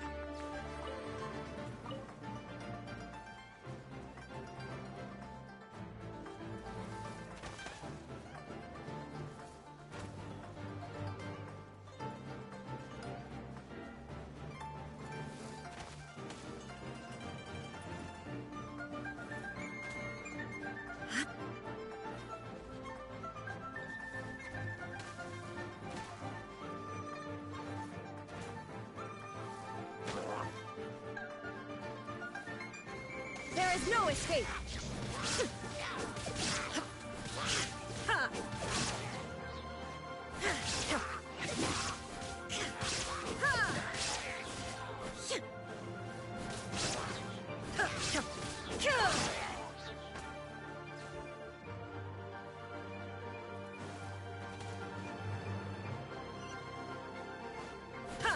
The thunder falls.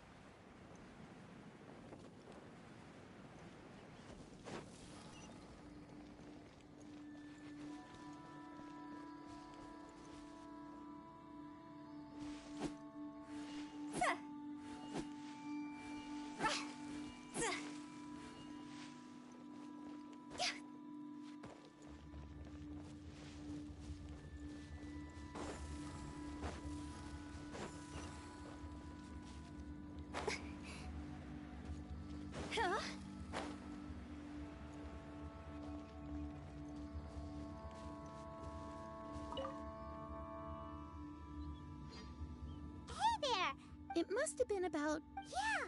4 or 5 days ago. It was so strange. 4 big guys with lifeless expressions. It was like they were in some sort of trance. Huh. This... I caught a glimpse. And they took... Yes, they followed it. Let's go out!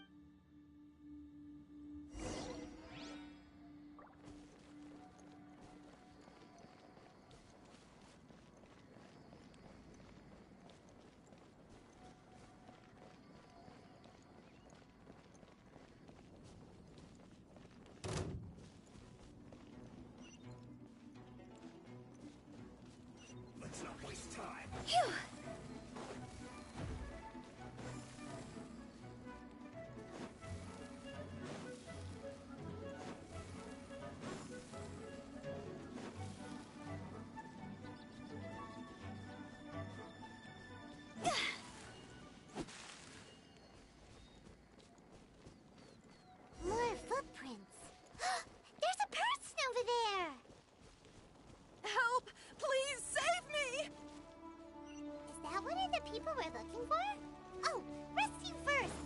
questions later.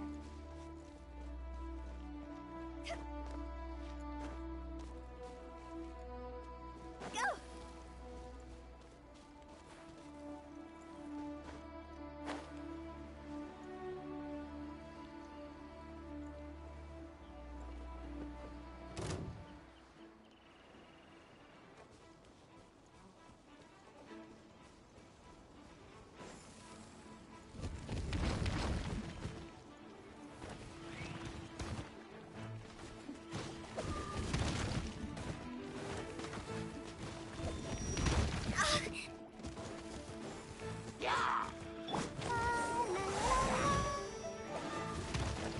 Let the show begin.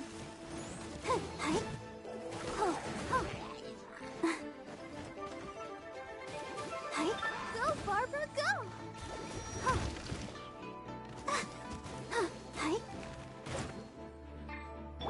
Cross over!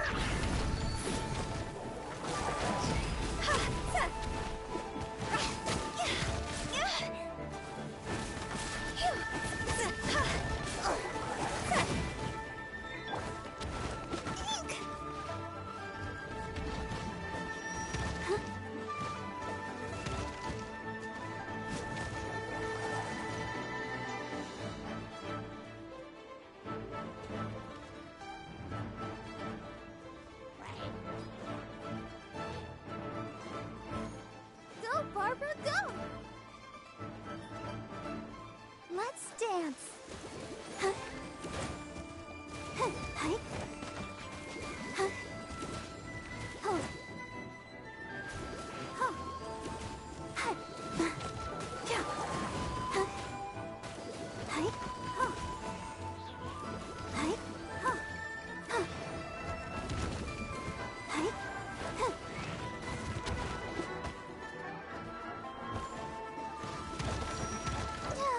Ouchie! Why has everyone stopped singing?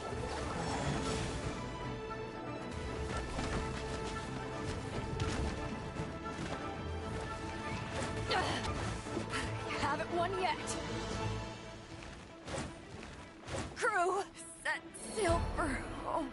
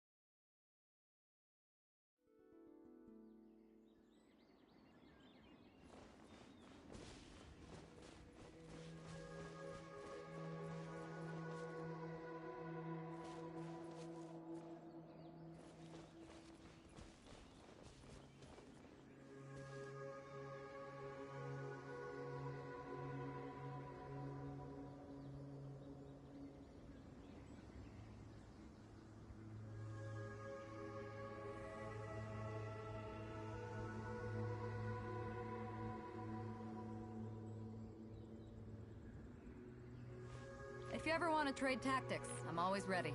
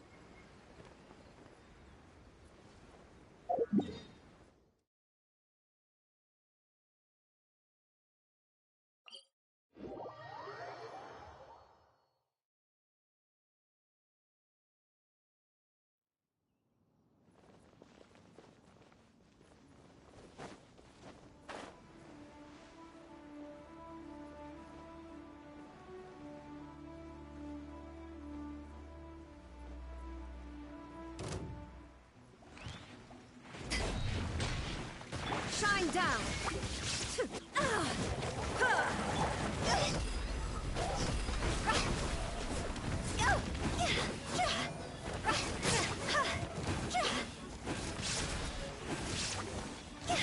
There is no escape!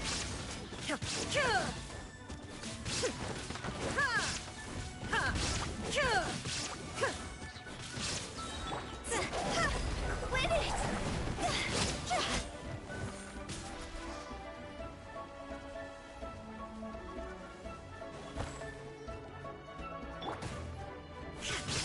Illusion shattered!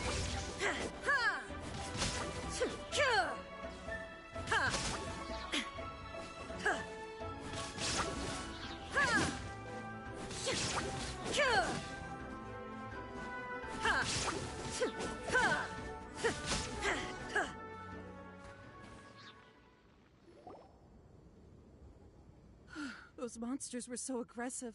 They must... saving me. My name is Wanyu. I belong to Liyue Shengyu Hall. I head up our human culture and civilization research. Huh? You sure you're not a minor? A minor? Yeah, we're looking for a group of 4 strong fellas carrying mining equipment.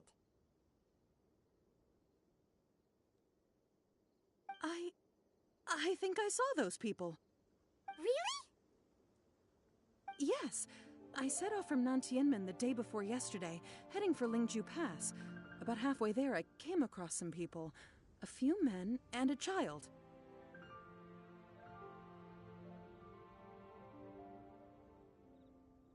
I was in a hurry. I didn't get a good look. I'm afraid I'm not even sure what they looked like. Apologies. I think that's all we needed to hear. Thank you. I hope it's useful to you. I'd better get going. There's a conference I need to attend. Again, thank you all for your help.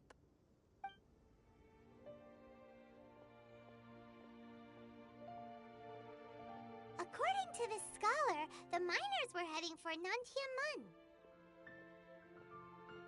Can we be absolutely sure that it was the men that we're looking for?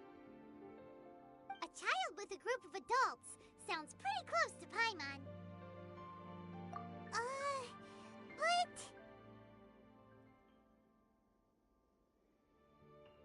Hey, perhaps that rock over there can tell us more. Aha! Paimon nearly forgot about our secret weapon! It looks promising. I'll do my best.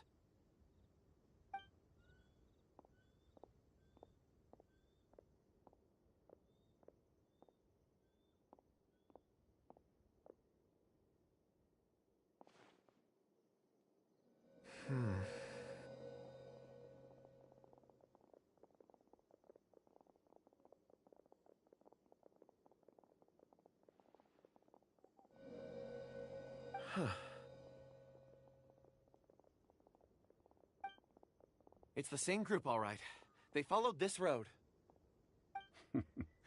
Mr. Kunjun, your stone seeing is something I won't forget in a hurry. I suppose it is an asset, though I rarely find a use for it. But praise from Mr. Zhongli is high praise indeed. It's a good thing we brought our Kunjun compass along. We would have lost all sense of direction a long time ago. You think so? I guess it's been a worthwhile trip then. It feels like we're cracking a criminal case. It's a lot of fun. Be that as it may, we would do well to keep our guards high. 4 fully grown men in a trance-like state, walking ceaselessly day and night, over hills and mountains, led by a child. This is no ordinary incident. Oh, you're quite right, Mr. Zhongli. We should have our wits about us. That's not all. Our scholar was attacked by Geovishap hatchlings, but the level of aggression they exhibited was unusual. We have encountered many clues along the way. So far, they've pointed us in the right direction. The miners headed in the direction of Nantianmen the day before yesterday. From here, they would have had to navigate a perilous mountain road. If their destination is indeed Nantianmen, we should be able to catch up with them.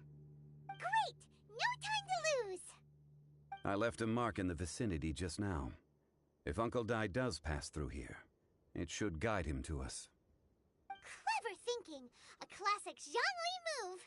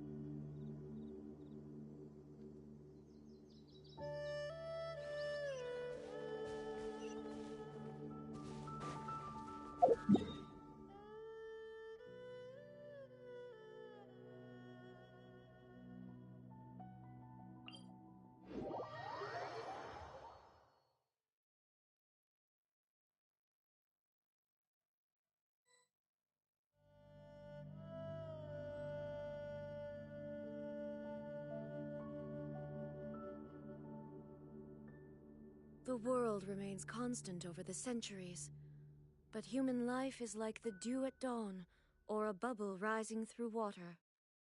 Transitory.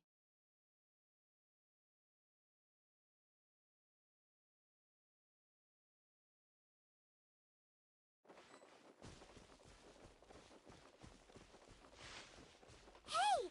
Over here on the ground! Is this one of the missing people? There's a basket lying here, too. This must be one of the miners. Hey! Hello? Can you hear us? Judging by his appearance, he must have collapsed from exhaustion. Should we wake him up? I can still dig. Sounds like he's whispering something.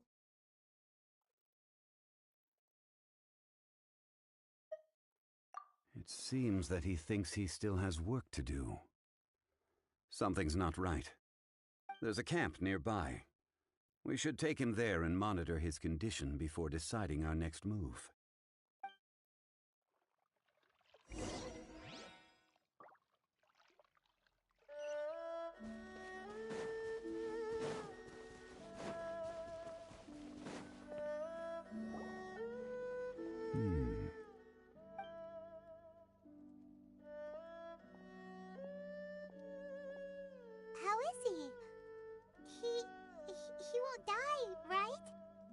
He's worked himself into a stupor. Thankfully, he's not in serious danger.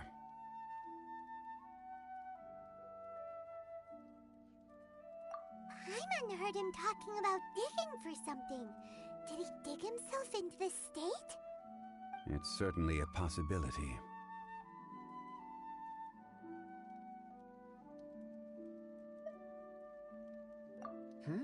It looks like there's something in his pocket. Are these ore fragments?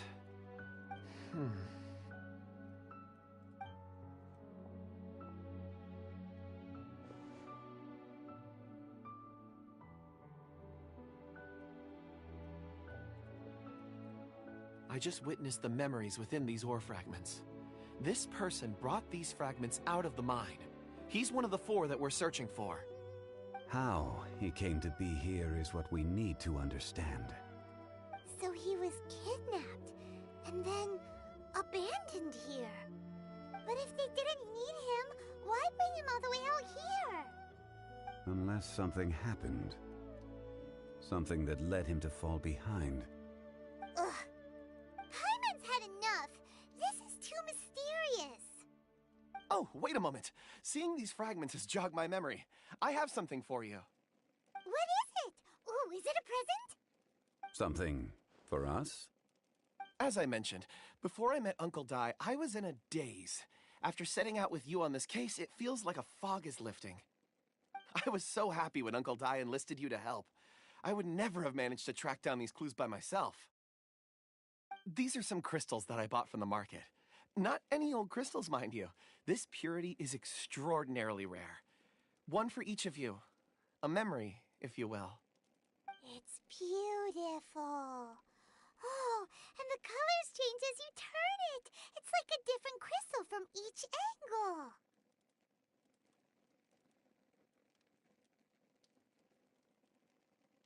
But of course, take it. And this one is for Mr. Shangli. Huh? Is something wrong? Not to your liking? On the contrary. I just hadn't anticipated receiving a gift during the current circumstances. But thank you. I will take good care of it. I'm pleased you like them. It's nice to be able to give a gift that others can appreciate. Oh, I see more rocks over there. You should all get some rest. I'm going to scan the surroundings. Perhaps there are more memories to uncover. You sure like rocks, huh, Kunjun?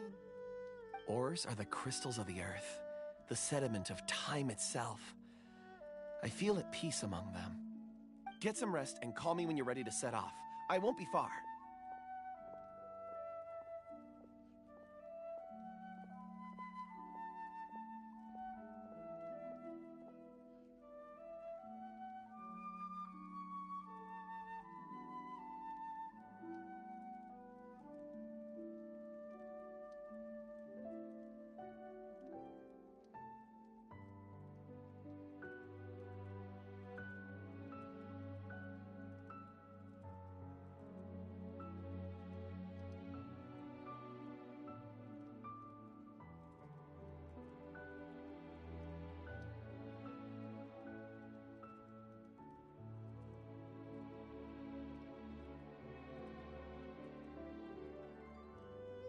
Rest easy.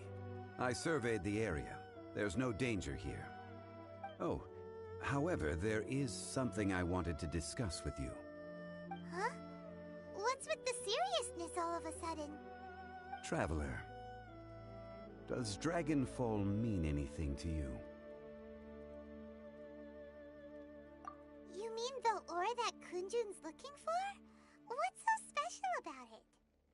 Dragonfall is an incredibly rare ore used in forging. The majority of regular crystals are formed in high-temperature environments. Dragonfall, on the other hand, is formed as a product of elemental reactions. Elemental reactions can produce material objects? Indeed they can. However, only a minority can survive for long periods of time. Dragonfall first emerged in the midst of a great battle, thousands of years ago. Powerful clashes of elemental energy gave birth to elemental crystals, When the fighting ceased, these geological remnants were miraculously preserved. And yet they are crystal creations all the same. Few and far between, relatively unknown. A few hundred years ago, they were virtually mined into obscurity. Why is it, then, that a citizen of Liyue now wishes to strike upon ore that has long since vanished from the earth? Yeah, if he knows of its existence, surely he knows all of it's already been mined. Weird. Paimon doesn't get it. There are those in the mining trade who retain a keen interest in Dragonfall. But for someone like Mr. Kunjun, whose motivations for seeking it are unclear even unto himself. Ulterior motives? Is he a villain?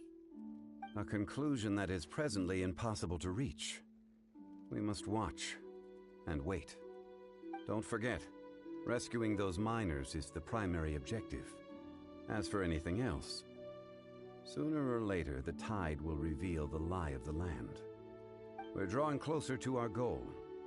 I believe we should continue to follow this road through. Now that we've found one, the others won't be far away. When you're well rested, call Mr. Kunjun over to us. We still have more investigation ahead.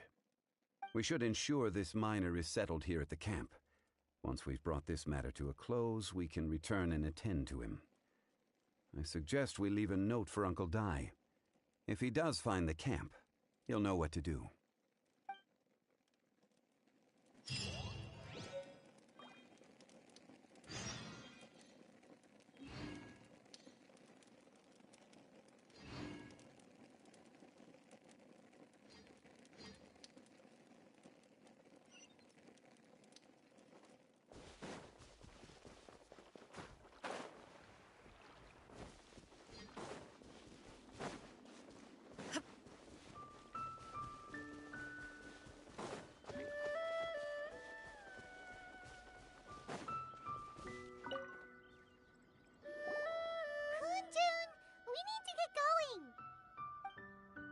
No problem. I'm done here. Any results, Mr. Kunjun? There are many beautiful rocks here, but nothing out of the ordinary. I couldn't find any clues. Then again, the memories of ore can shift with the passage of time and the changing of the environment.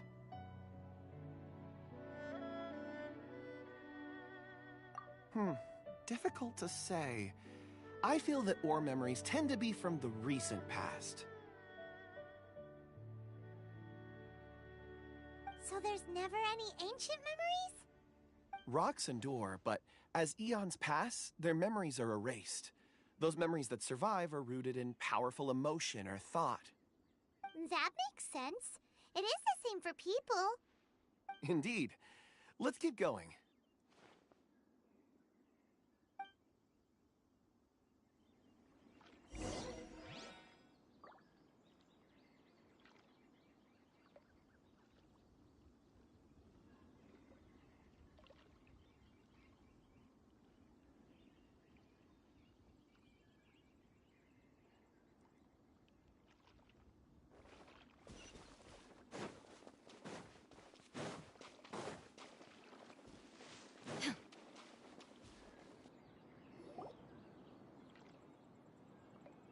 Wow. Such an immense tree. And there's so many mysterious-looking crystals up there, too. Amazing! This ancient tree.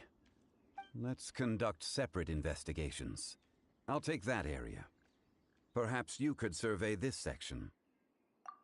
All right, then.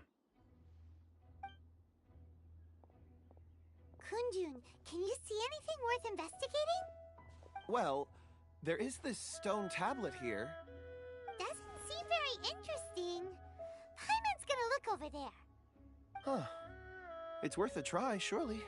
Let me see. Oh!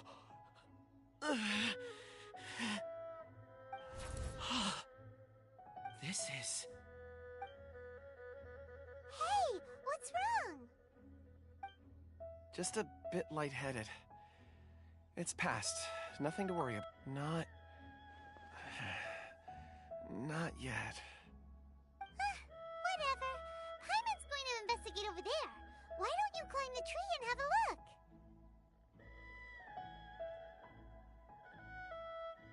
If you don't try, you won't know.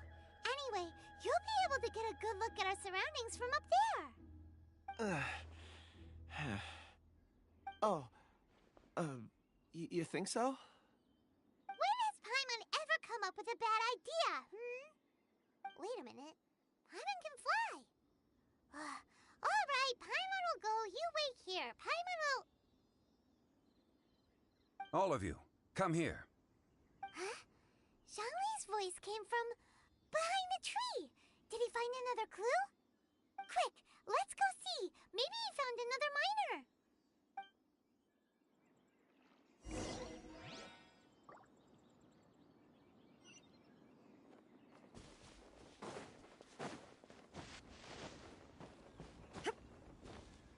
Come on, we can do it.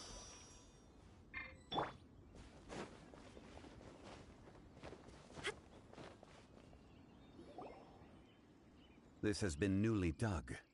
It would appear our answer is up ahead. Is that a voice coming from the tunnel?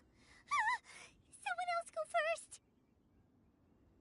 Compose yourselves. I will lead us in.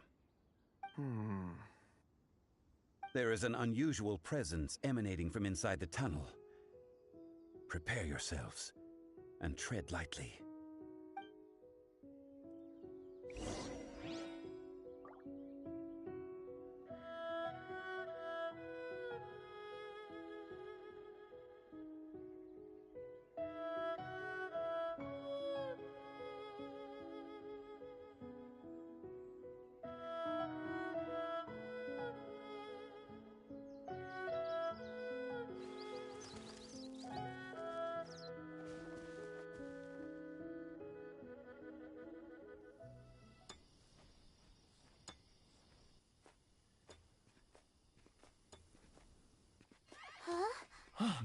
This is...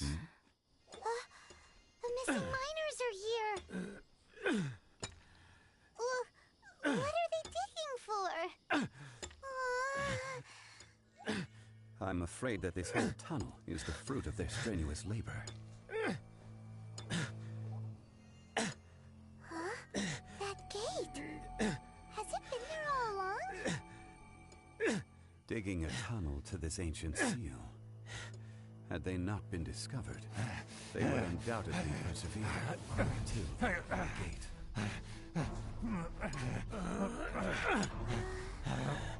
So behind the seal,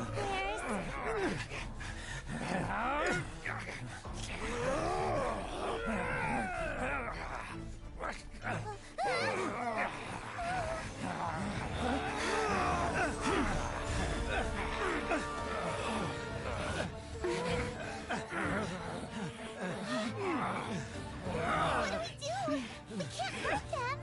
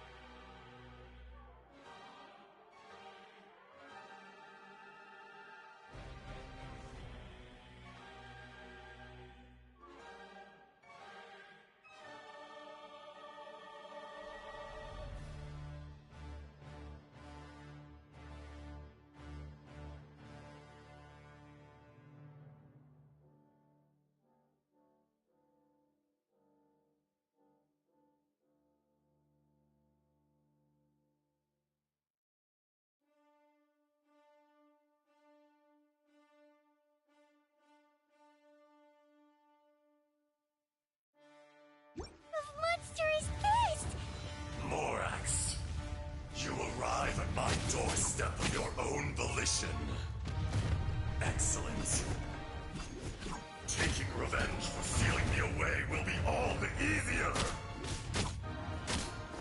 So, the little girl is your power incarnate. But if you recall, Ishtar, this is not how we intended for events to transpire. Waste not your words. Your life is mine.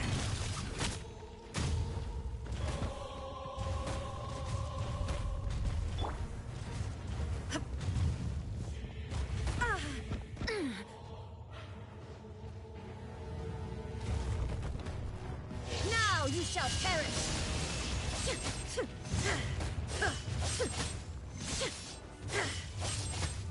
Shine down! Be crushed! Insolent! Crumble! Absurd! Illusion shattered! Shifting sands know not the mountain's permanence.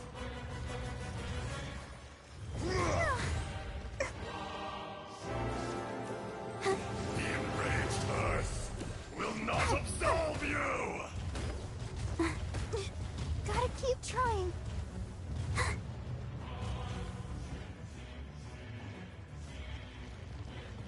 Oh, hi. Huh.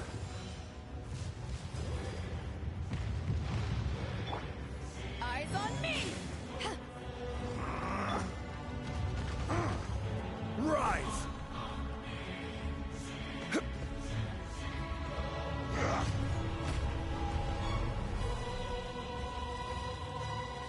Cowardly insect!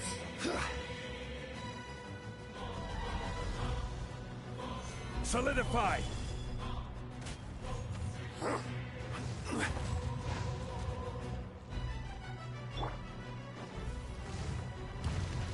Time to go.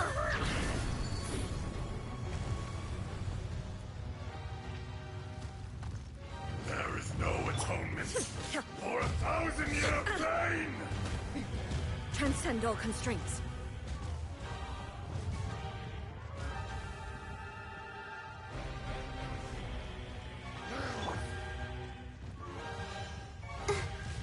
From rock to dust, sooner or later.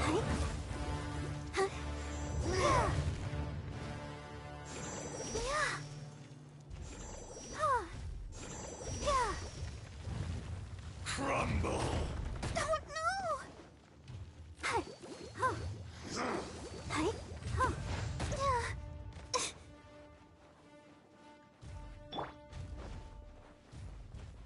Shine down!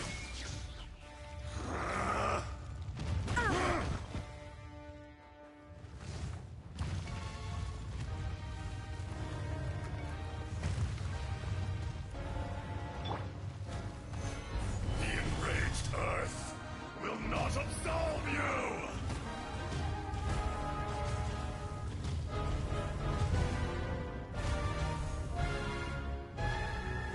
Gather! Detestable!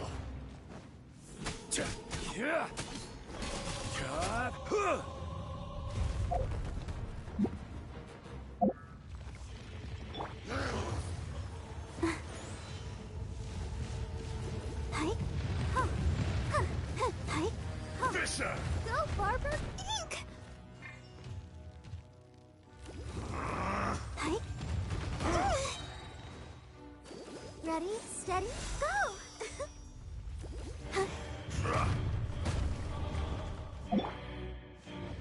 From rock to dust, sooner or later. Solidify! There is no atonement for 1,000-year pain!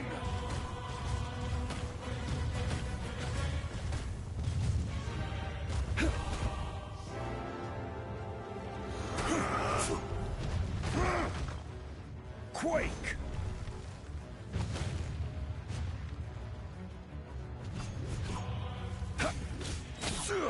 I will have order! There is no escape! Inazuma shines eternal! Illusion shattered! Crumble!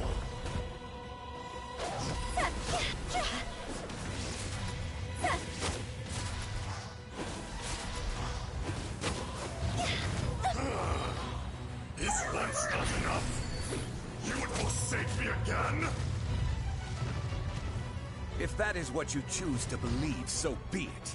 He who bears the weight of memory is destined to shoulder the burden of truth, as it ought to be.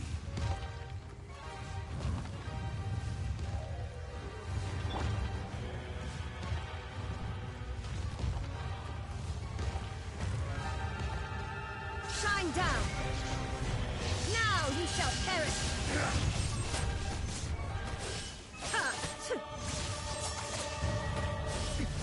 Erase all threats. Illusion shattered. This is order. Rise! Power that ended Paishan! Fisher!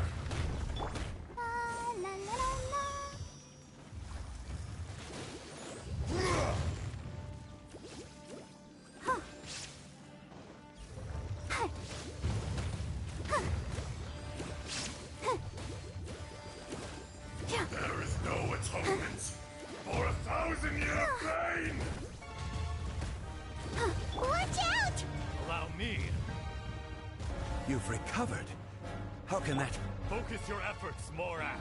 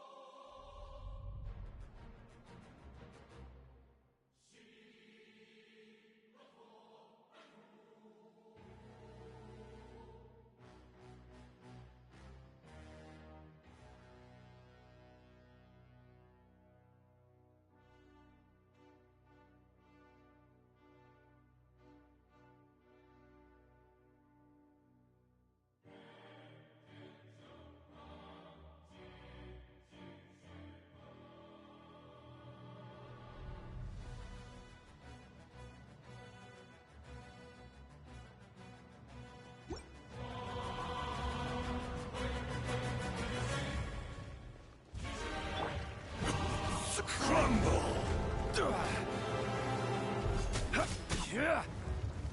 Stabilize!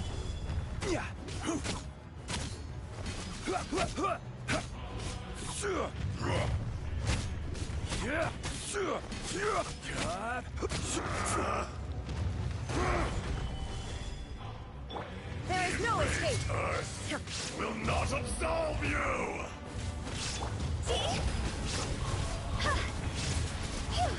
Morax! You think you can destroy me?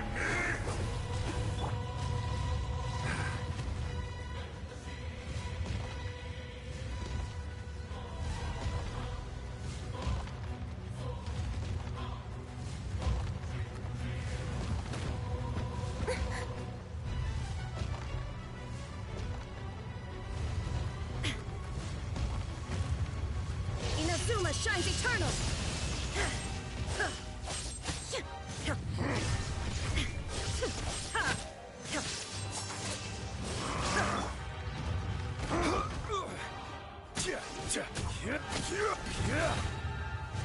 Solidify! I will have order!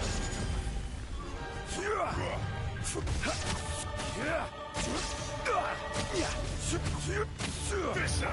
Cross over!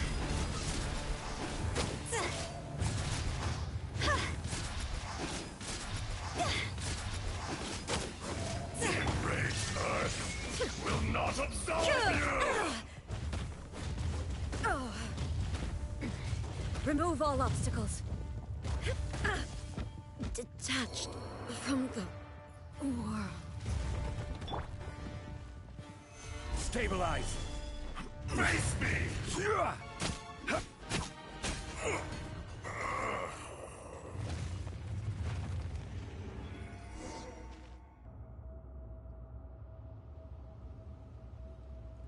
Morax, 1,000 years years after you sealed me underground, you return for the second time.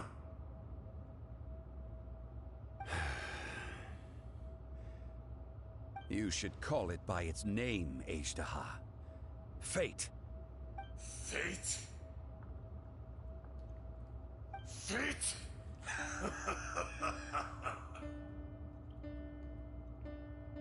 So here lies the wisdom of the gods. Destroy all deemed redundant. Enlist tyrants to ravage the wilderness. No. You have forgotten. That voice! Ajdaha. Huh? Kunjun? Morax. It's been a while. You're... Ajdaha. The very same. During the battle, you imbued us with your power. Yes. It was all I could manage.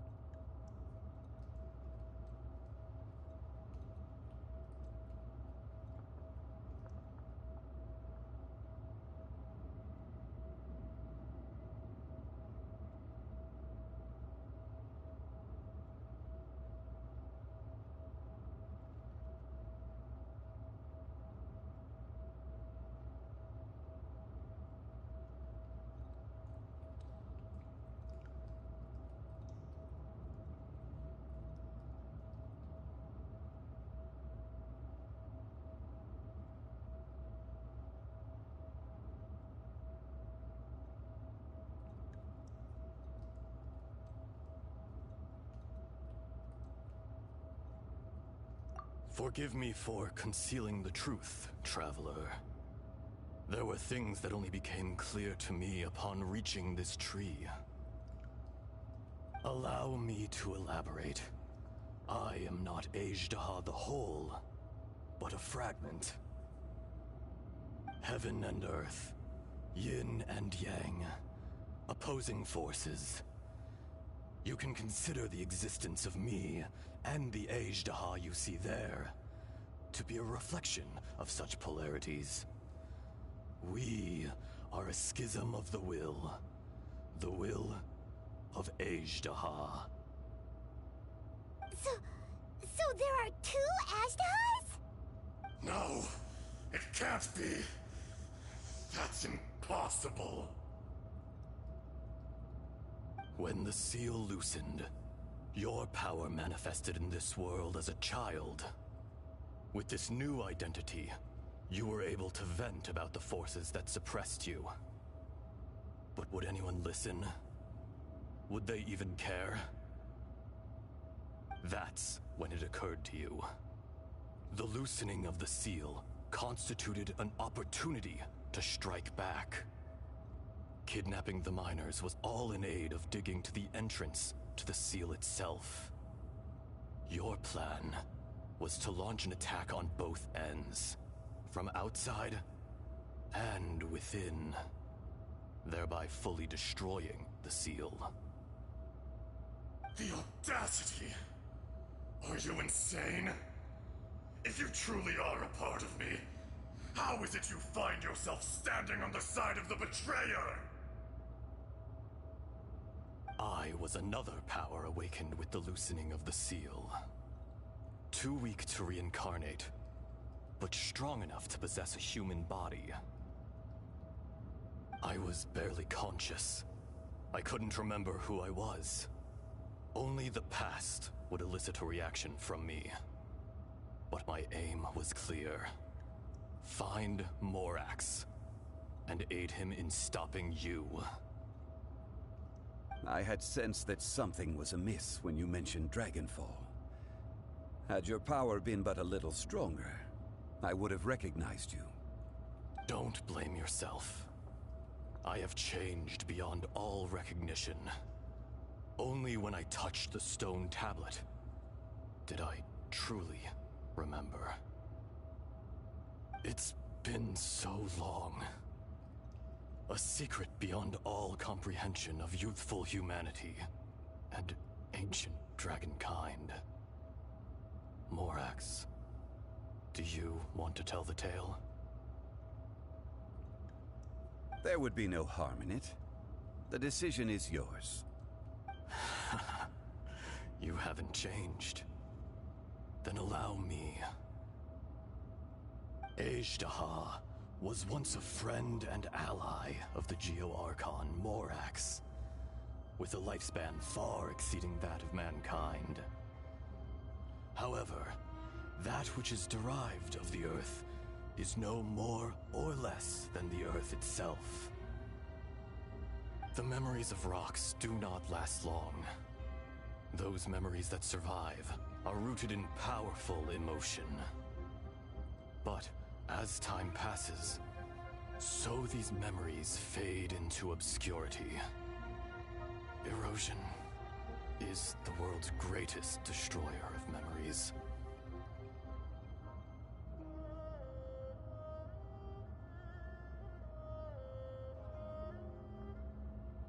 Erosion ground Ajdaha's consciousness into oblivion. Slowly, he forgot the face of his old friend, and his memories of defending Liyue Harbor disintegrated. Ajdaha, now incomplete, became irascible, aggressive. What would you expect? It was humanity that attacked the ley lines that sustained me. This much is true, which is why you attacked the chasm, why you waged war against Morax. In the beginning, in order to open up new territory and increase production, the citizens of Liyue came to the mountains to mine. Overexploitation caused the ley lines to quake, which brought untold suffering to us. Erosion made us even more savage. No matter how we struggled, we lost the ability to coexist with humanity. We lost all reason. Morax shared with us some of his power to prevent further erosion, but it was futile. Everything returns to dust. It is the natural order, an unstoppable force. And so, we became you. And from your will, I emerged.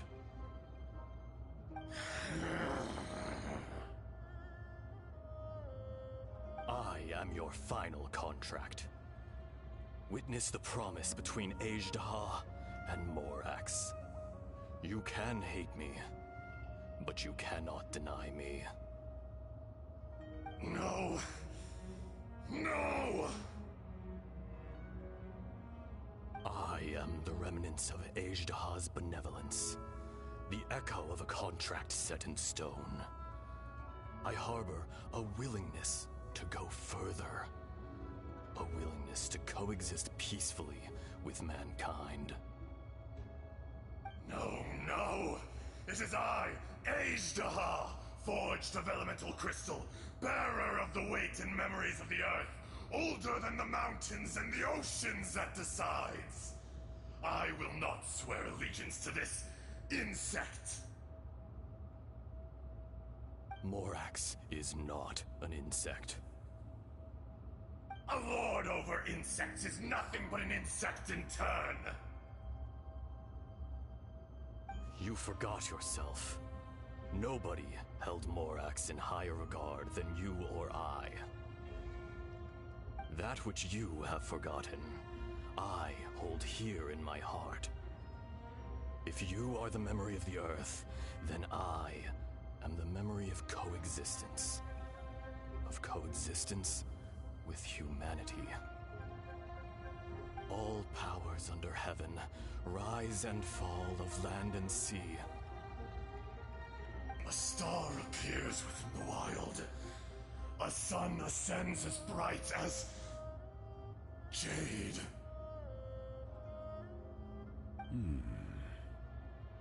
Strange. Feeling and all.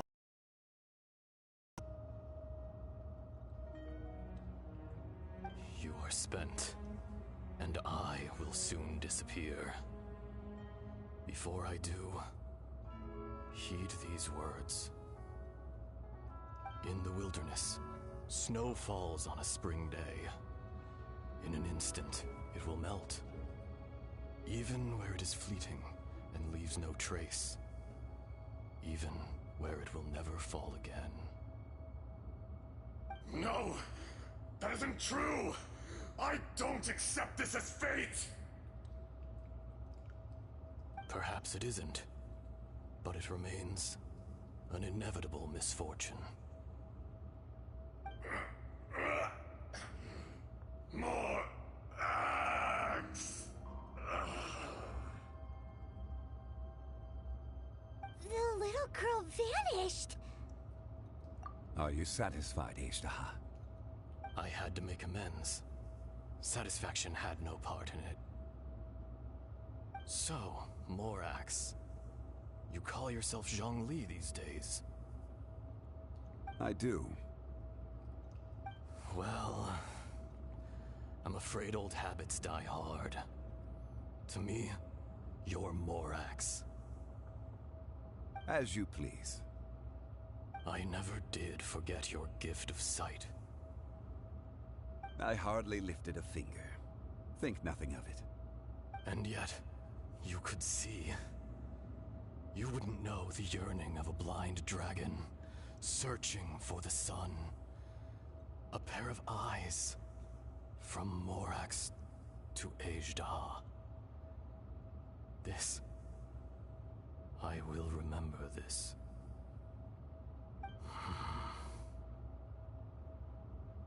Your power is nearly spent. Ah, perceptive as always, my friend. Shall we get going, you and I? Surely the pressing matter is still that of the miners trapped outside the seal. Indeed. Hence the need to get going. To fix the damage left in your wake. Straight down to business as always. Let's go.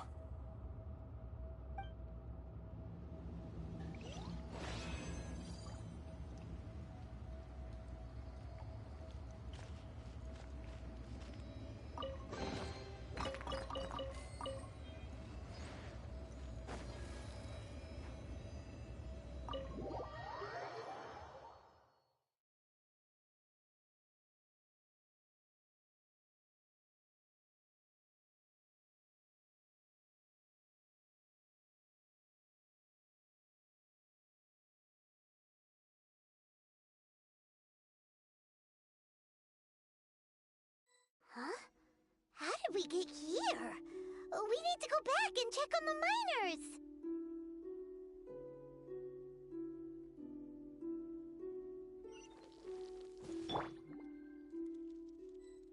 Ready, steady, go!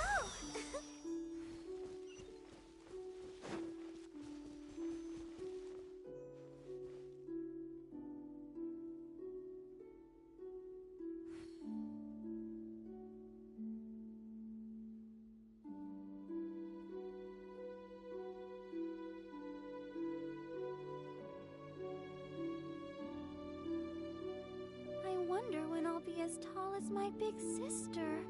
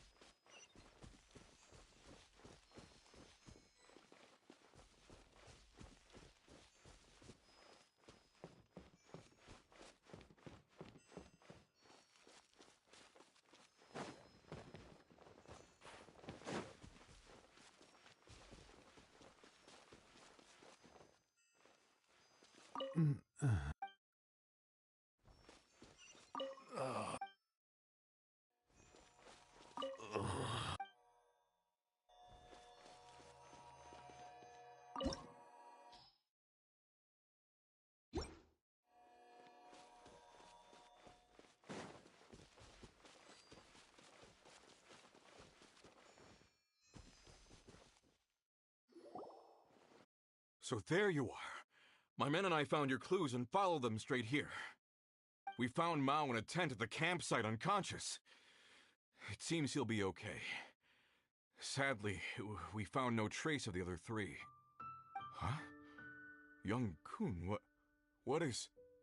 Nothing. Pay it no mind. Those 3 miners are over there, in that cave. Cave? What happened? They're exhausted, but not in danger. Don't worry. Right. Well, thank you, all of you. I better go and see how they're doing.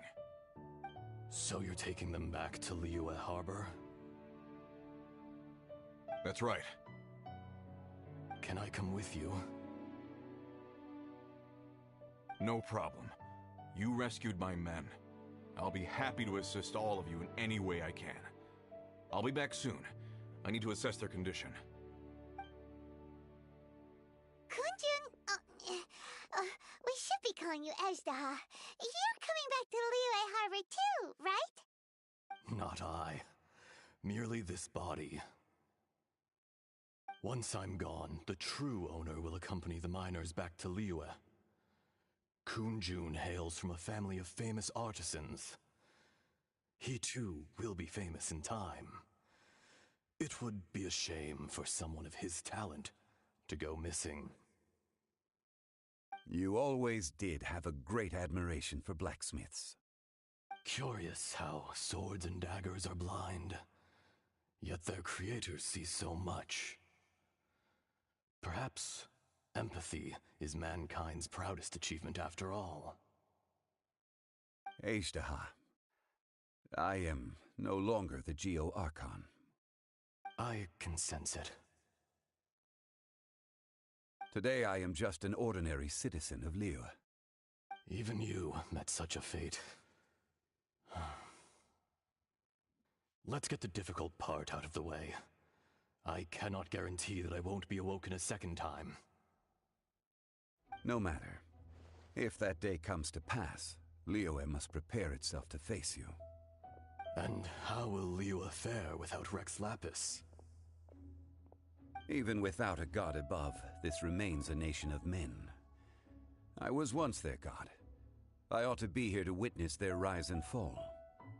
All life is shaped and then ground away by the endless flow of time. You were always the strongest among us. Yet, it would seem that even you have been eroded. That's unimportant. Fate is ordained by heaven. Even if our mission had already concluded, it would be cowardly not to strike out on the road of departure.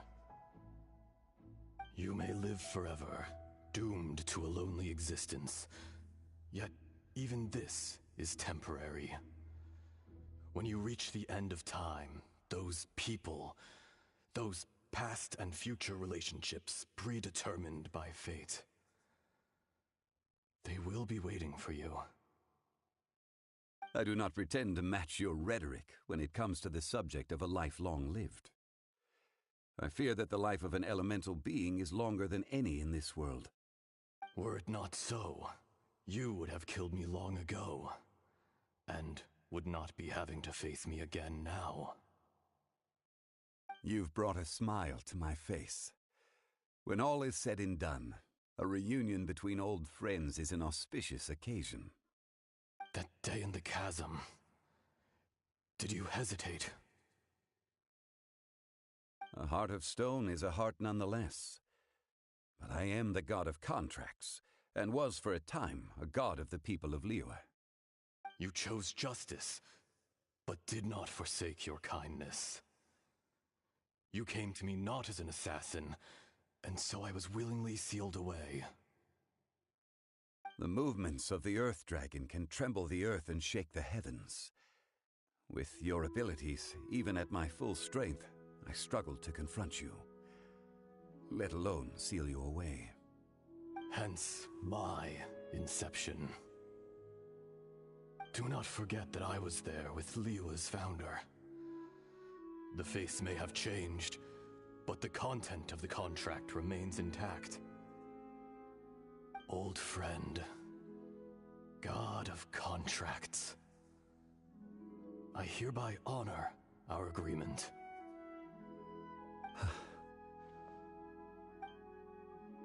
Thank you, Ashtaha. My life is nigh on eternal. I will go on with the infinite flow of time. And you, Morax, you too will live for many a day to come.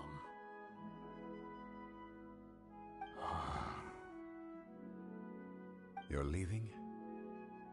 If it is fated, Morax, we will meet again.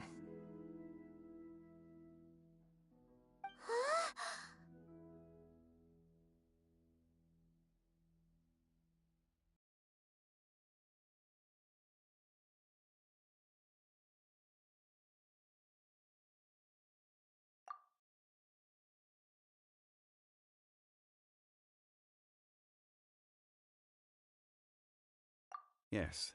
Don't be alarmed. He's only asleep. Whoa. That was so weird. It was like he suddenly became another person. In fact, we have yet to meet the real Kunjun.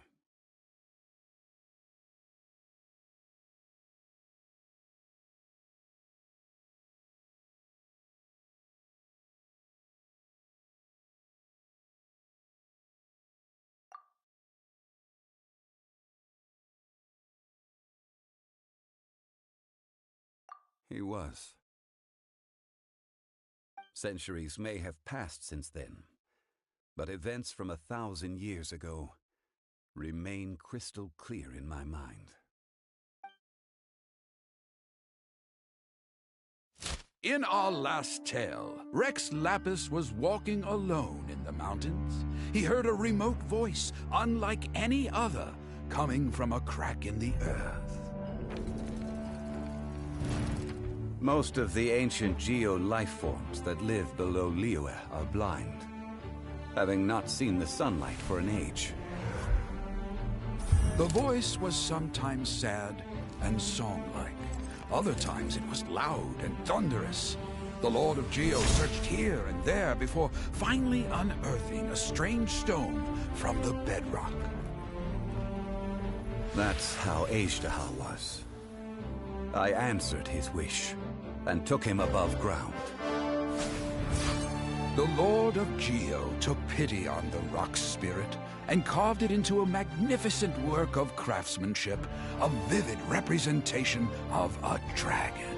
I bestowed him with a pair of eyes to see the world and came to an agreement with him. With his fingers, he made 2 eyes, quicker than words could tell. Lightning flashed and thunder roared, and a living, breathing dragon soared into the clouds! I agreed to let him live among the people above ground.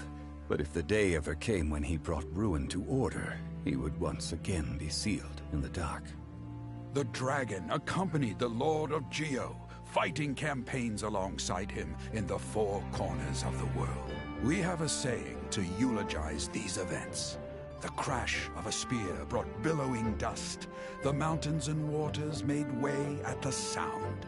The sight of a dragon bestowed with a touch the promise of rainwater blessing the ground.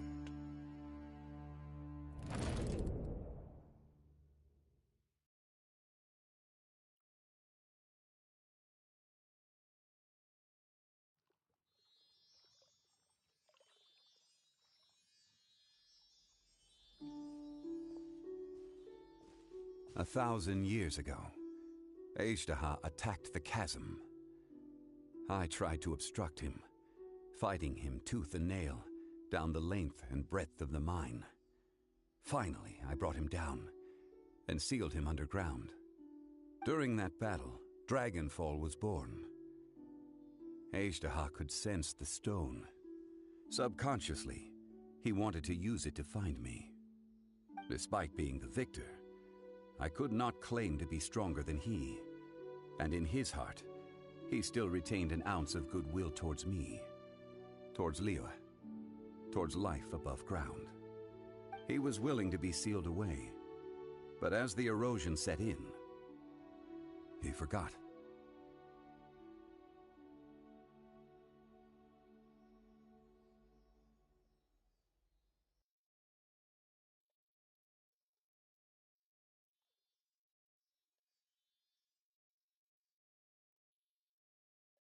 Even I cannot avoid it. But there is something I understand better than most. When the door opens, it is time to leave. The greater the power, the greater the danger erosion may bring about. The millennia may come and go, but even a stone may tire.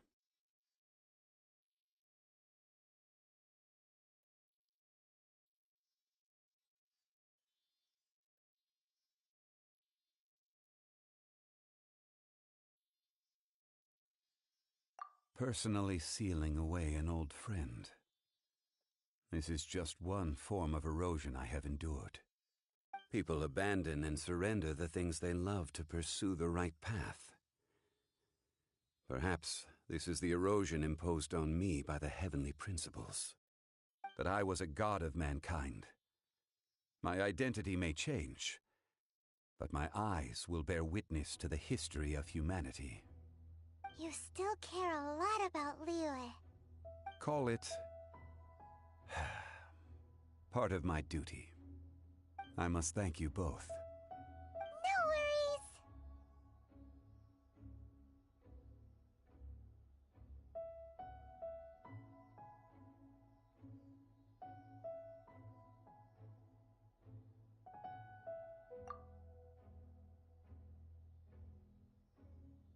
Oh?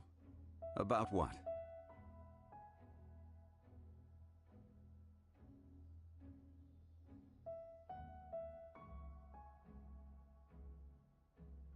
Oh yeah, Paimon nearly forgot.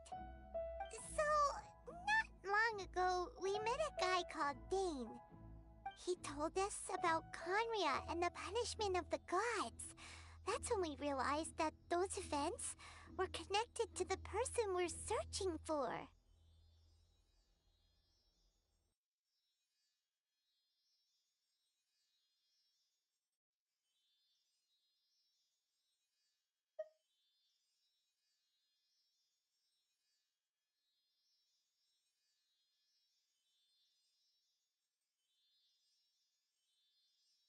Zhongli, you're a god.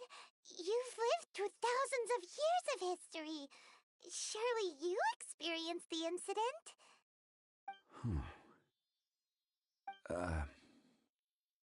I cannot say. Why?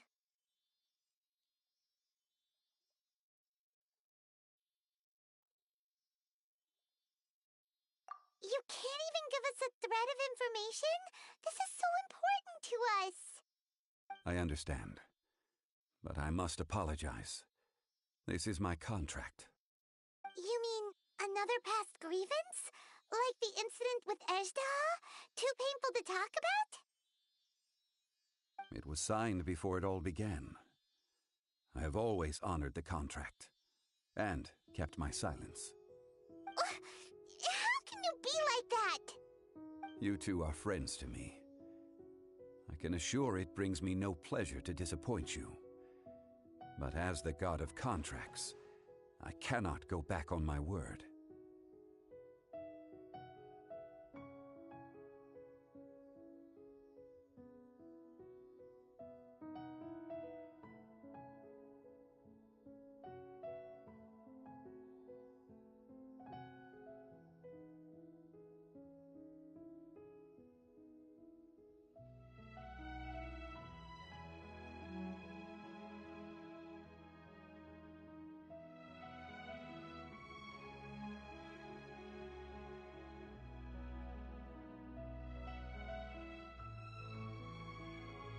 Would you be ready to find out?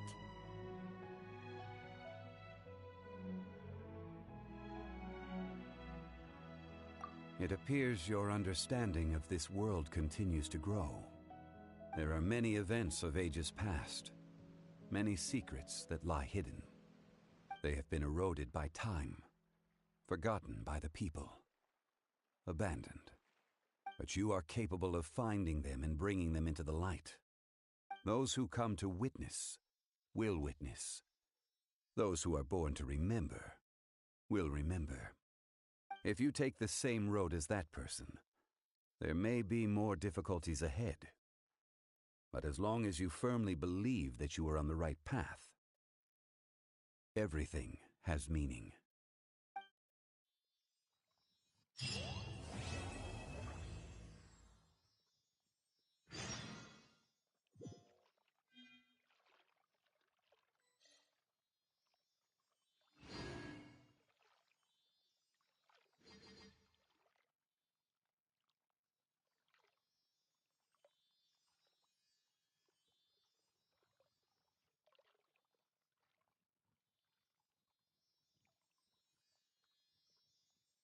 La da da da da da da da da da.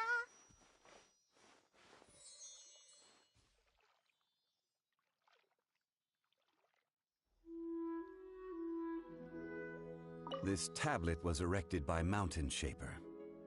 It names Ajdaha as a terrible dragon, and serves as a warning for later generations to stay away from this place, from the seal. It's a shame. There is a fine line between good and evil. If the good and evil within him could be summarized in a single sentence... Well, never mind.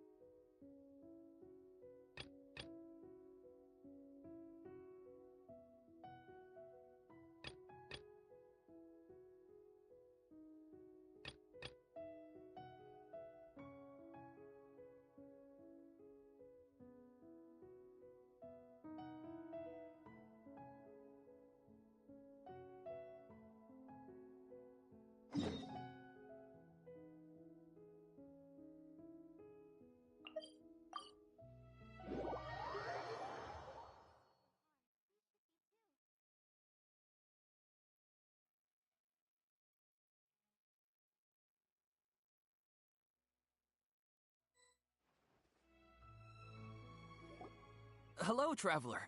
Have you ever heard of a moment of dreams?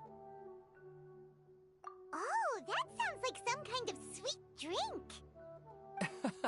I'm afraid not. It's the name of an event we started to hold regularly. Dreams have become quite the hot topic in Sumeru, and many people are excited to share the dreams they've seen at night. The same goes for me. The last time I dreamed was when I was but a little child, so I can't help but feel excited and nostalgic about dreaming again.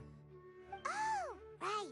Everyone's able to dream again now. Yes, we organized an event to give everyone with new dreams a platform to freely share their experiences. And thus our event, A Moment of Dreams, was born. So, it's kinda like a fireside chat. You could say that. We hear all sorts of wild and fabulous stories every day. Really, why not have a listen for yourselves?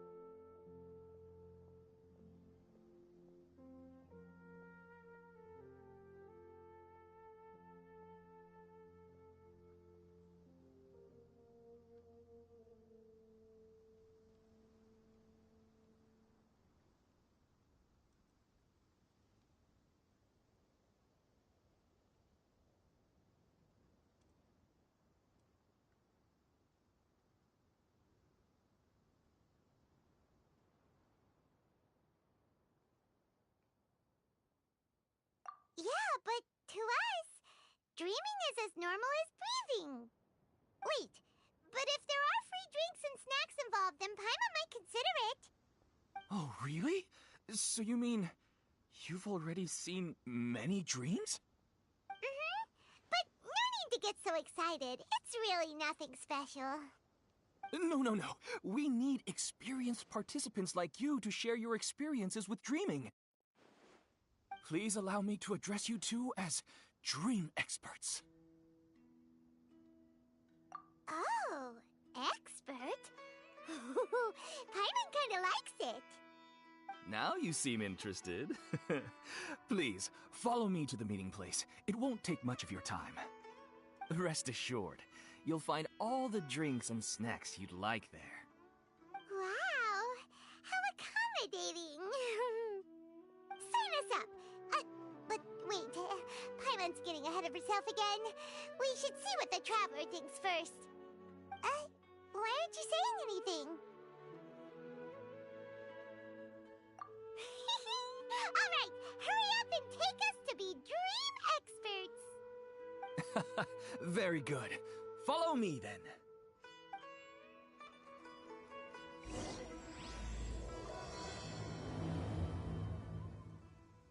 Do you know what's the most important part of being an expert? Well, I suppose it must be accumulating knowledge and sharing your experiences? Nope!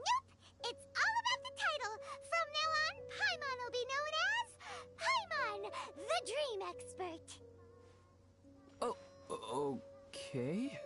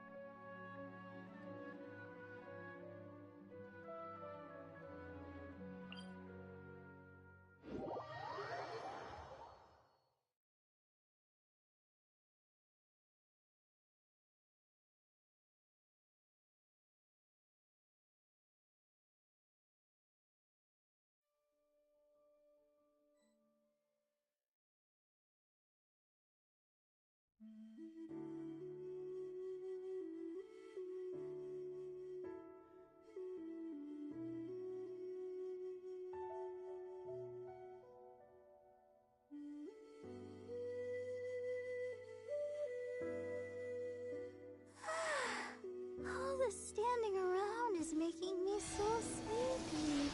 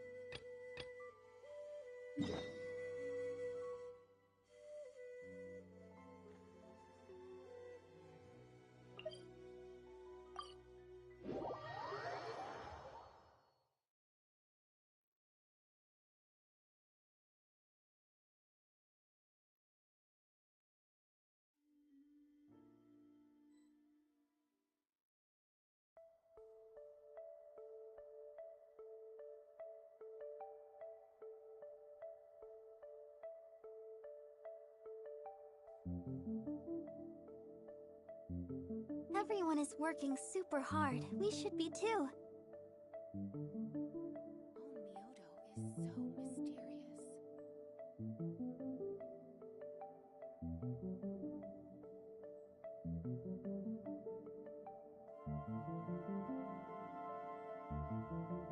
I wonder when I'll be as tall as my big sister.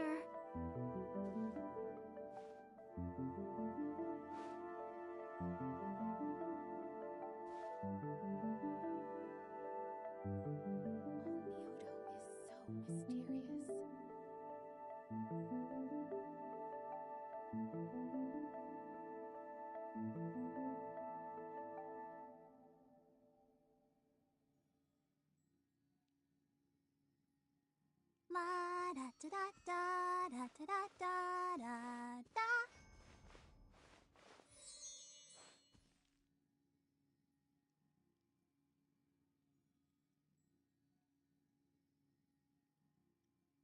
Onmyoto is so mysterious.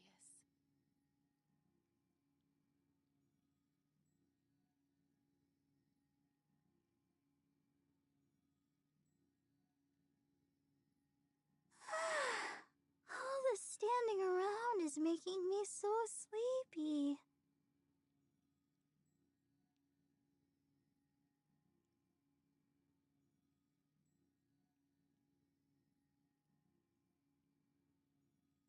Onmyoto is so mysterious. I wonder when I'll be as tall as my big sister.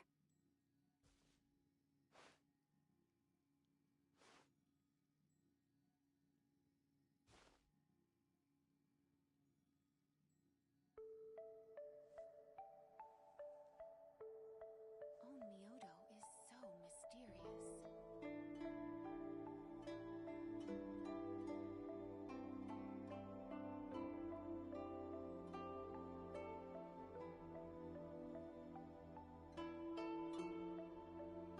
La da da da da da da da da da.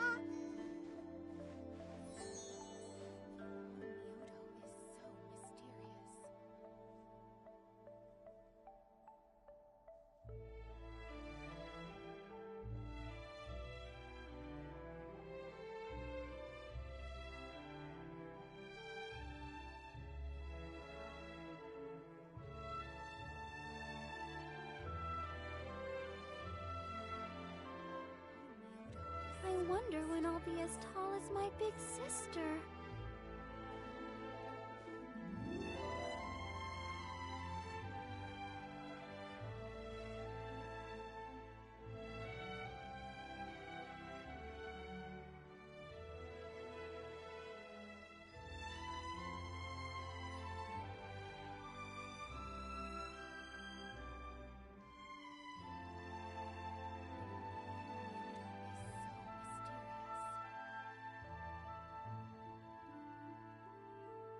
Everyone is working super hard. We should be too.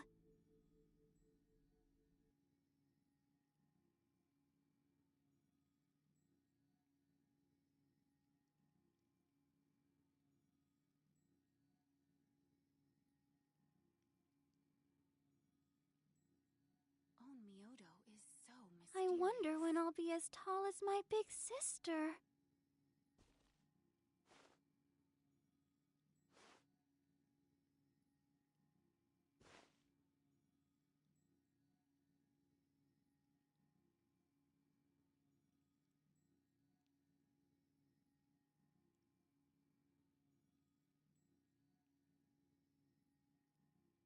Onmyoto is so mysterious.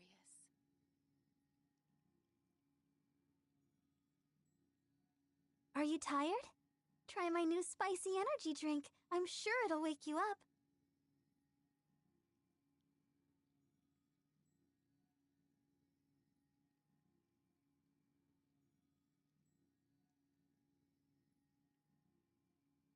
La da da da da da da da da da.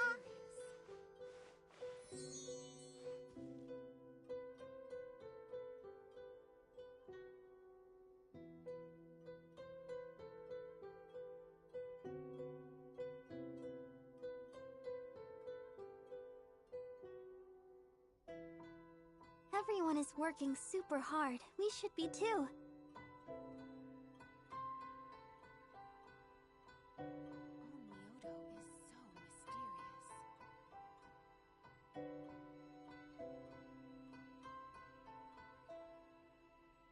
I wonder when I'll be as tall as my big sister.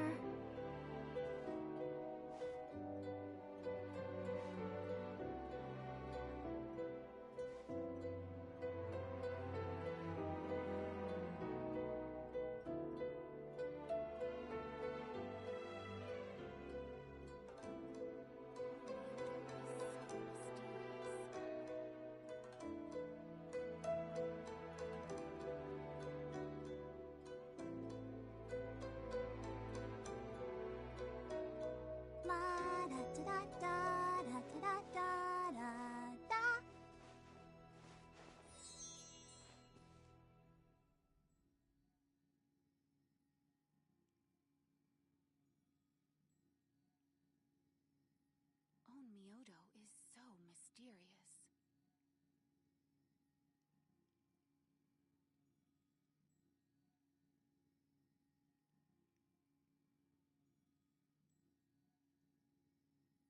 I wonder when I'll be as tall as my big sister.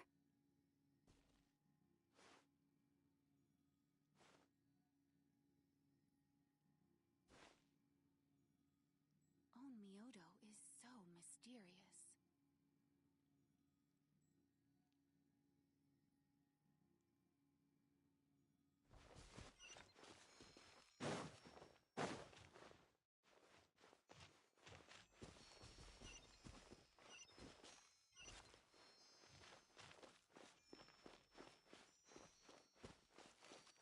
I'll protect us.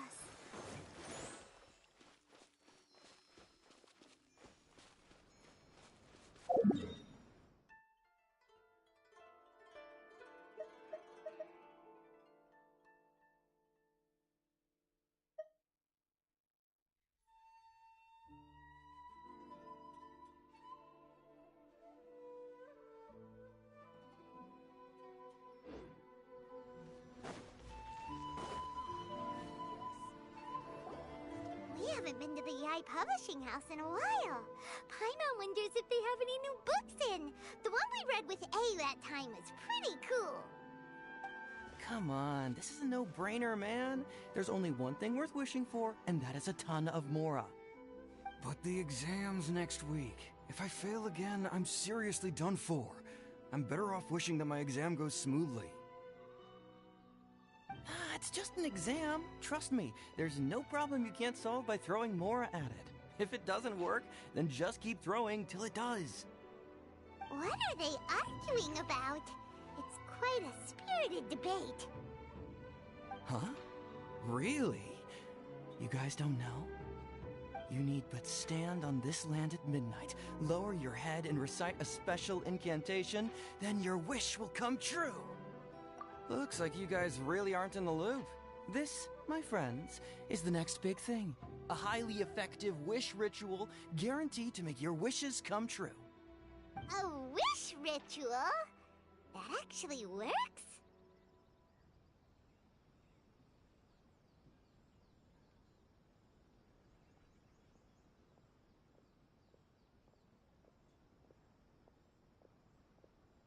Right? Even Paimon knows that's just not how the world works. I didn't believe it at first either, but that changed when it worked for someone I know. It's this guy called Kunihiko. He's practically always been unemployed, wastes his days away, and he owes a lot of money. Like, a lot. But get this. I don't see him for a few days, and suddenly I find him dressed to the nines and feasting at a high-class restaurant. I heard it directly from him. He used this wishing ritual, and the next day he woke up to find his whole bed filled high with Mora. His whole bed was filled with... Wow!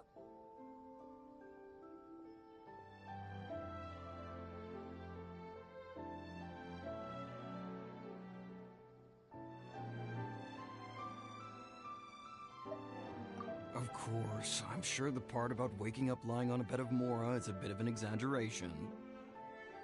Whether you believe it or not, it's not exactly a difficult ritual. It can't hurt to give it a try, right? If you're still feeling skeptical, just ask around. There are a lot of very compelling stories going around these days. Really? Well, come on! Let's go ask around right now, shall we?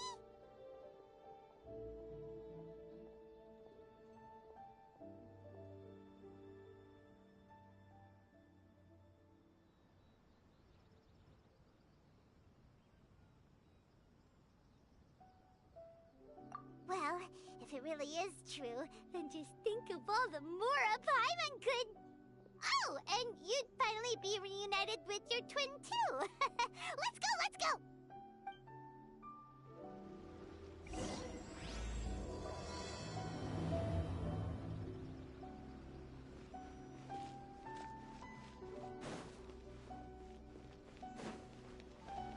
Go, Barbara, go!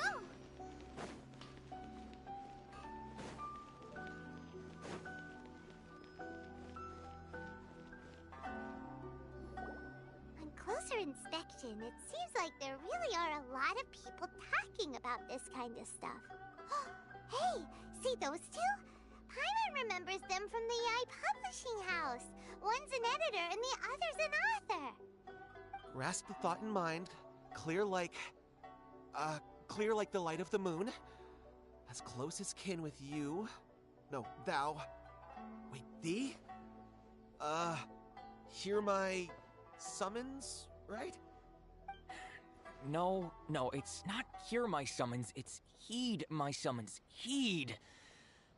You're never going to get it down at this rate. Hey! What are you guys up to?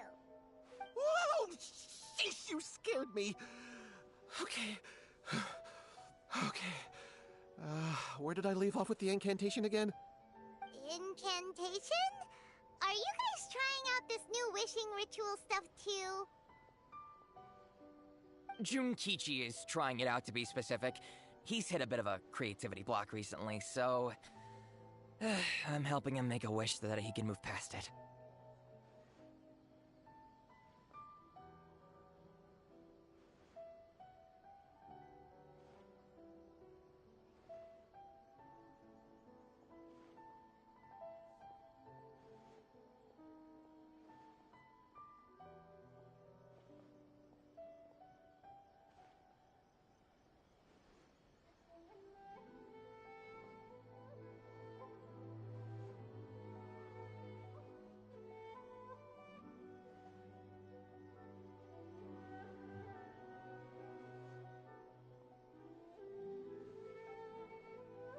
I mean, I obviously don't. But Junkichi never listens to an outside opinion, so all I can do is go along with it. Mr. Shigeru, can you please be a little more accommodating? This is extremely important to me. People have had all kinds of wishes come true. Become more attractive, get rich quick, ace their studies. I'm just a poor, struggling writer looking to get over a creative hurdle. Is that so much to ask? Anyway, I just know this is going to work. I have a gut feeling about it. Didn't you say the same thing when you went to make your wish at the Grand Narukami Shrine? Oh, I just know this is gonna work. I have a gut feeling about it. The omamori from the shrine take too long to have any effect on your luck. Alright, enough of that. Help me get this incantation down. My new book depends on it. Look, to be completely honest, I think you need to sit down and have a good think about what kind of story you want to write. Where's all that self-confidence you had when you first started out? Look at you now, trying dubious methods from any old light novel. Wait. What? This wishing ritual comes from a light novel? Yep, it's from the one called A First-Hand Guide to Summoning Spirits.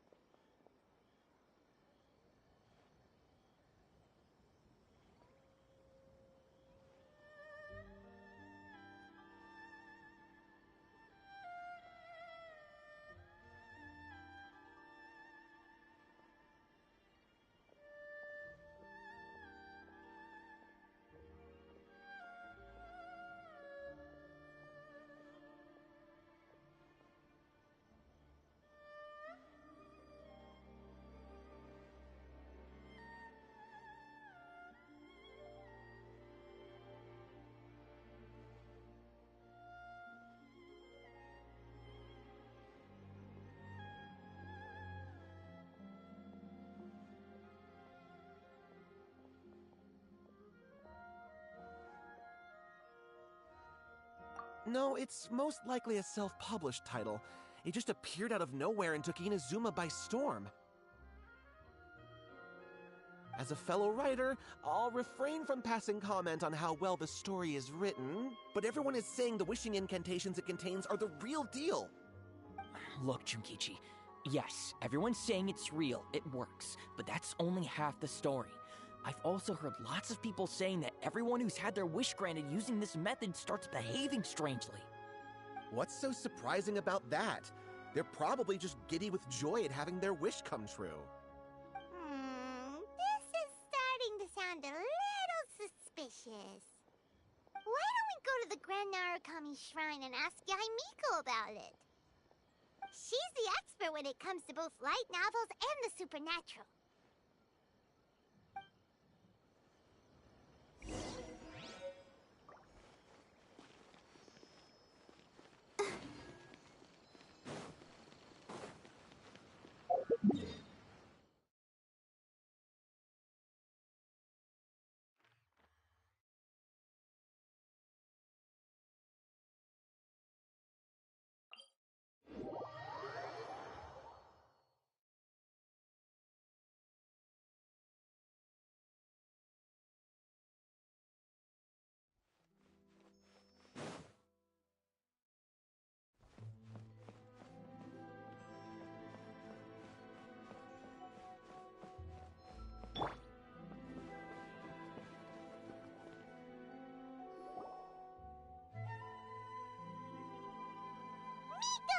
Great, you're here!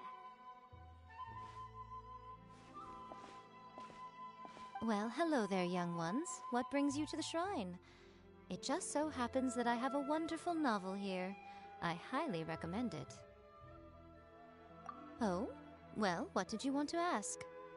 Well, we were just... actually, you look kind of busy. Is this a bad time? No, not at all. It's nothing major. Lady Guji, what do you mean, nothing major? I'm begging you, you've got to help me save my brother. It really is nothing major. I stand by that. Oh, but since you're so curious, let's have him relate the story one more time, just for you. You two seem to have a good relationship with Guji-ai. Please, put in a good word for me. You have to convince her to help my brother. Here's what happened. My name is Kato Yohei, and my brother is Kato Shingo. All he's ever wanted is to become a swordmaster, so he once asked Sensei Domon of the Meikyo Shisui art to take him on as a disciple. Domon turned him away, took one look at him and said he didn't have what it takes to train in the art of the sword. But my brother wasn't about to resign himself to defeat. He trained every day as hard as he could, and finally proved himself by defeating one of Domon's best disciples in a duel recently. But since his victory, he's been acting extremely strange. It's like he's become a completely different person. The doctors can't find anything wrong with him, so I'm betting it must be the work of an evil spirit. That's why I'm here, begging for Guji-ai's help. You know, there really aren't as many evil spirits lurking around as you seem to think. Your brother achieved the goal he'd been striving toward for as long as he can remember, and now it's gone. It's only natural that he feels a little empty and lost while he's trying to find a new direction. If it were me, I'd just leave him be for a couple of days. He'll recover on his own soon enough. No, Lady Guji. If you saw him for yourself, you'd know. I guarantee you he's not acting like someone who feels empty and lost. Oh, all right. Then tell me, when did your brother spar with Domon's disciple? About 5 days ago. 5 days ago, you say? Yes, Lady Guji. That's a long time for him to be acting up like this. I'm really worried about him. Our greatest wish is to one day found our own school, just like Domon. We can't jeopardize that dream now. Wait a minute, now I'm a little confused. Are you here to save your brother, or are you here to make your dreams of founding a martial arts school come true? Well, they're kinda two sides of the same coin, aren't they? Whatever. Let me ask you this. Have you heard of any interesting new rumors lately? If so, I'd love to hear about them. What? Rumors? I haven't heard anything. Oh dear. Well, that's too bad. Lady Guji, please stop changing the subject. This is someone's life we're talking about here. Please, you've got to help me. Miko, he seems really desperate. This thing with his brother sounds really bad. Come on, you should help him. Okay, fine. Then it's decided. Yay, Miko! So you're gonna help him? Kato, whatever your name was, these two guests are trusted acquaintances of mine, and in fact, they are experts in resolving all manner of strange and supernatural phenomena. Exorcisms and that sort of thing are all in a day's work for them. Yeah! Wait a sec! Really? Is that hesitation that I detect in your voice? So let me get this straight. You come begging to me for help, I actually recommend someone for the job, then suddenly you start doubting me? Not at all, never. Whatever Lady Guji says, I trust wholeheartedly. Thank you two for your willingness to help. Please follow me. Now hold on a hot second, Miko. We may be a lot of things, but we ain't exorcists!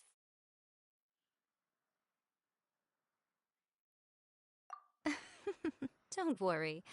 If he wants an exorcism, just grab a handful of salt and mutter some mumbo-jumbo while you're sprinkling it around. It's a common trope in light novels, right? You just have to have a bit of bravado. As soon as the protagonist gains self-confidence, everything else just magically falls into place. Well, you were the ones who seemed concerned about his situation. Don't you think it would be a little unfair to make me do all the work? Besides, we both know you wouldn't be here at the Grand Narukami Shrine unless you had a request for me too. This is an opportunity to demonstrate that you come in good faith. This feels all wrong. But you technically have a point, so... All right, let's go. Don't worry now, I'll be coming along too. Okay, let's follow Yohei and go visit his brother. What is going on here? Granted, you can never be quite sure what's going on in Miko's mind, but she seems even more disinterested than usual in Yohei's situation. Well, a life's at stake here, so it looks like we'll have to deal with that first before we'll get the chance to ask her about the incantation stuff.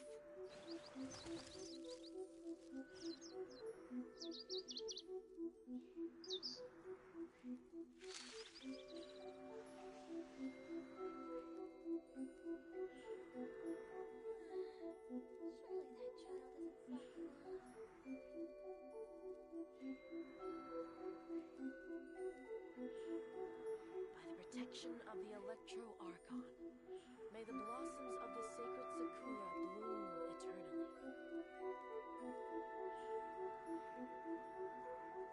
Inactivity serves no purpose whatsoever.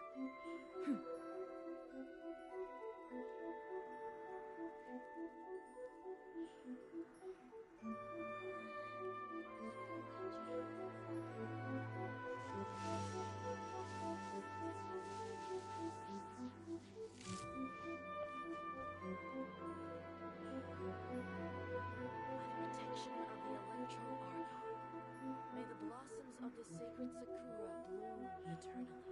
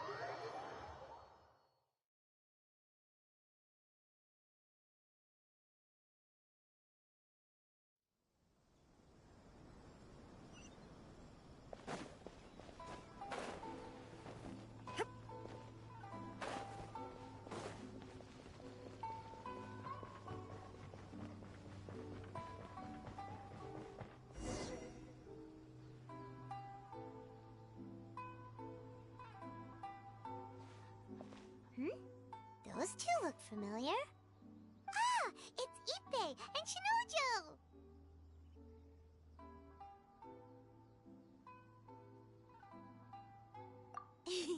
Guess they must be good friends, huh? Anyway, let's go say hi.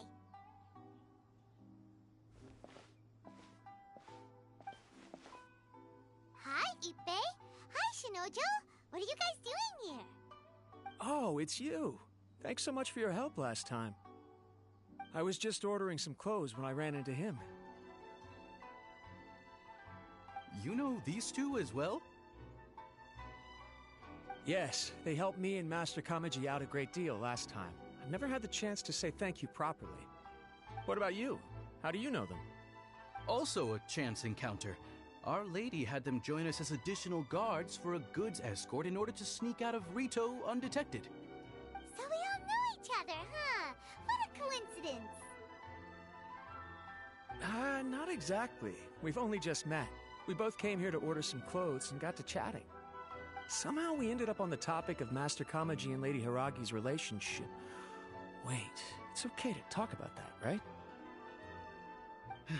It's probably fine. They've known about it for a long time already. Oh, yeah! Paimon remembers those two had a thing. In fact, that was why Chisato wanted us to deliver a letter. That's old news, though. So why has it come up now? Are they taking the next step or something? We have reason to suspect that they'll be getting married soon. Wow, that's great! They can finally make it official! Of course, this is just personal speculation. They haven't announced anything, and we wouldn't dare to ask. I was instructed to place an order for some formal wear for a big banquet. Turns out that Ippei received the exact same instructions as I did. They're both preparing for a banquet at the same time. They're both purchasing the kind of fine wine and confectionery normally reserved for big festivals. It's hard not to put two and two together. Lady Hiragi has been in high spirits recently, and I heard she's on a diet as well. Surely it's all for the wedding. This is wonderful news! But, What's wrong? Oh, don't mind me. She's about to be happily married to the love of her life. I genuinely couldn't be happier for her. Right? I think so too. It's fantastic. Yes, but we shouldn't let ourselves get overexcited. What if it's all a big misunderstanding? As things stand, we have no actual proof of a wedding. Now, if they sent me out to deliver wedding invitations, that would be a different story. Shinoju doesn't look like he's taking this very well at all. Sorry, I just haven't slept well recently. I'm ashamed to be so out of sorts at work. I'm not living up to my responsibilities, either to the Kanjo Commission or to my lady. Are you worried about their wedding? Not exactly. It's just everything feels kind of up in the air until they make it official. I get what you mean. I really do. We need this wedding to be set in stone before the celebrations can really begin. What should we do?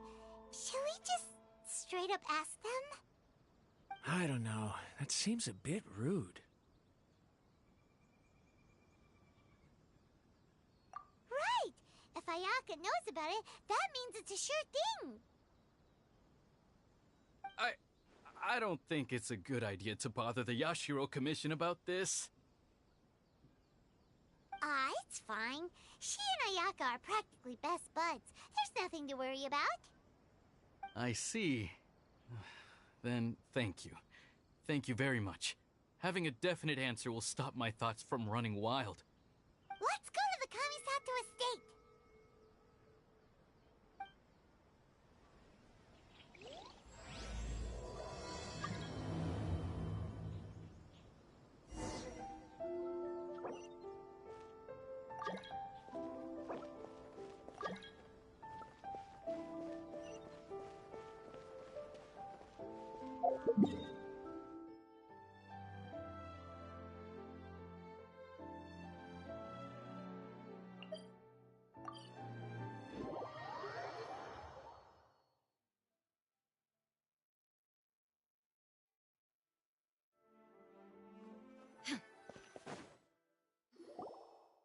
This place impresses me every time I come here. It's so magnificent, but still so elegant. We'll just wait here. We don't want to cause any extra trouble for you. Ayaka wouldn't mind. Honestly, even if we did come with you, we wouldn't know what to say or do once we were inside. So we'll just leave you to it. Alright then, we won't be long.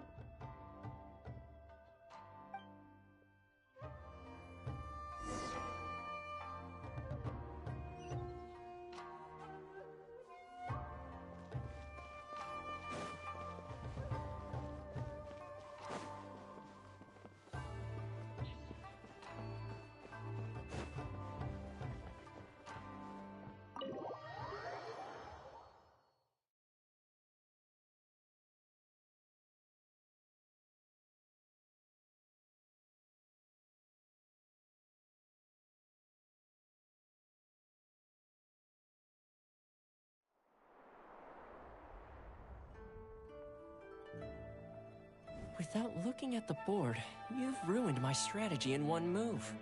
Amazing. Now what should I do next? Ayaka, Toma, it's us! Hey guys, it's been a while. If you're looking for my lady, I'm afraid she's not here right now. Oh? That voice. Toma, would that happen to be the Traveler? Yes. Greetings, Traveler. Ayaka speaks of you constantly. Finally, today is the day. I am head of the Kamisato clan, and Yashiro Commissioner, Kamisato Ayato.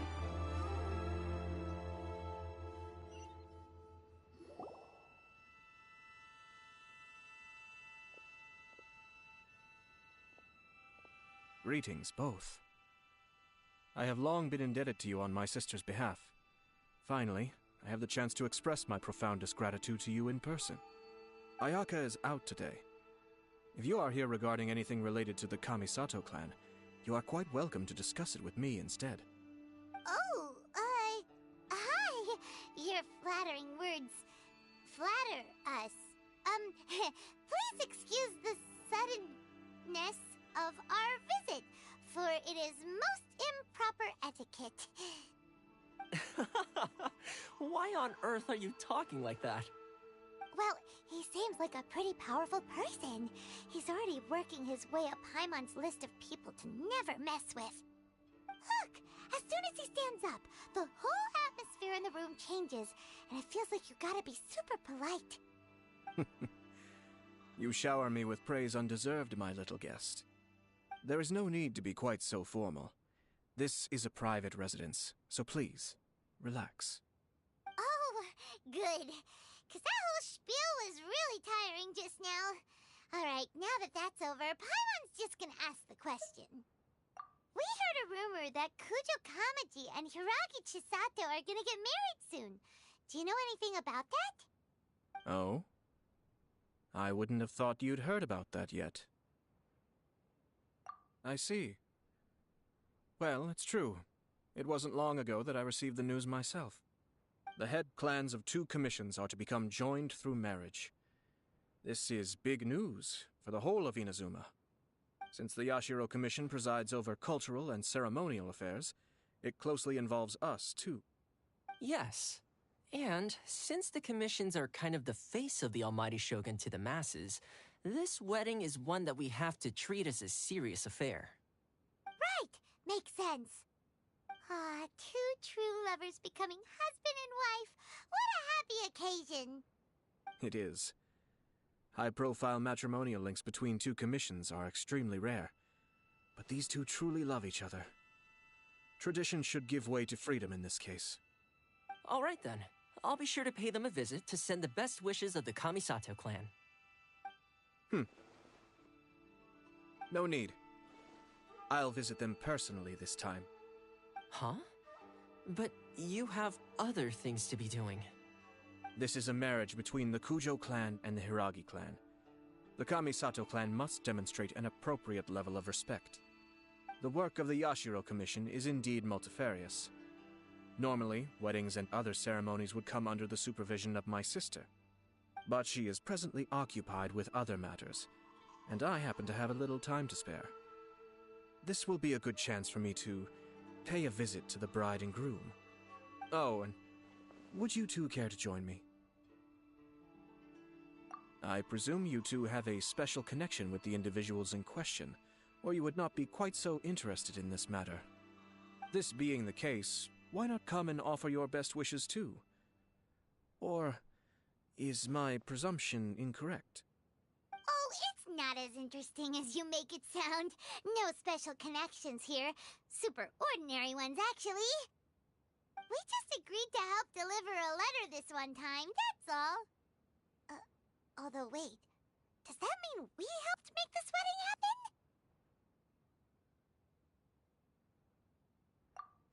Alright then. I cannot thank you enough. Your mere presence shall surely mean we are spared the futile pursuit known as small talk.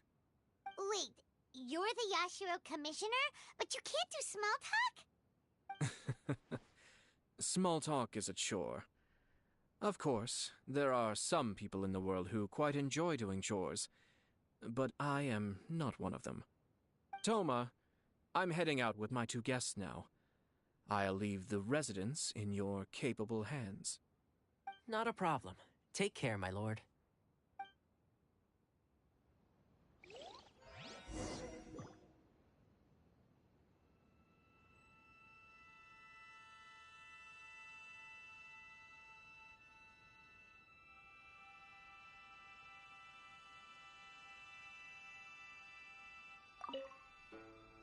What's wrong?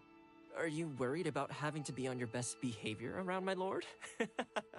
Don't be nervous. He's actually pretty easy to get along with. Well, the vast majority of the time, at least.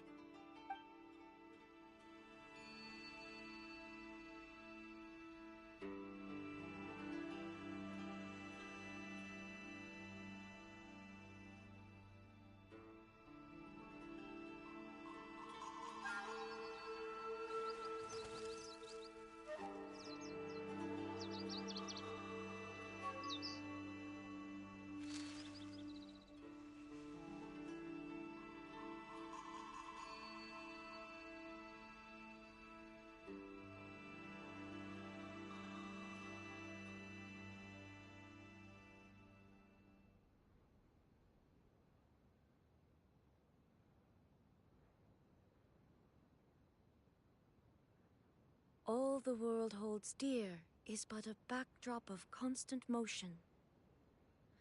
I stand before it, alone and unchanging.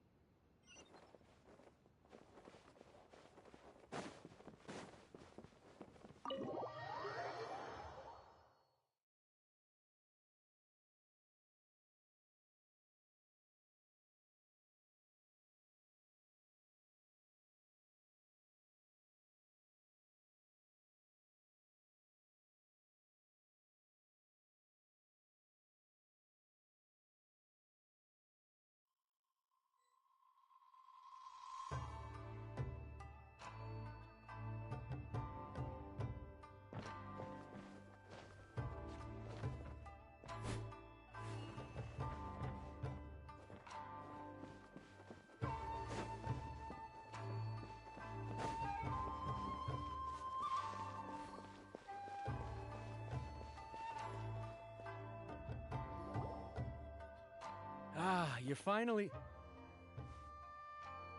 Ah, Yashiro Commissioner! Who are these two? They're friends of ours. Paimon will do the introductions.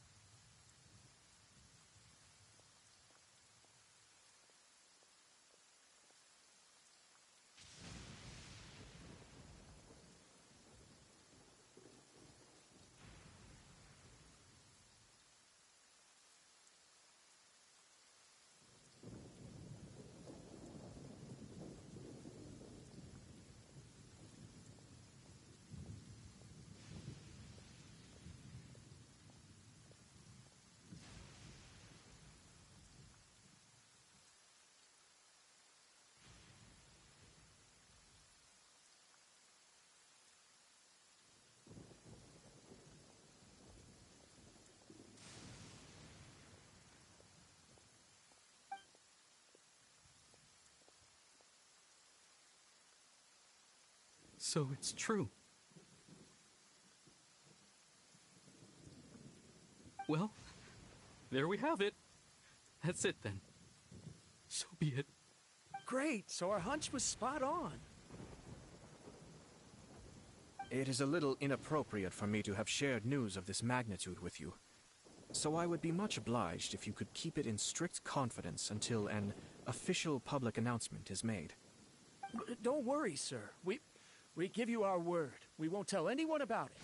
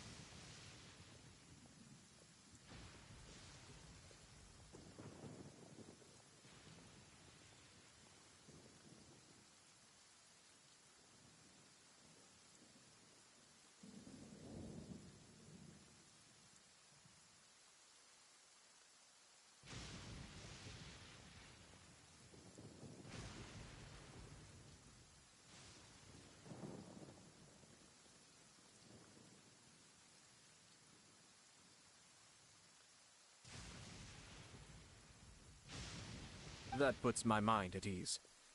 Now, on the topic. We'd like to pay a visit to the Kujo clan. Would you mind leading the way for us? Of course not. I'd be honored. I guess this is where I... Goodbye then. Aw, cheer up, Shanujo. I'll try. Thank you.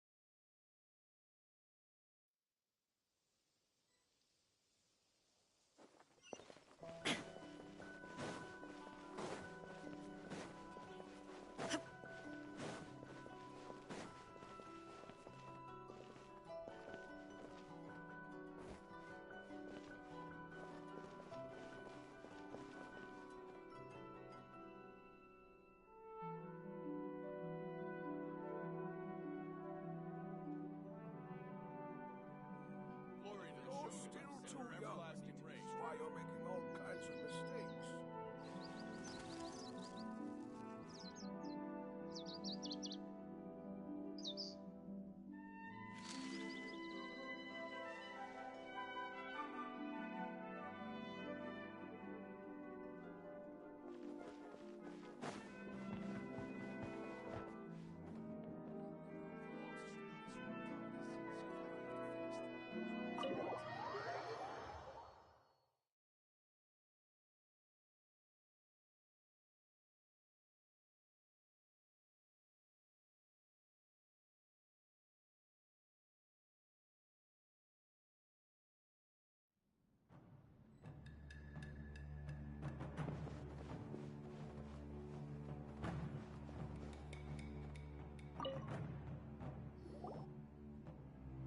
All right, then. Please excuse me. I'll leave you to it from here. Okay. Thanks, Ipe.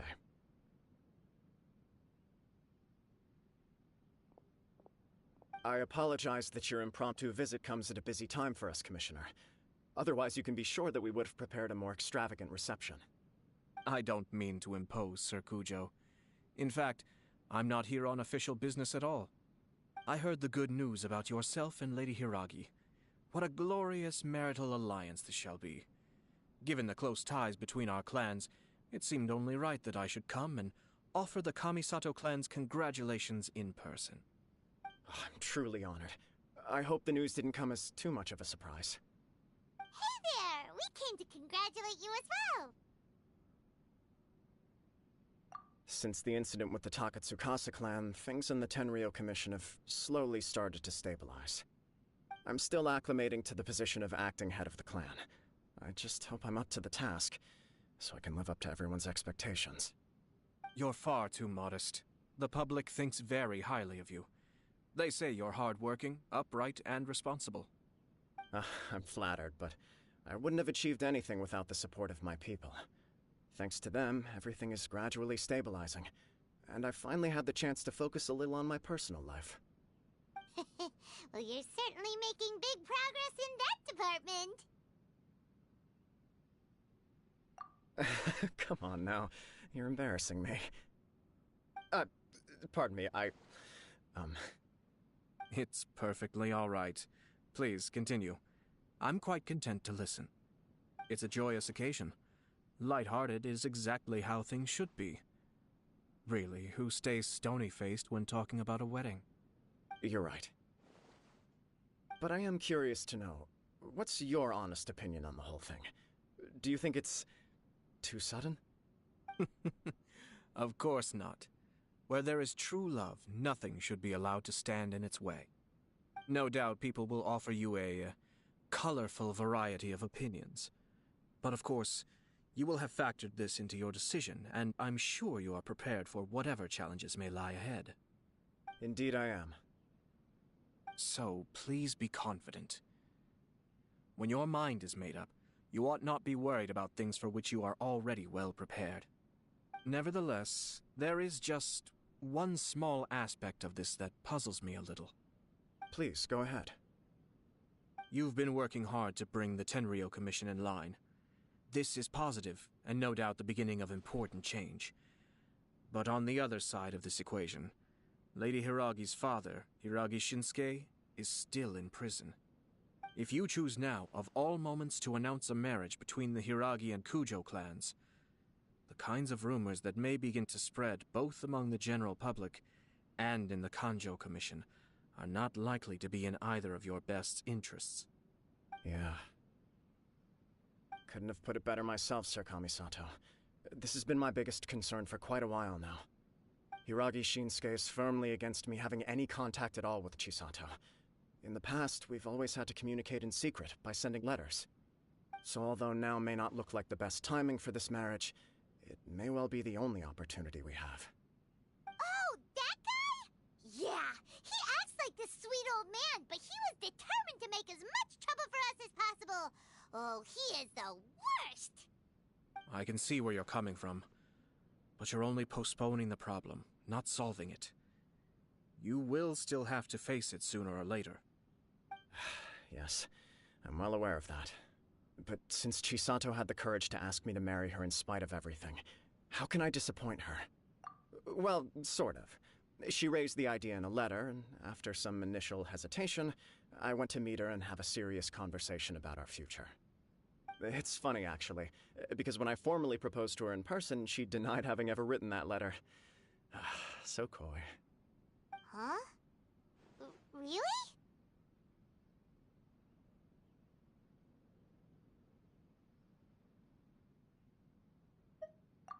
She didn't say. She just acted confused by the whole thing. She really committed to it. I'll never forget the look on her face. Oh. Anyway, as her boyfriend, I knew she was just pretending, so I played along and said, I was only joking about the letter, and then I proposed. After making some disgruntled noises about me making a stupid joke, she blushed and said yes. We spent that afternoon working through all the details of the wedding. Okay. So you discussed it and decided on a date? We did. I guess it was a chance to finally express our commitment to one another, clearly and completely. And you know what? I think it was about time. No matter what happens next, I will always be there for her as the one person she can always rely on. Oh, give me a break. Sorry, but Paimon's been wanting to say this the whole time. Is it just this dude, or does everyone in love act like this? He just won't stop talking.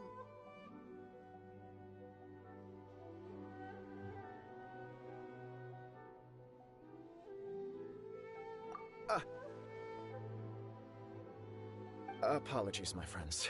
And also to Sir Kamisato. I must sound like a fool. Far from it. On the contrary, seeing you so positively smitten puts my mind at rest. No surer evidence could there be of your true feelings and your commitment. If I had any reservations before, I certainly don't now. I wish you a joyous wedding when the day comes. Yeah, even if it's kinda irritating to see you all smug like this, it's still a happy occasion. Good luck on the day, and have a happy wedding! Thank you all. It means a lot. We have some other business to attend to now. Until next time. Very well. I'll see you out.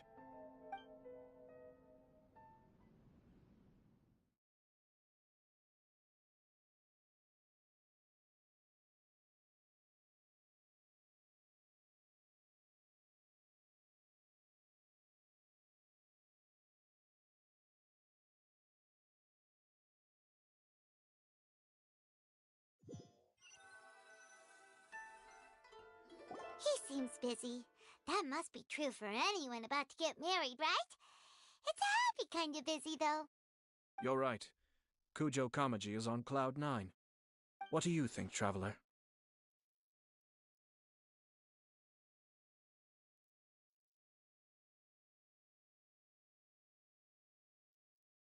He chalked it up to her being coy, but that doesn't sound like the Hiragi Chisato I know. It bothers me also. But, unfortunately, attempting to seek the truth of the matter would likely be fruitless.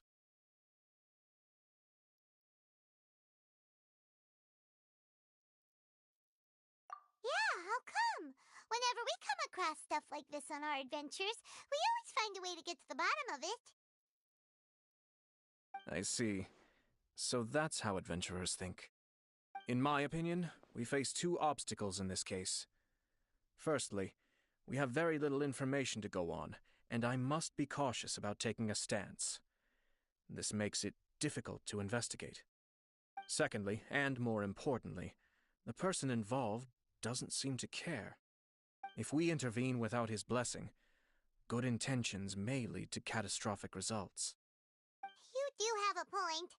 Kamaji doesn't seem worried at all. Everything in the world is intertwined. What looks like a simple outcome is often the result of multiple conflating reasons. Seeking the full truth would be a long and laborious process. It would be inefficient.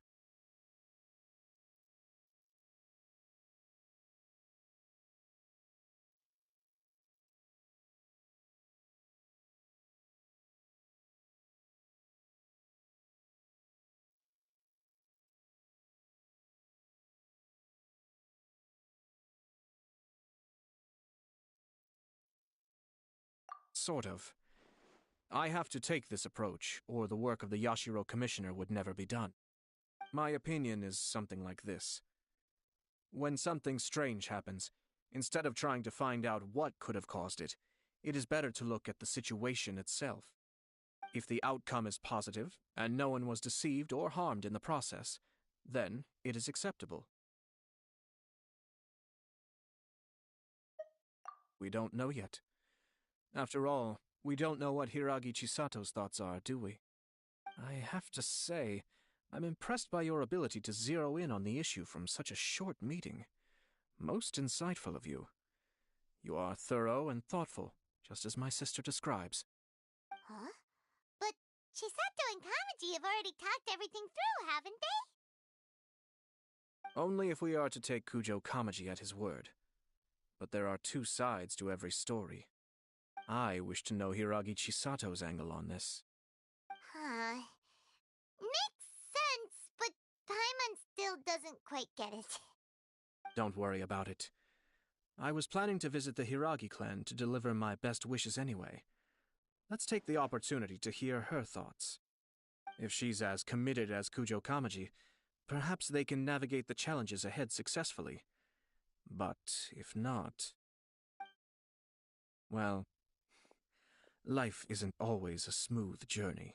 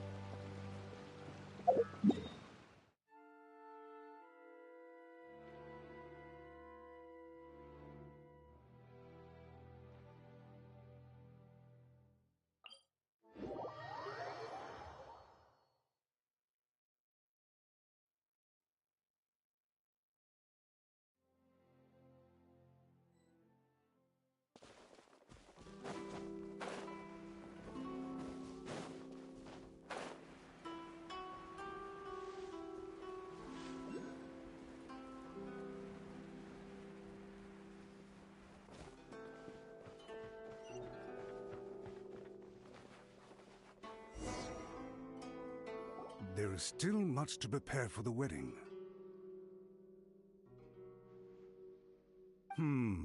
Should we also invite some prominent business leaders who frequently visit Rito?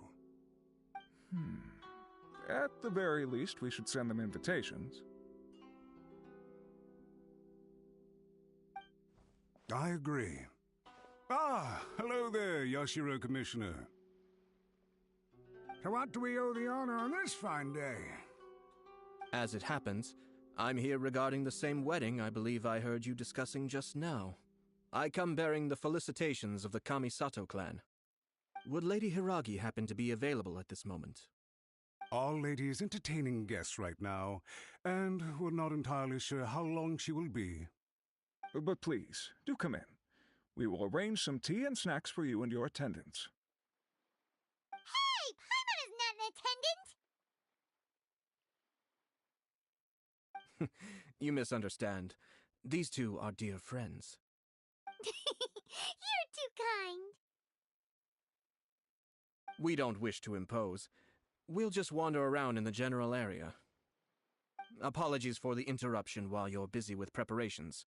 Please, let us know once Lady Hiragi is available. Nonsense, Commissioner. No imposition at all. This wedding is a joyful occasion, and all the other clans who serve the Hiragi clan are most delighted for them indeed. We're merely doing the best we can to make this wedding as grand an affair as possible. When the time comes, we'll invite everyone in the clan and even the general public to attend. That sounds splendid. We'll leave you to it. Take care, Commissioner. Seems like you guys talked a lot without actually saying anything. Hence why I dislike small talk. Our timing was not ideal, but never mind. I spotted a stall on our way over where we can pass the time. The owner always manages to come up with novel ideas. Oh, it's Tomoki! Ah, it's you. Good to see you again. Seems like you're always showing up with a VIP in tow. Oh? So you know the owner as well? Yep, we tried his dango milk a while back with the almighty Shogun in Inazuma City. Ah, I see. So you were involved in that. I'd caught wind of this dango milk, but I didn't know that it had anything to do with you two.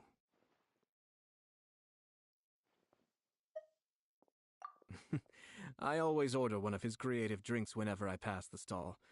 The flavor is always new and interesting. When I noticed he'd set up shop in Rito, I simply had to come by. Oh, thanks to you all, my business is finally beginning to take off. More and more people are willing to give my creative cuisine a shot. It gave me the confidence to decide that I'm going to stick to creative cuisine from now on. On the one hand, I wanted more people to be able to try out my culinary creations. On the other hand, I wanted my customers to experience the joy of being creative too.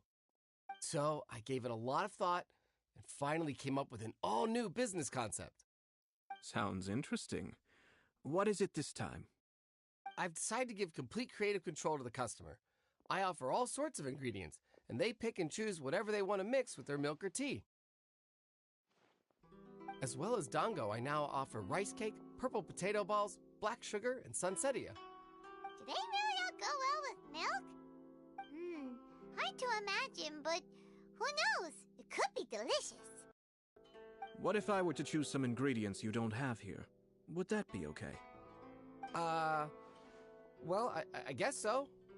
Any novel ideas you have, Commissioner, please feel free to tell me. I'll go buy the ingredients right away.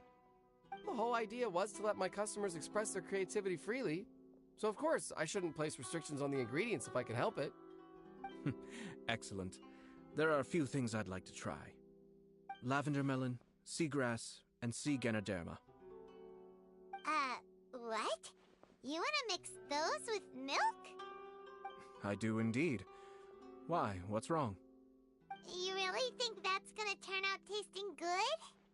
It's all about the experience. The taste is secondary. It's great to try new things. Traveler, any thoughts?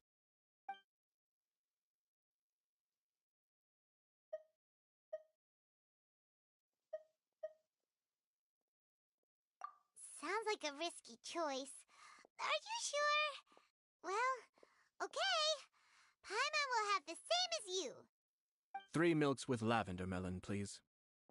No problem. Give me a second, I'll have them ready in just a moment.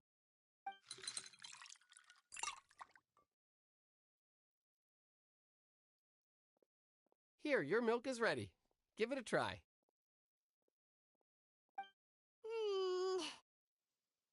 Yep, just as Paimon suspected. Raw lavender melon does not taste good. I think it tastes all right. It makes me feel in touch with Mother Nature.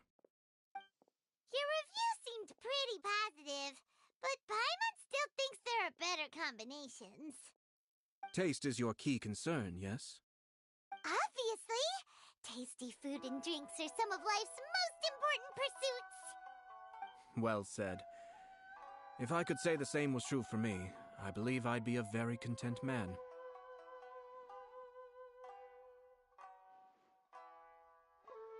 Yes. No one has unlimited energy, and I try to conserve mine for the things that really count. To create some mental breathing room, I try not to overthink the less critical matters. Having my sister attend public events in my stead and having Toma as housekeeper has also been a great help and allowed me to focus. We're just passing the time here though, right? Is there anything else to think about than what we're doing right now? 1 or 2 things. Let's continue this discussion somewhere else. I noticed something before we left the Hiragi clan's residence. No, it was just a small detail. I was curious to know their thoughts on the wedding, so I asked them about it.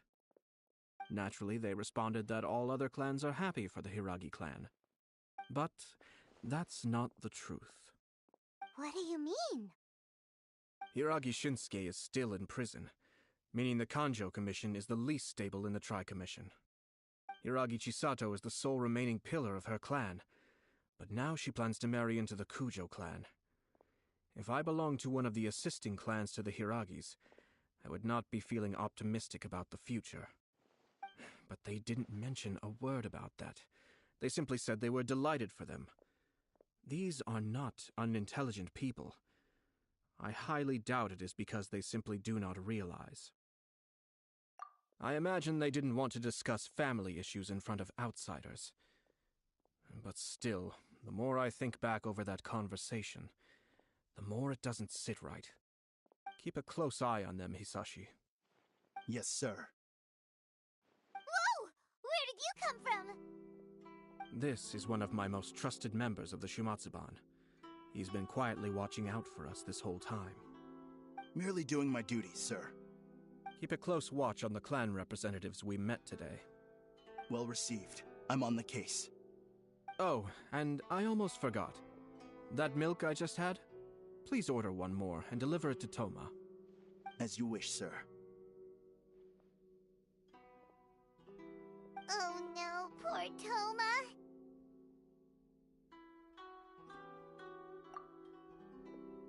Sir Kamisato, Lady Hiragi's previous engagement is now concluded. She's waiting for you in the courtyard. Thank you kindly. Let's go and see Hiragi Chisato.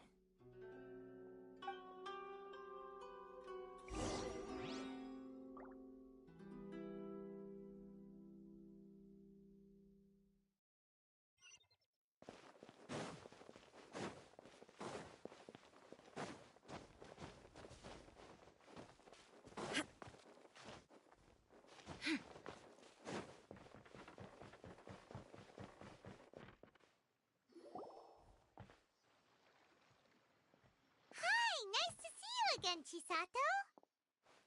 I heard that Sir Kamisato had brought some guests, but I didn't know it was you two.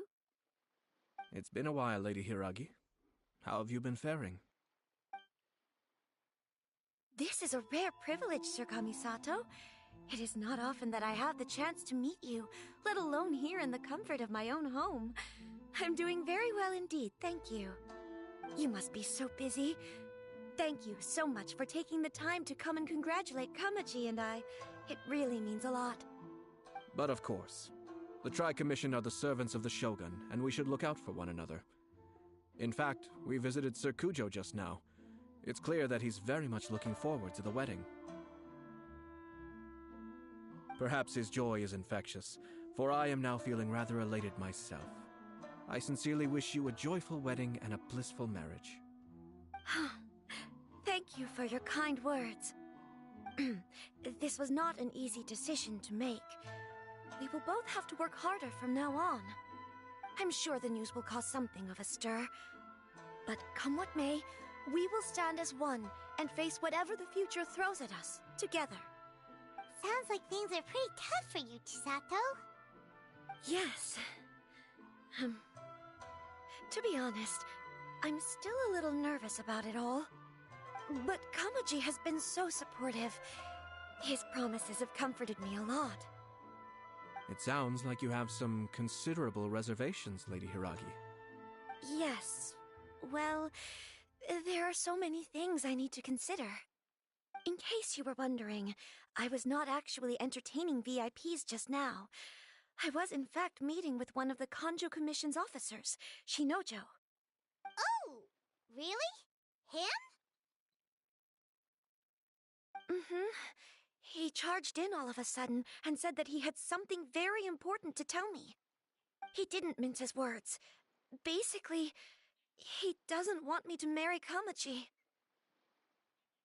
He has always been a calm and contained person who never acts out of line. I was quite shocked to see him so agitated. But despite all that, what he was saying made a lot of sense. He thinks that now is a bad time for this wedding to happen. He pointed out that I am like the final pillar propping up my clan. If I marry into the Kujo clan, that pillar is taken away. There will no longer be a voice of authority in the Hiragi clan. And It could be a disastrous move for my personal image, too. It's just two families becoming one big family, though, right? What's the big deal? Traditionally, in Inazuma, clan affiliation influences every facet of life. After the wedding, Lady Hiragi will belong to the Kujo clan. The Kanjo Commission's attitude toward you may undergo some significant changes thereafter. Precisely. This is a terrible thing to be saying, but I'm starting to have second thoughts. Maybe I went along with it all too easily. Maybe I allowed myself to be pushed into this. I'm so sorry. I can't believe I'm making my guests listen to me complaining. No problem at all. The Yashiro Commission has a duty to listen to you. Now that I've heard your concerns, I should offer to help you as best I can. For instance, by helping you gather your thoughts on the matter.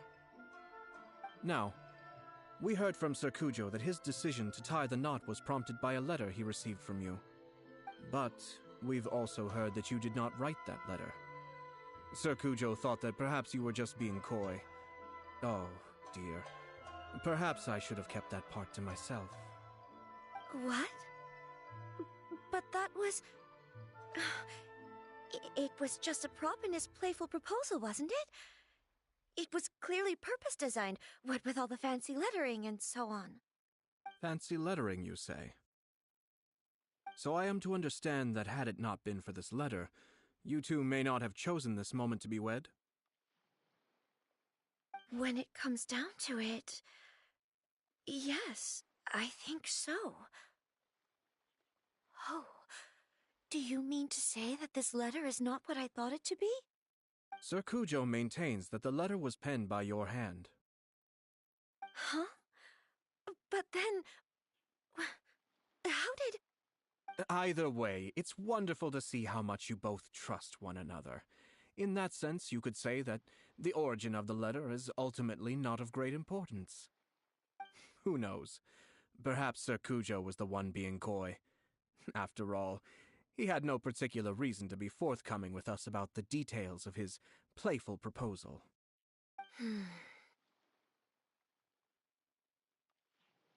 I understand. As you say, ultimately, the origin of the letter doesn't matter. But my position does matter. Kamaji and I thought that we needn't worry about anything that lies ahead, because we can face it all together. But now, I think I should give it some more thought. Marriage is the most important decision of your life. Don't let yourself regret it. It is also part of the Yashiro Commission's job to help people through difficult times. I say this as an advocate for you personally, and for the Hiragi clan. Please, do not be compelled by circumstances to make any decision that goes against your will. To be together with the one you love is a sacred thing. It is my earnest wish that both of you may enjoy a bright and beautiful future, not a bittersweet one. I'll take to heart every word you have said to me. I can't thank you enough, Sir Kamisato. I'll think very carefully about your advice. All that matters is that you follow your heart.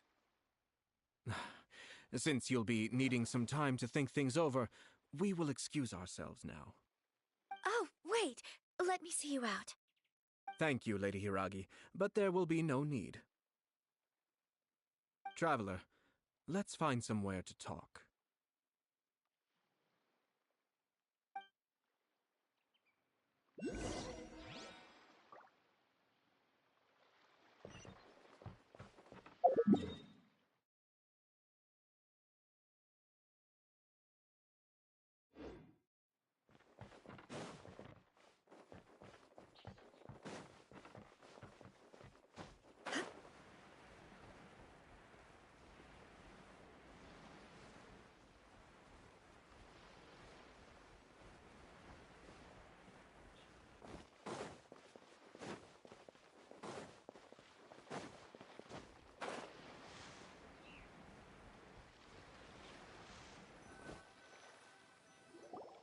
Hiragi Chisato is on a totally different page than Kujo Kamaji.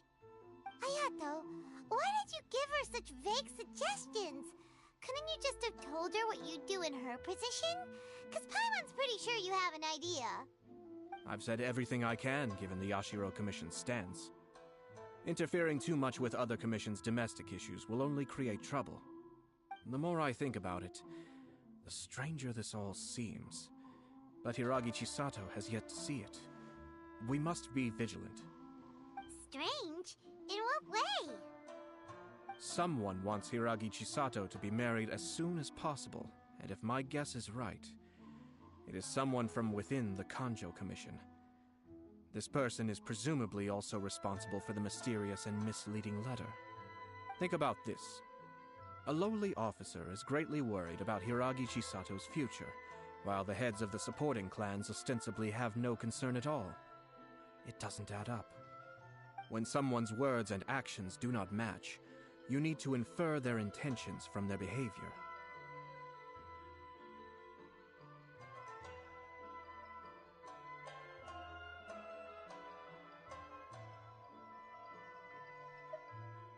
Yes, it's a smart strategy.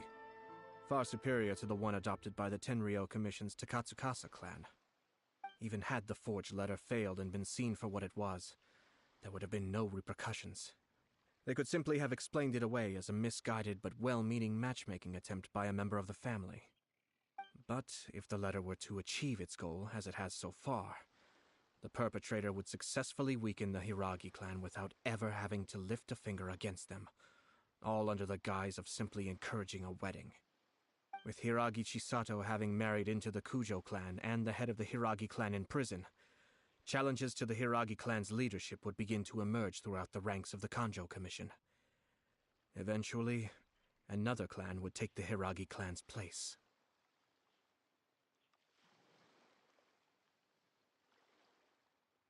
Actually, we have evidence. His name is Shinojo. Shinojo? He should be back by now. Yes, sir. That's the second time you've done that! Paimon cannot deal with this. Did they take one of the Kanjo Commission officers away? Yes. His name is Shinojo. As I expected. They cannot afford to let this opportunity pass them by. They have to act now while the Hiragi clan is at its weakest. Hiragi Chisato had been persuaded by Kujo Kamaji, and the wedding was sure to go ahead. But after Chisato's meeting with Shinojo, she began to have second thoughts. In their eyes, Officer Shinojo has interfered with their plan. But why did they suspect him and not us? Someone was eavesdropping on our conversation with Chisato the entire time. That's why I was a little reserved. No way! Whew. Lucky Paimon didn't say anything stupid. But Chisato got what you meant about the letter though, right? I think so. But whoever is behind this will not allow their plan to fail now.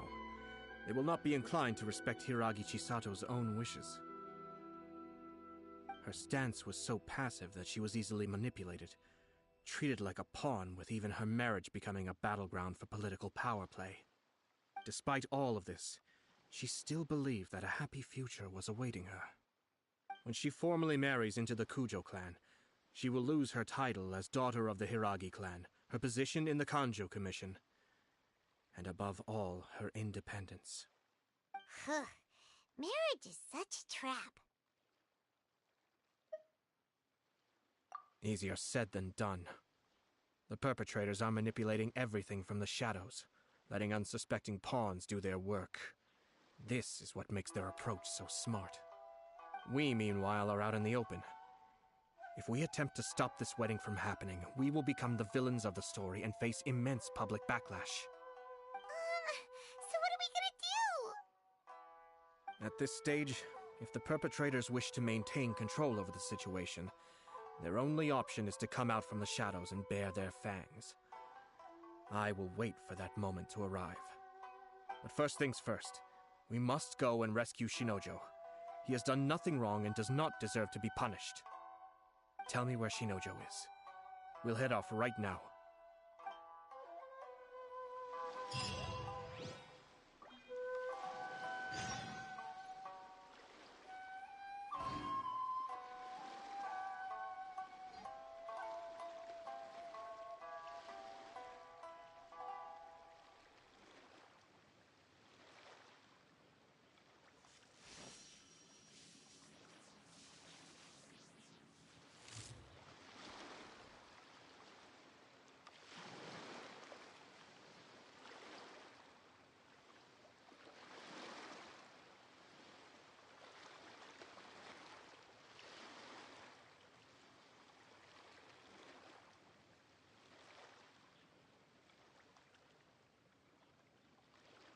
Inactivity serves no purpose whatsoever.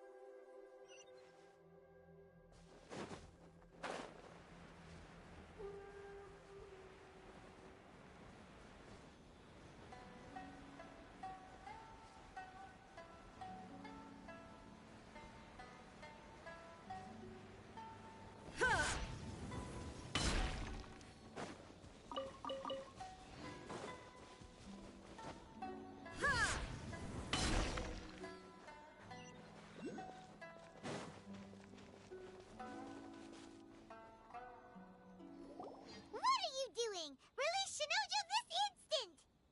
Stop this at once. It's the Yashiro Commissioner. Well, we take orders from our master, no one else. Really? Then please, excuse me.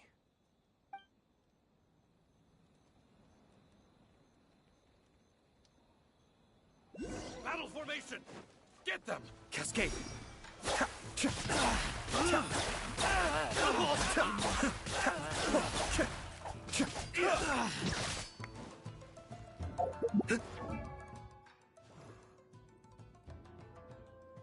Ah.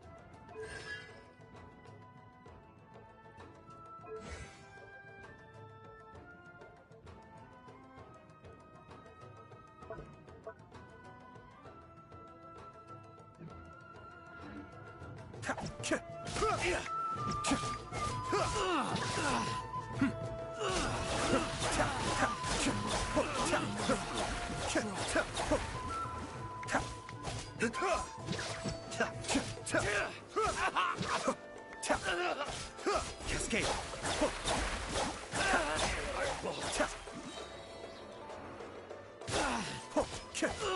Kamisato Arc! Suiyu!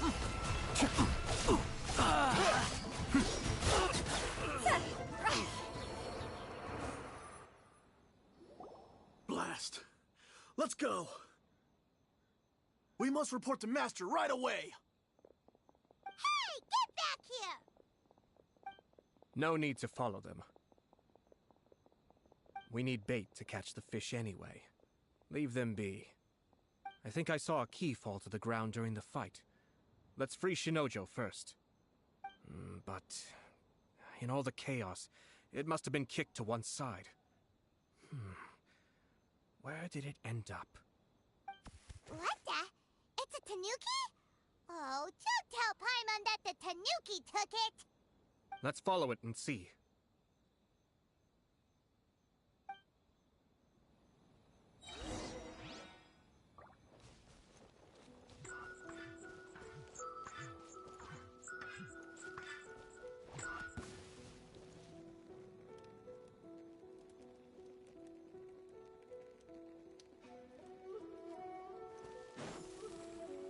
Huh? Go!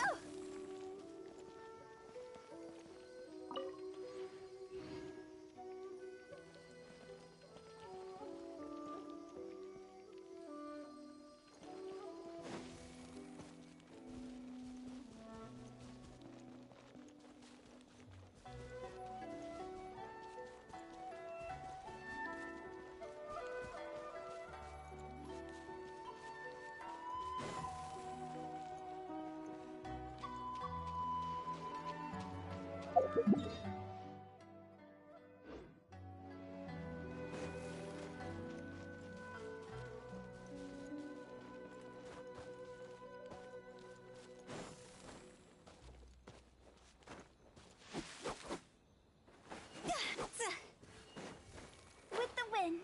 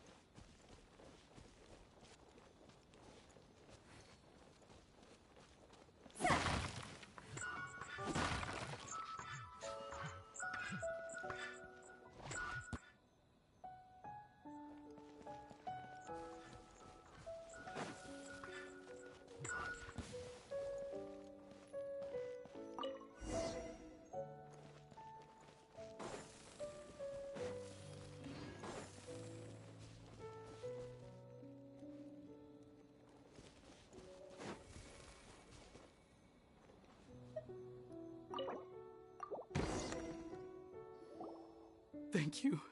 Thank you. It was terrifying. They said they were gonna throw the cage into the sea with me still inside. Oh, wait! You have to listen to me. Lady Chisato's wedding. It's all part of a scheme. Someone's trying to use the wedding for their own ends. Calm down, Shinojo. It's okay. We knew about all that. Huh? Our suspicions were roused to this possibility, and so far, everything is unfolding rather as we expected. Those behind this plan are not going to give up easily. Their next move is imminent. We must devise sufficient countermeasures. Yashiro Commissioner, you're personally going to take action? This situation has consequences for the whole Tri-Commission, and the stability of all Inazuma is at stake. My hitherto neutral stance ends now. The almighty Shogun has always despised these pathetic power games. As a commissioner, I am a servant of the Shogun, and it is therefore my duty to handle these tiresome matters on her behalf. That's true. Shinojo, don't return to your post yet. Find somewhere safe and stay hidden. Traveler, Paimon, let's get out of here.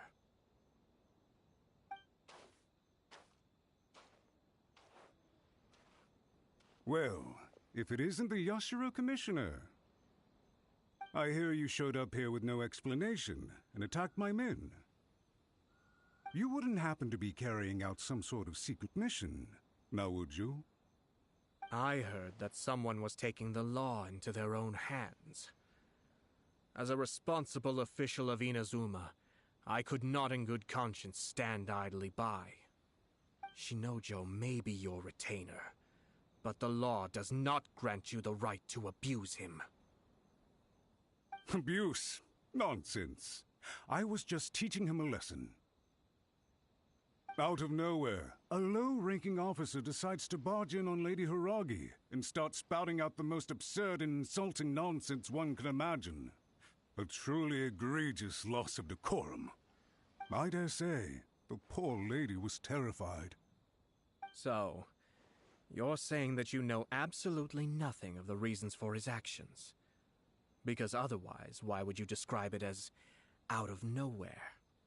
Two people from two different clans are getting married. That's all there is to it. And yet this young gentleman took it upon himself to fabricate a nonsensical disaster story around it. How should I know what he was thinking? Even if she marries into the Kujo clan, Lady Hiragi will always be the daughter of the Hiragi clan and the most distinguished member of the Kanjo Commission. We are, and always will be, her loyal assistants. It's our duty to see that she never has to worry about anything. Loyalty and duty are our guiding principles. Not only did this guard show no regard for either, he went out of his way to upset our lady. How could one do such a thing? Even if we put it down to a rare moment of impulsivity. I have to say, I'm surprised to see one of such noble standing as yourself rushing to his defense. Darn it! This guy is good. Annoyingly good. Funny. I'm suddenly reminded of an anecdote I'd like to share with you. There's not been a dull moment since I took up my post in the Yashiro Commission. Every day I've been exposed to new and fascinating things. For instance, a merchant from abroad once told me about a curious kind of bird with the most extraordinarily long tongue. So long, in fact, that you can tie 2 knots in the portion of it that extends out of its beak. I'm sure someone as erudite as yourself could be able to guess what people do with these unusual avians. Keep them as pets.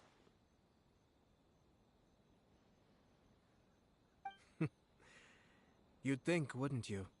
But there's a catch. You see, this bird is of no use to humans whatsoever, and certainly doesn't make a suitable pet. If you catch one, the best thing you can do is actually cut its tongue off and throw it out of the window. The reason they give is this. The longest tongue has the most to say, but don't be deceived as it chirps away, lest the song it sings lead you astray. I say, Yashiro Commissioner, are you here simply to mock the Kanjo Commission? Far from it. In my mind, the Kanjo Commission is made up of honorable individuals, upright and forthright, conscientious and loyal. It is unbecoming of such people to resort to lies, deception, and filibustering, all as part of a plan to remove Lady Hiragi from her position in the Kanjo Commission. Yashiro Commissioner, please don't make accusations without any evidence. The evidence is standing right in front of me, is it not? I have a credible witness who can confirm you were quick to try and make him disappear as soon as he said something that you did not like. Ugh, dear me. I can't believe the Grand Matsura clan is now represented by someone with less of a sense of loyalty than even an ordinary servant. You studied hard and took a government position, only to make it to where you are now just to play these petty power games behind the scenes. I'm not sure whether it's because you're smart enough to play the system, or too foolish to know any better. In your years of service to the Shogun, not only have you managed to glean nothing good from the people around you, you have also let yourself be blinded by self-interest. And now you have ruined your once bright future. I'm not angry, Mr. Matsura. I just feel sorry for you. Is that right? Then tell me, if you're so bright, what exactly do you think you can do to me?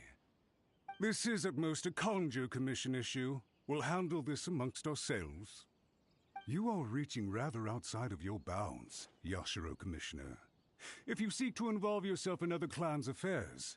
Might I be so bold, then, as to question your motives in doing so? I think you are simply opposed to an alliance between the Kanjo Commission and Tenryo Commission, because the new balance of power in the Tri-Commission would be a threat to you personally. So you come here with an elaborate excuse to try and break up this marriage. So, that's how you view it.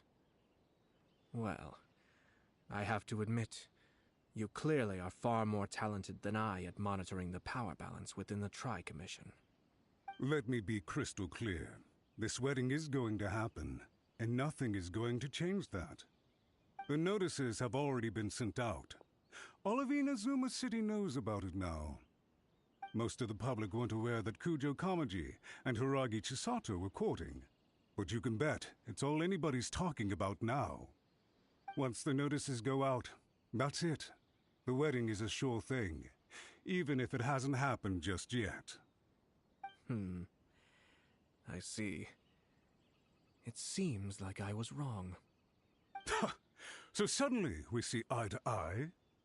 I had expected you to at least be smarter than most. But it seems that I was gravely mistaken. Kamisato Ayato! You... How dare you! You've made your move. Now, I suppose it's time I made mine. What do you mean? Do you seriously think this marriage will bring the Kanjo Commission and the Tenryo Commission together? Isn't it at all possible that the Kanjo Commission becomes marginalized as a consequence of this union? Goodness me. Well, I've learned a great deal from talking to you. That will be all for now. If you would excuse me, I shall take my leave.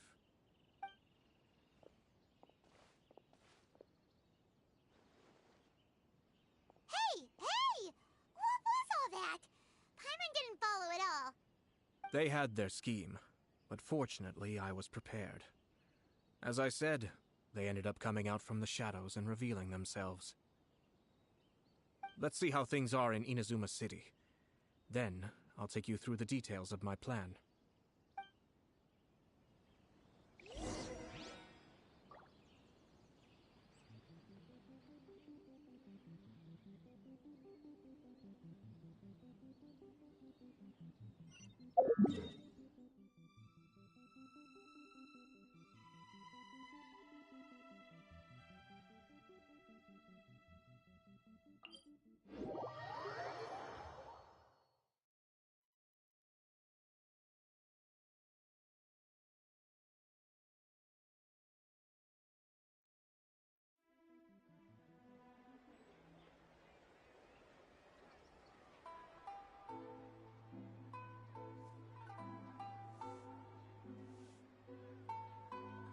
Silly churl, Billy churl, silly Billy, hilly churl. Ooh.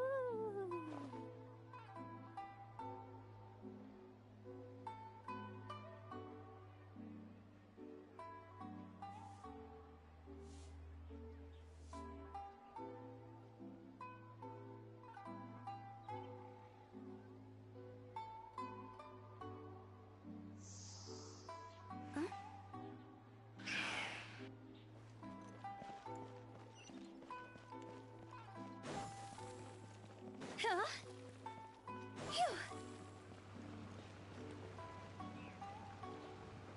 Phew. Look at this.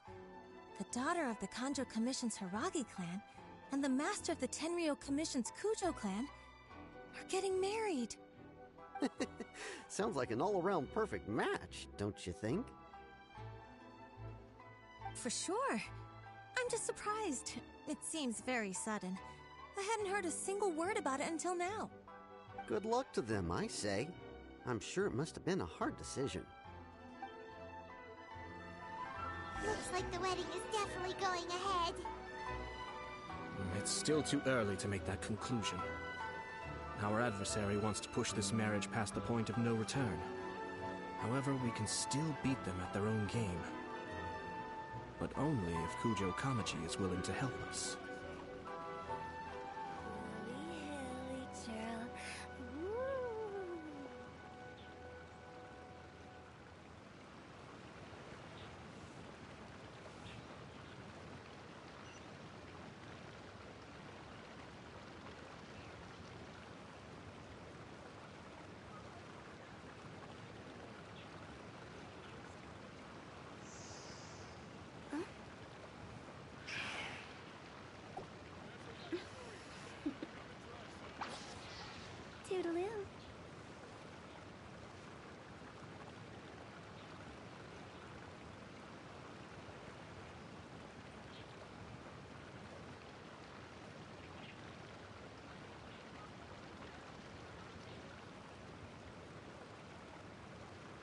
Wanna come over for tea?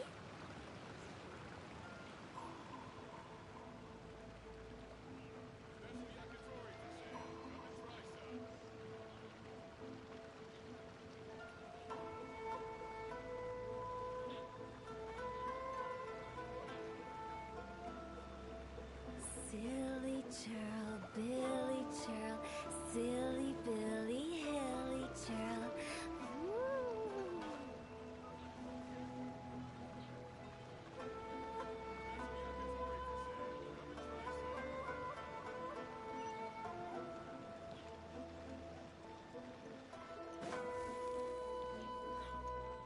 What other mind-blowing changes could be made?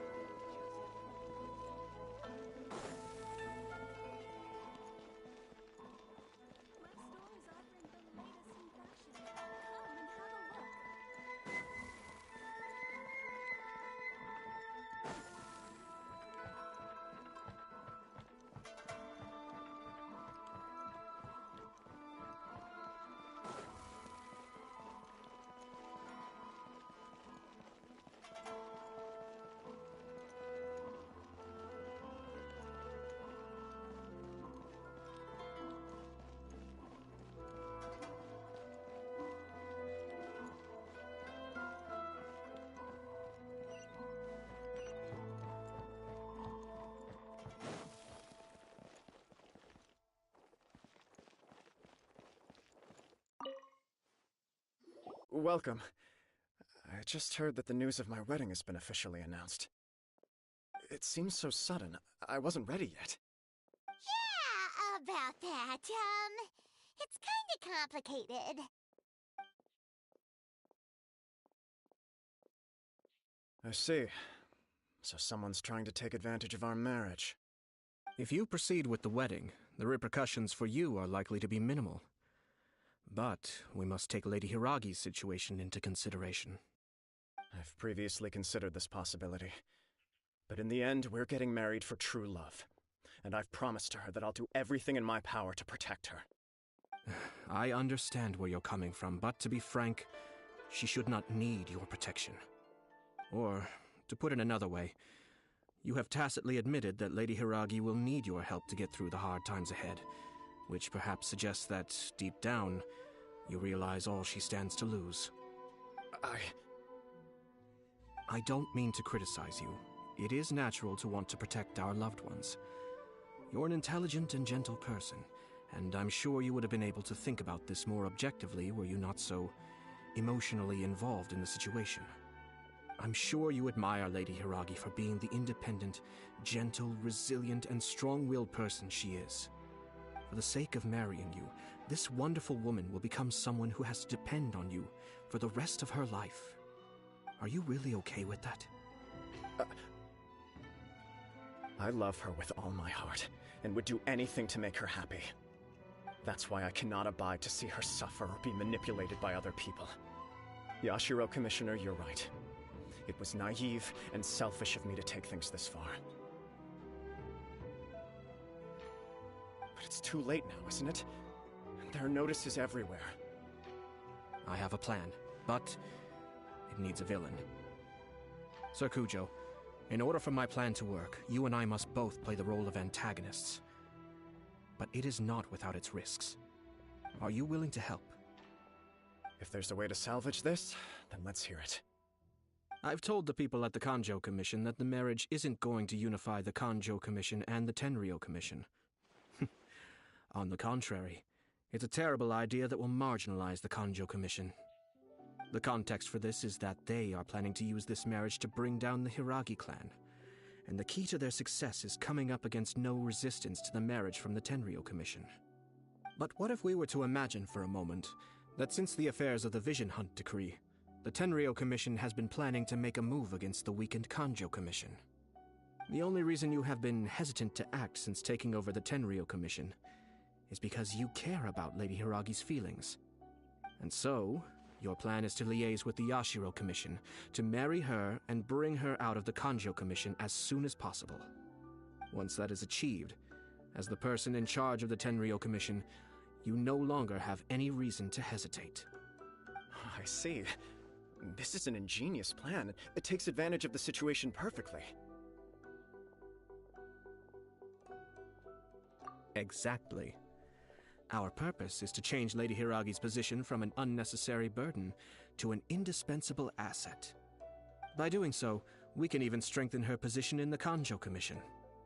Once our adversaries realize how the network of connections behind the scenes really looks, they'll do their utmost to stop this wedding from happening.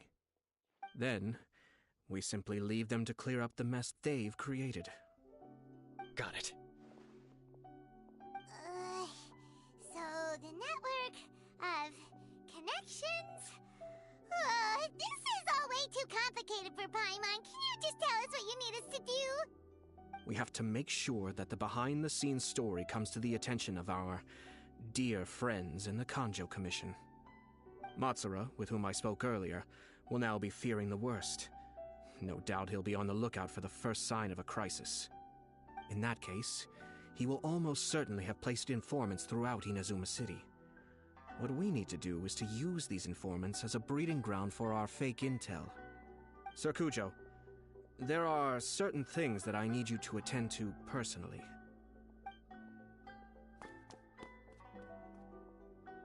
It's almost time. My ninja has located one of the informants. Let's go and see if he'll take the bait.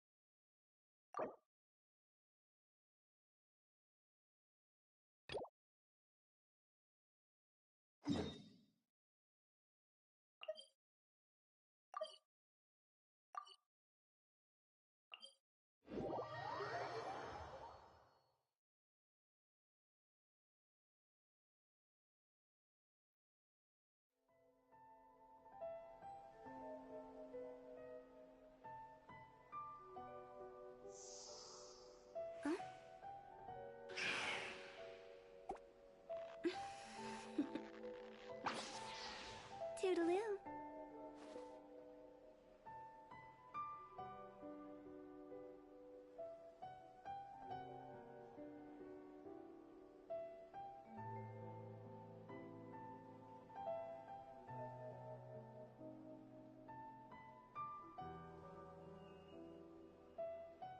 Silly churl, Billy churl, silly Billy, hilly churl. Woo!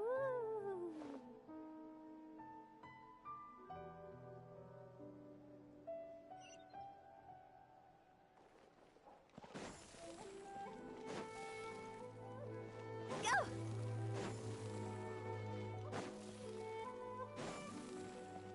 Huh? Phew!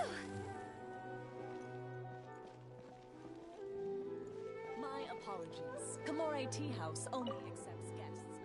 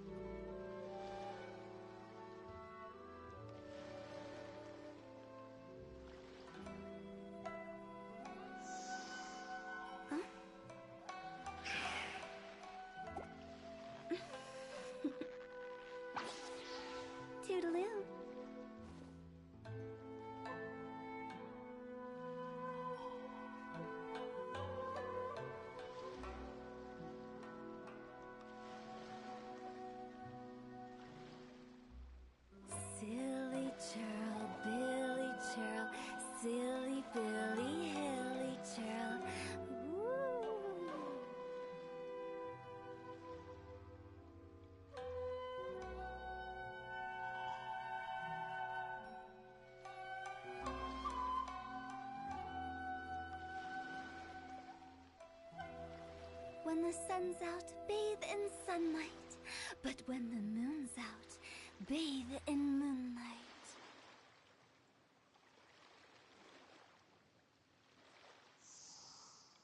Huh?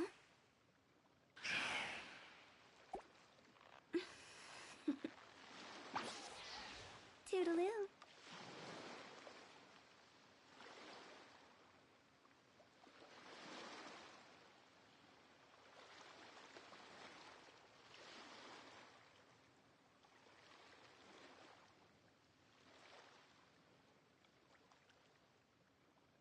Silly churl, Billy churl, silly Billy, hilly churl.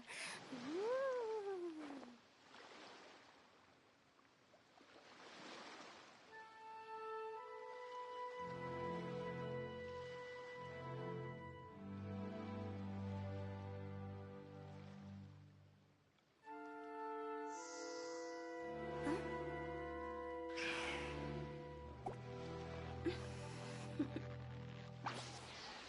Toodaloo.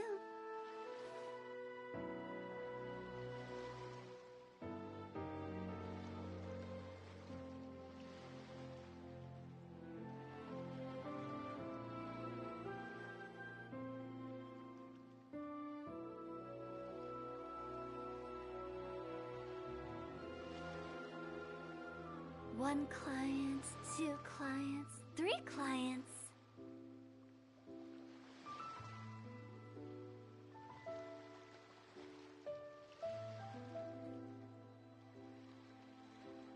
Silly churl, Billy churl, silly Billy, hilly churl.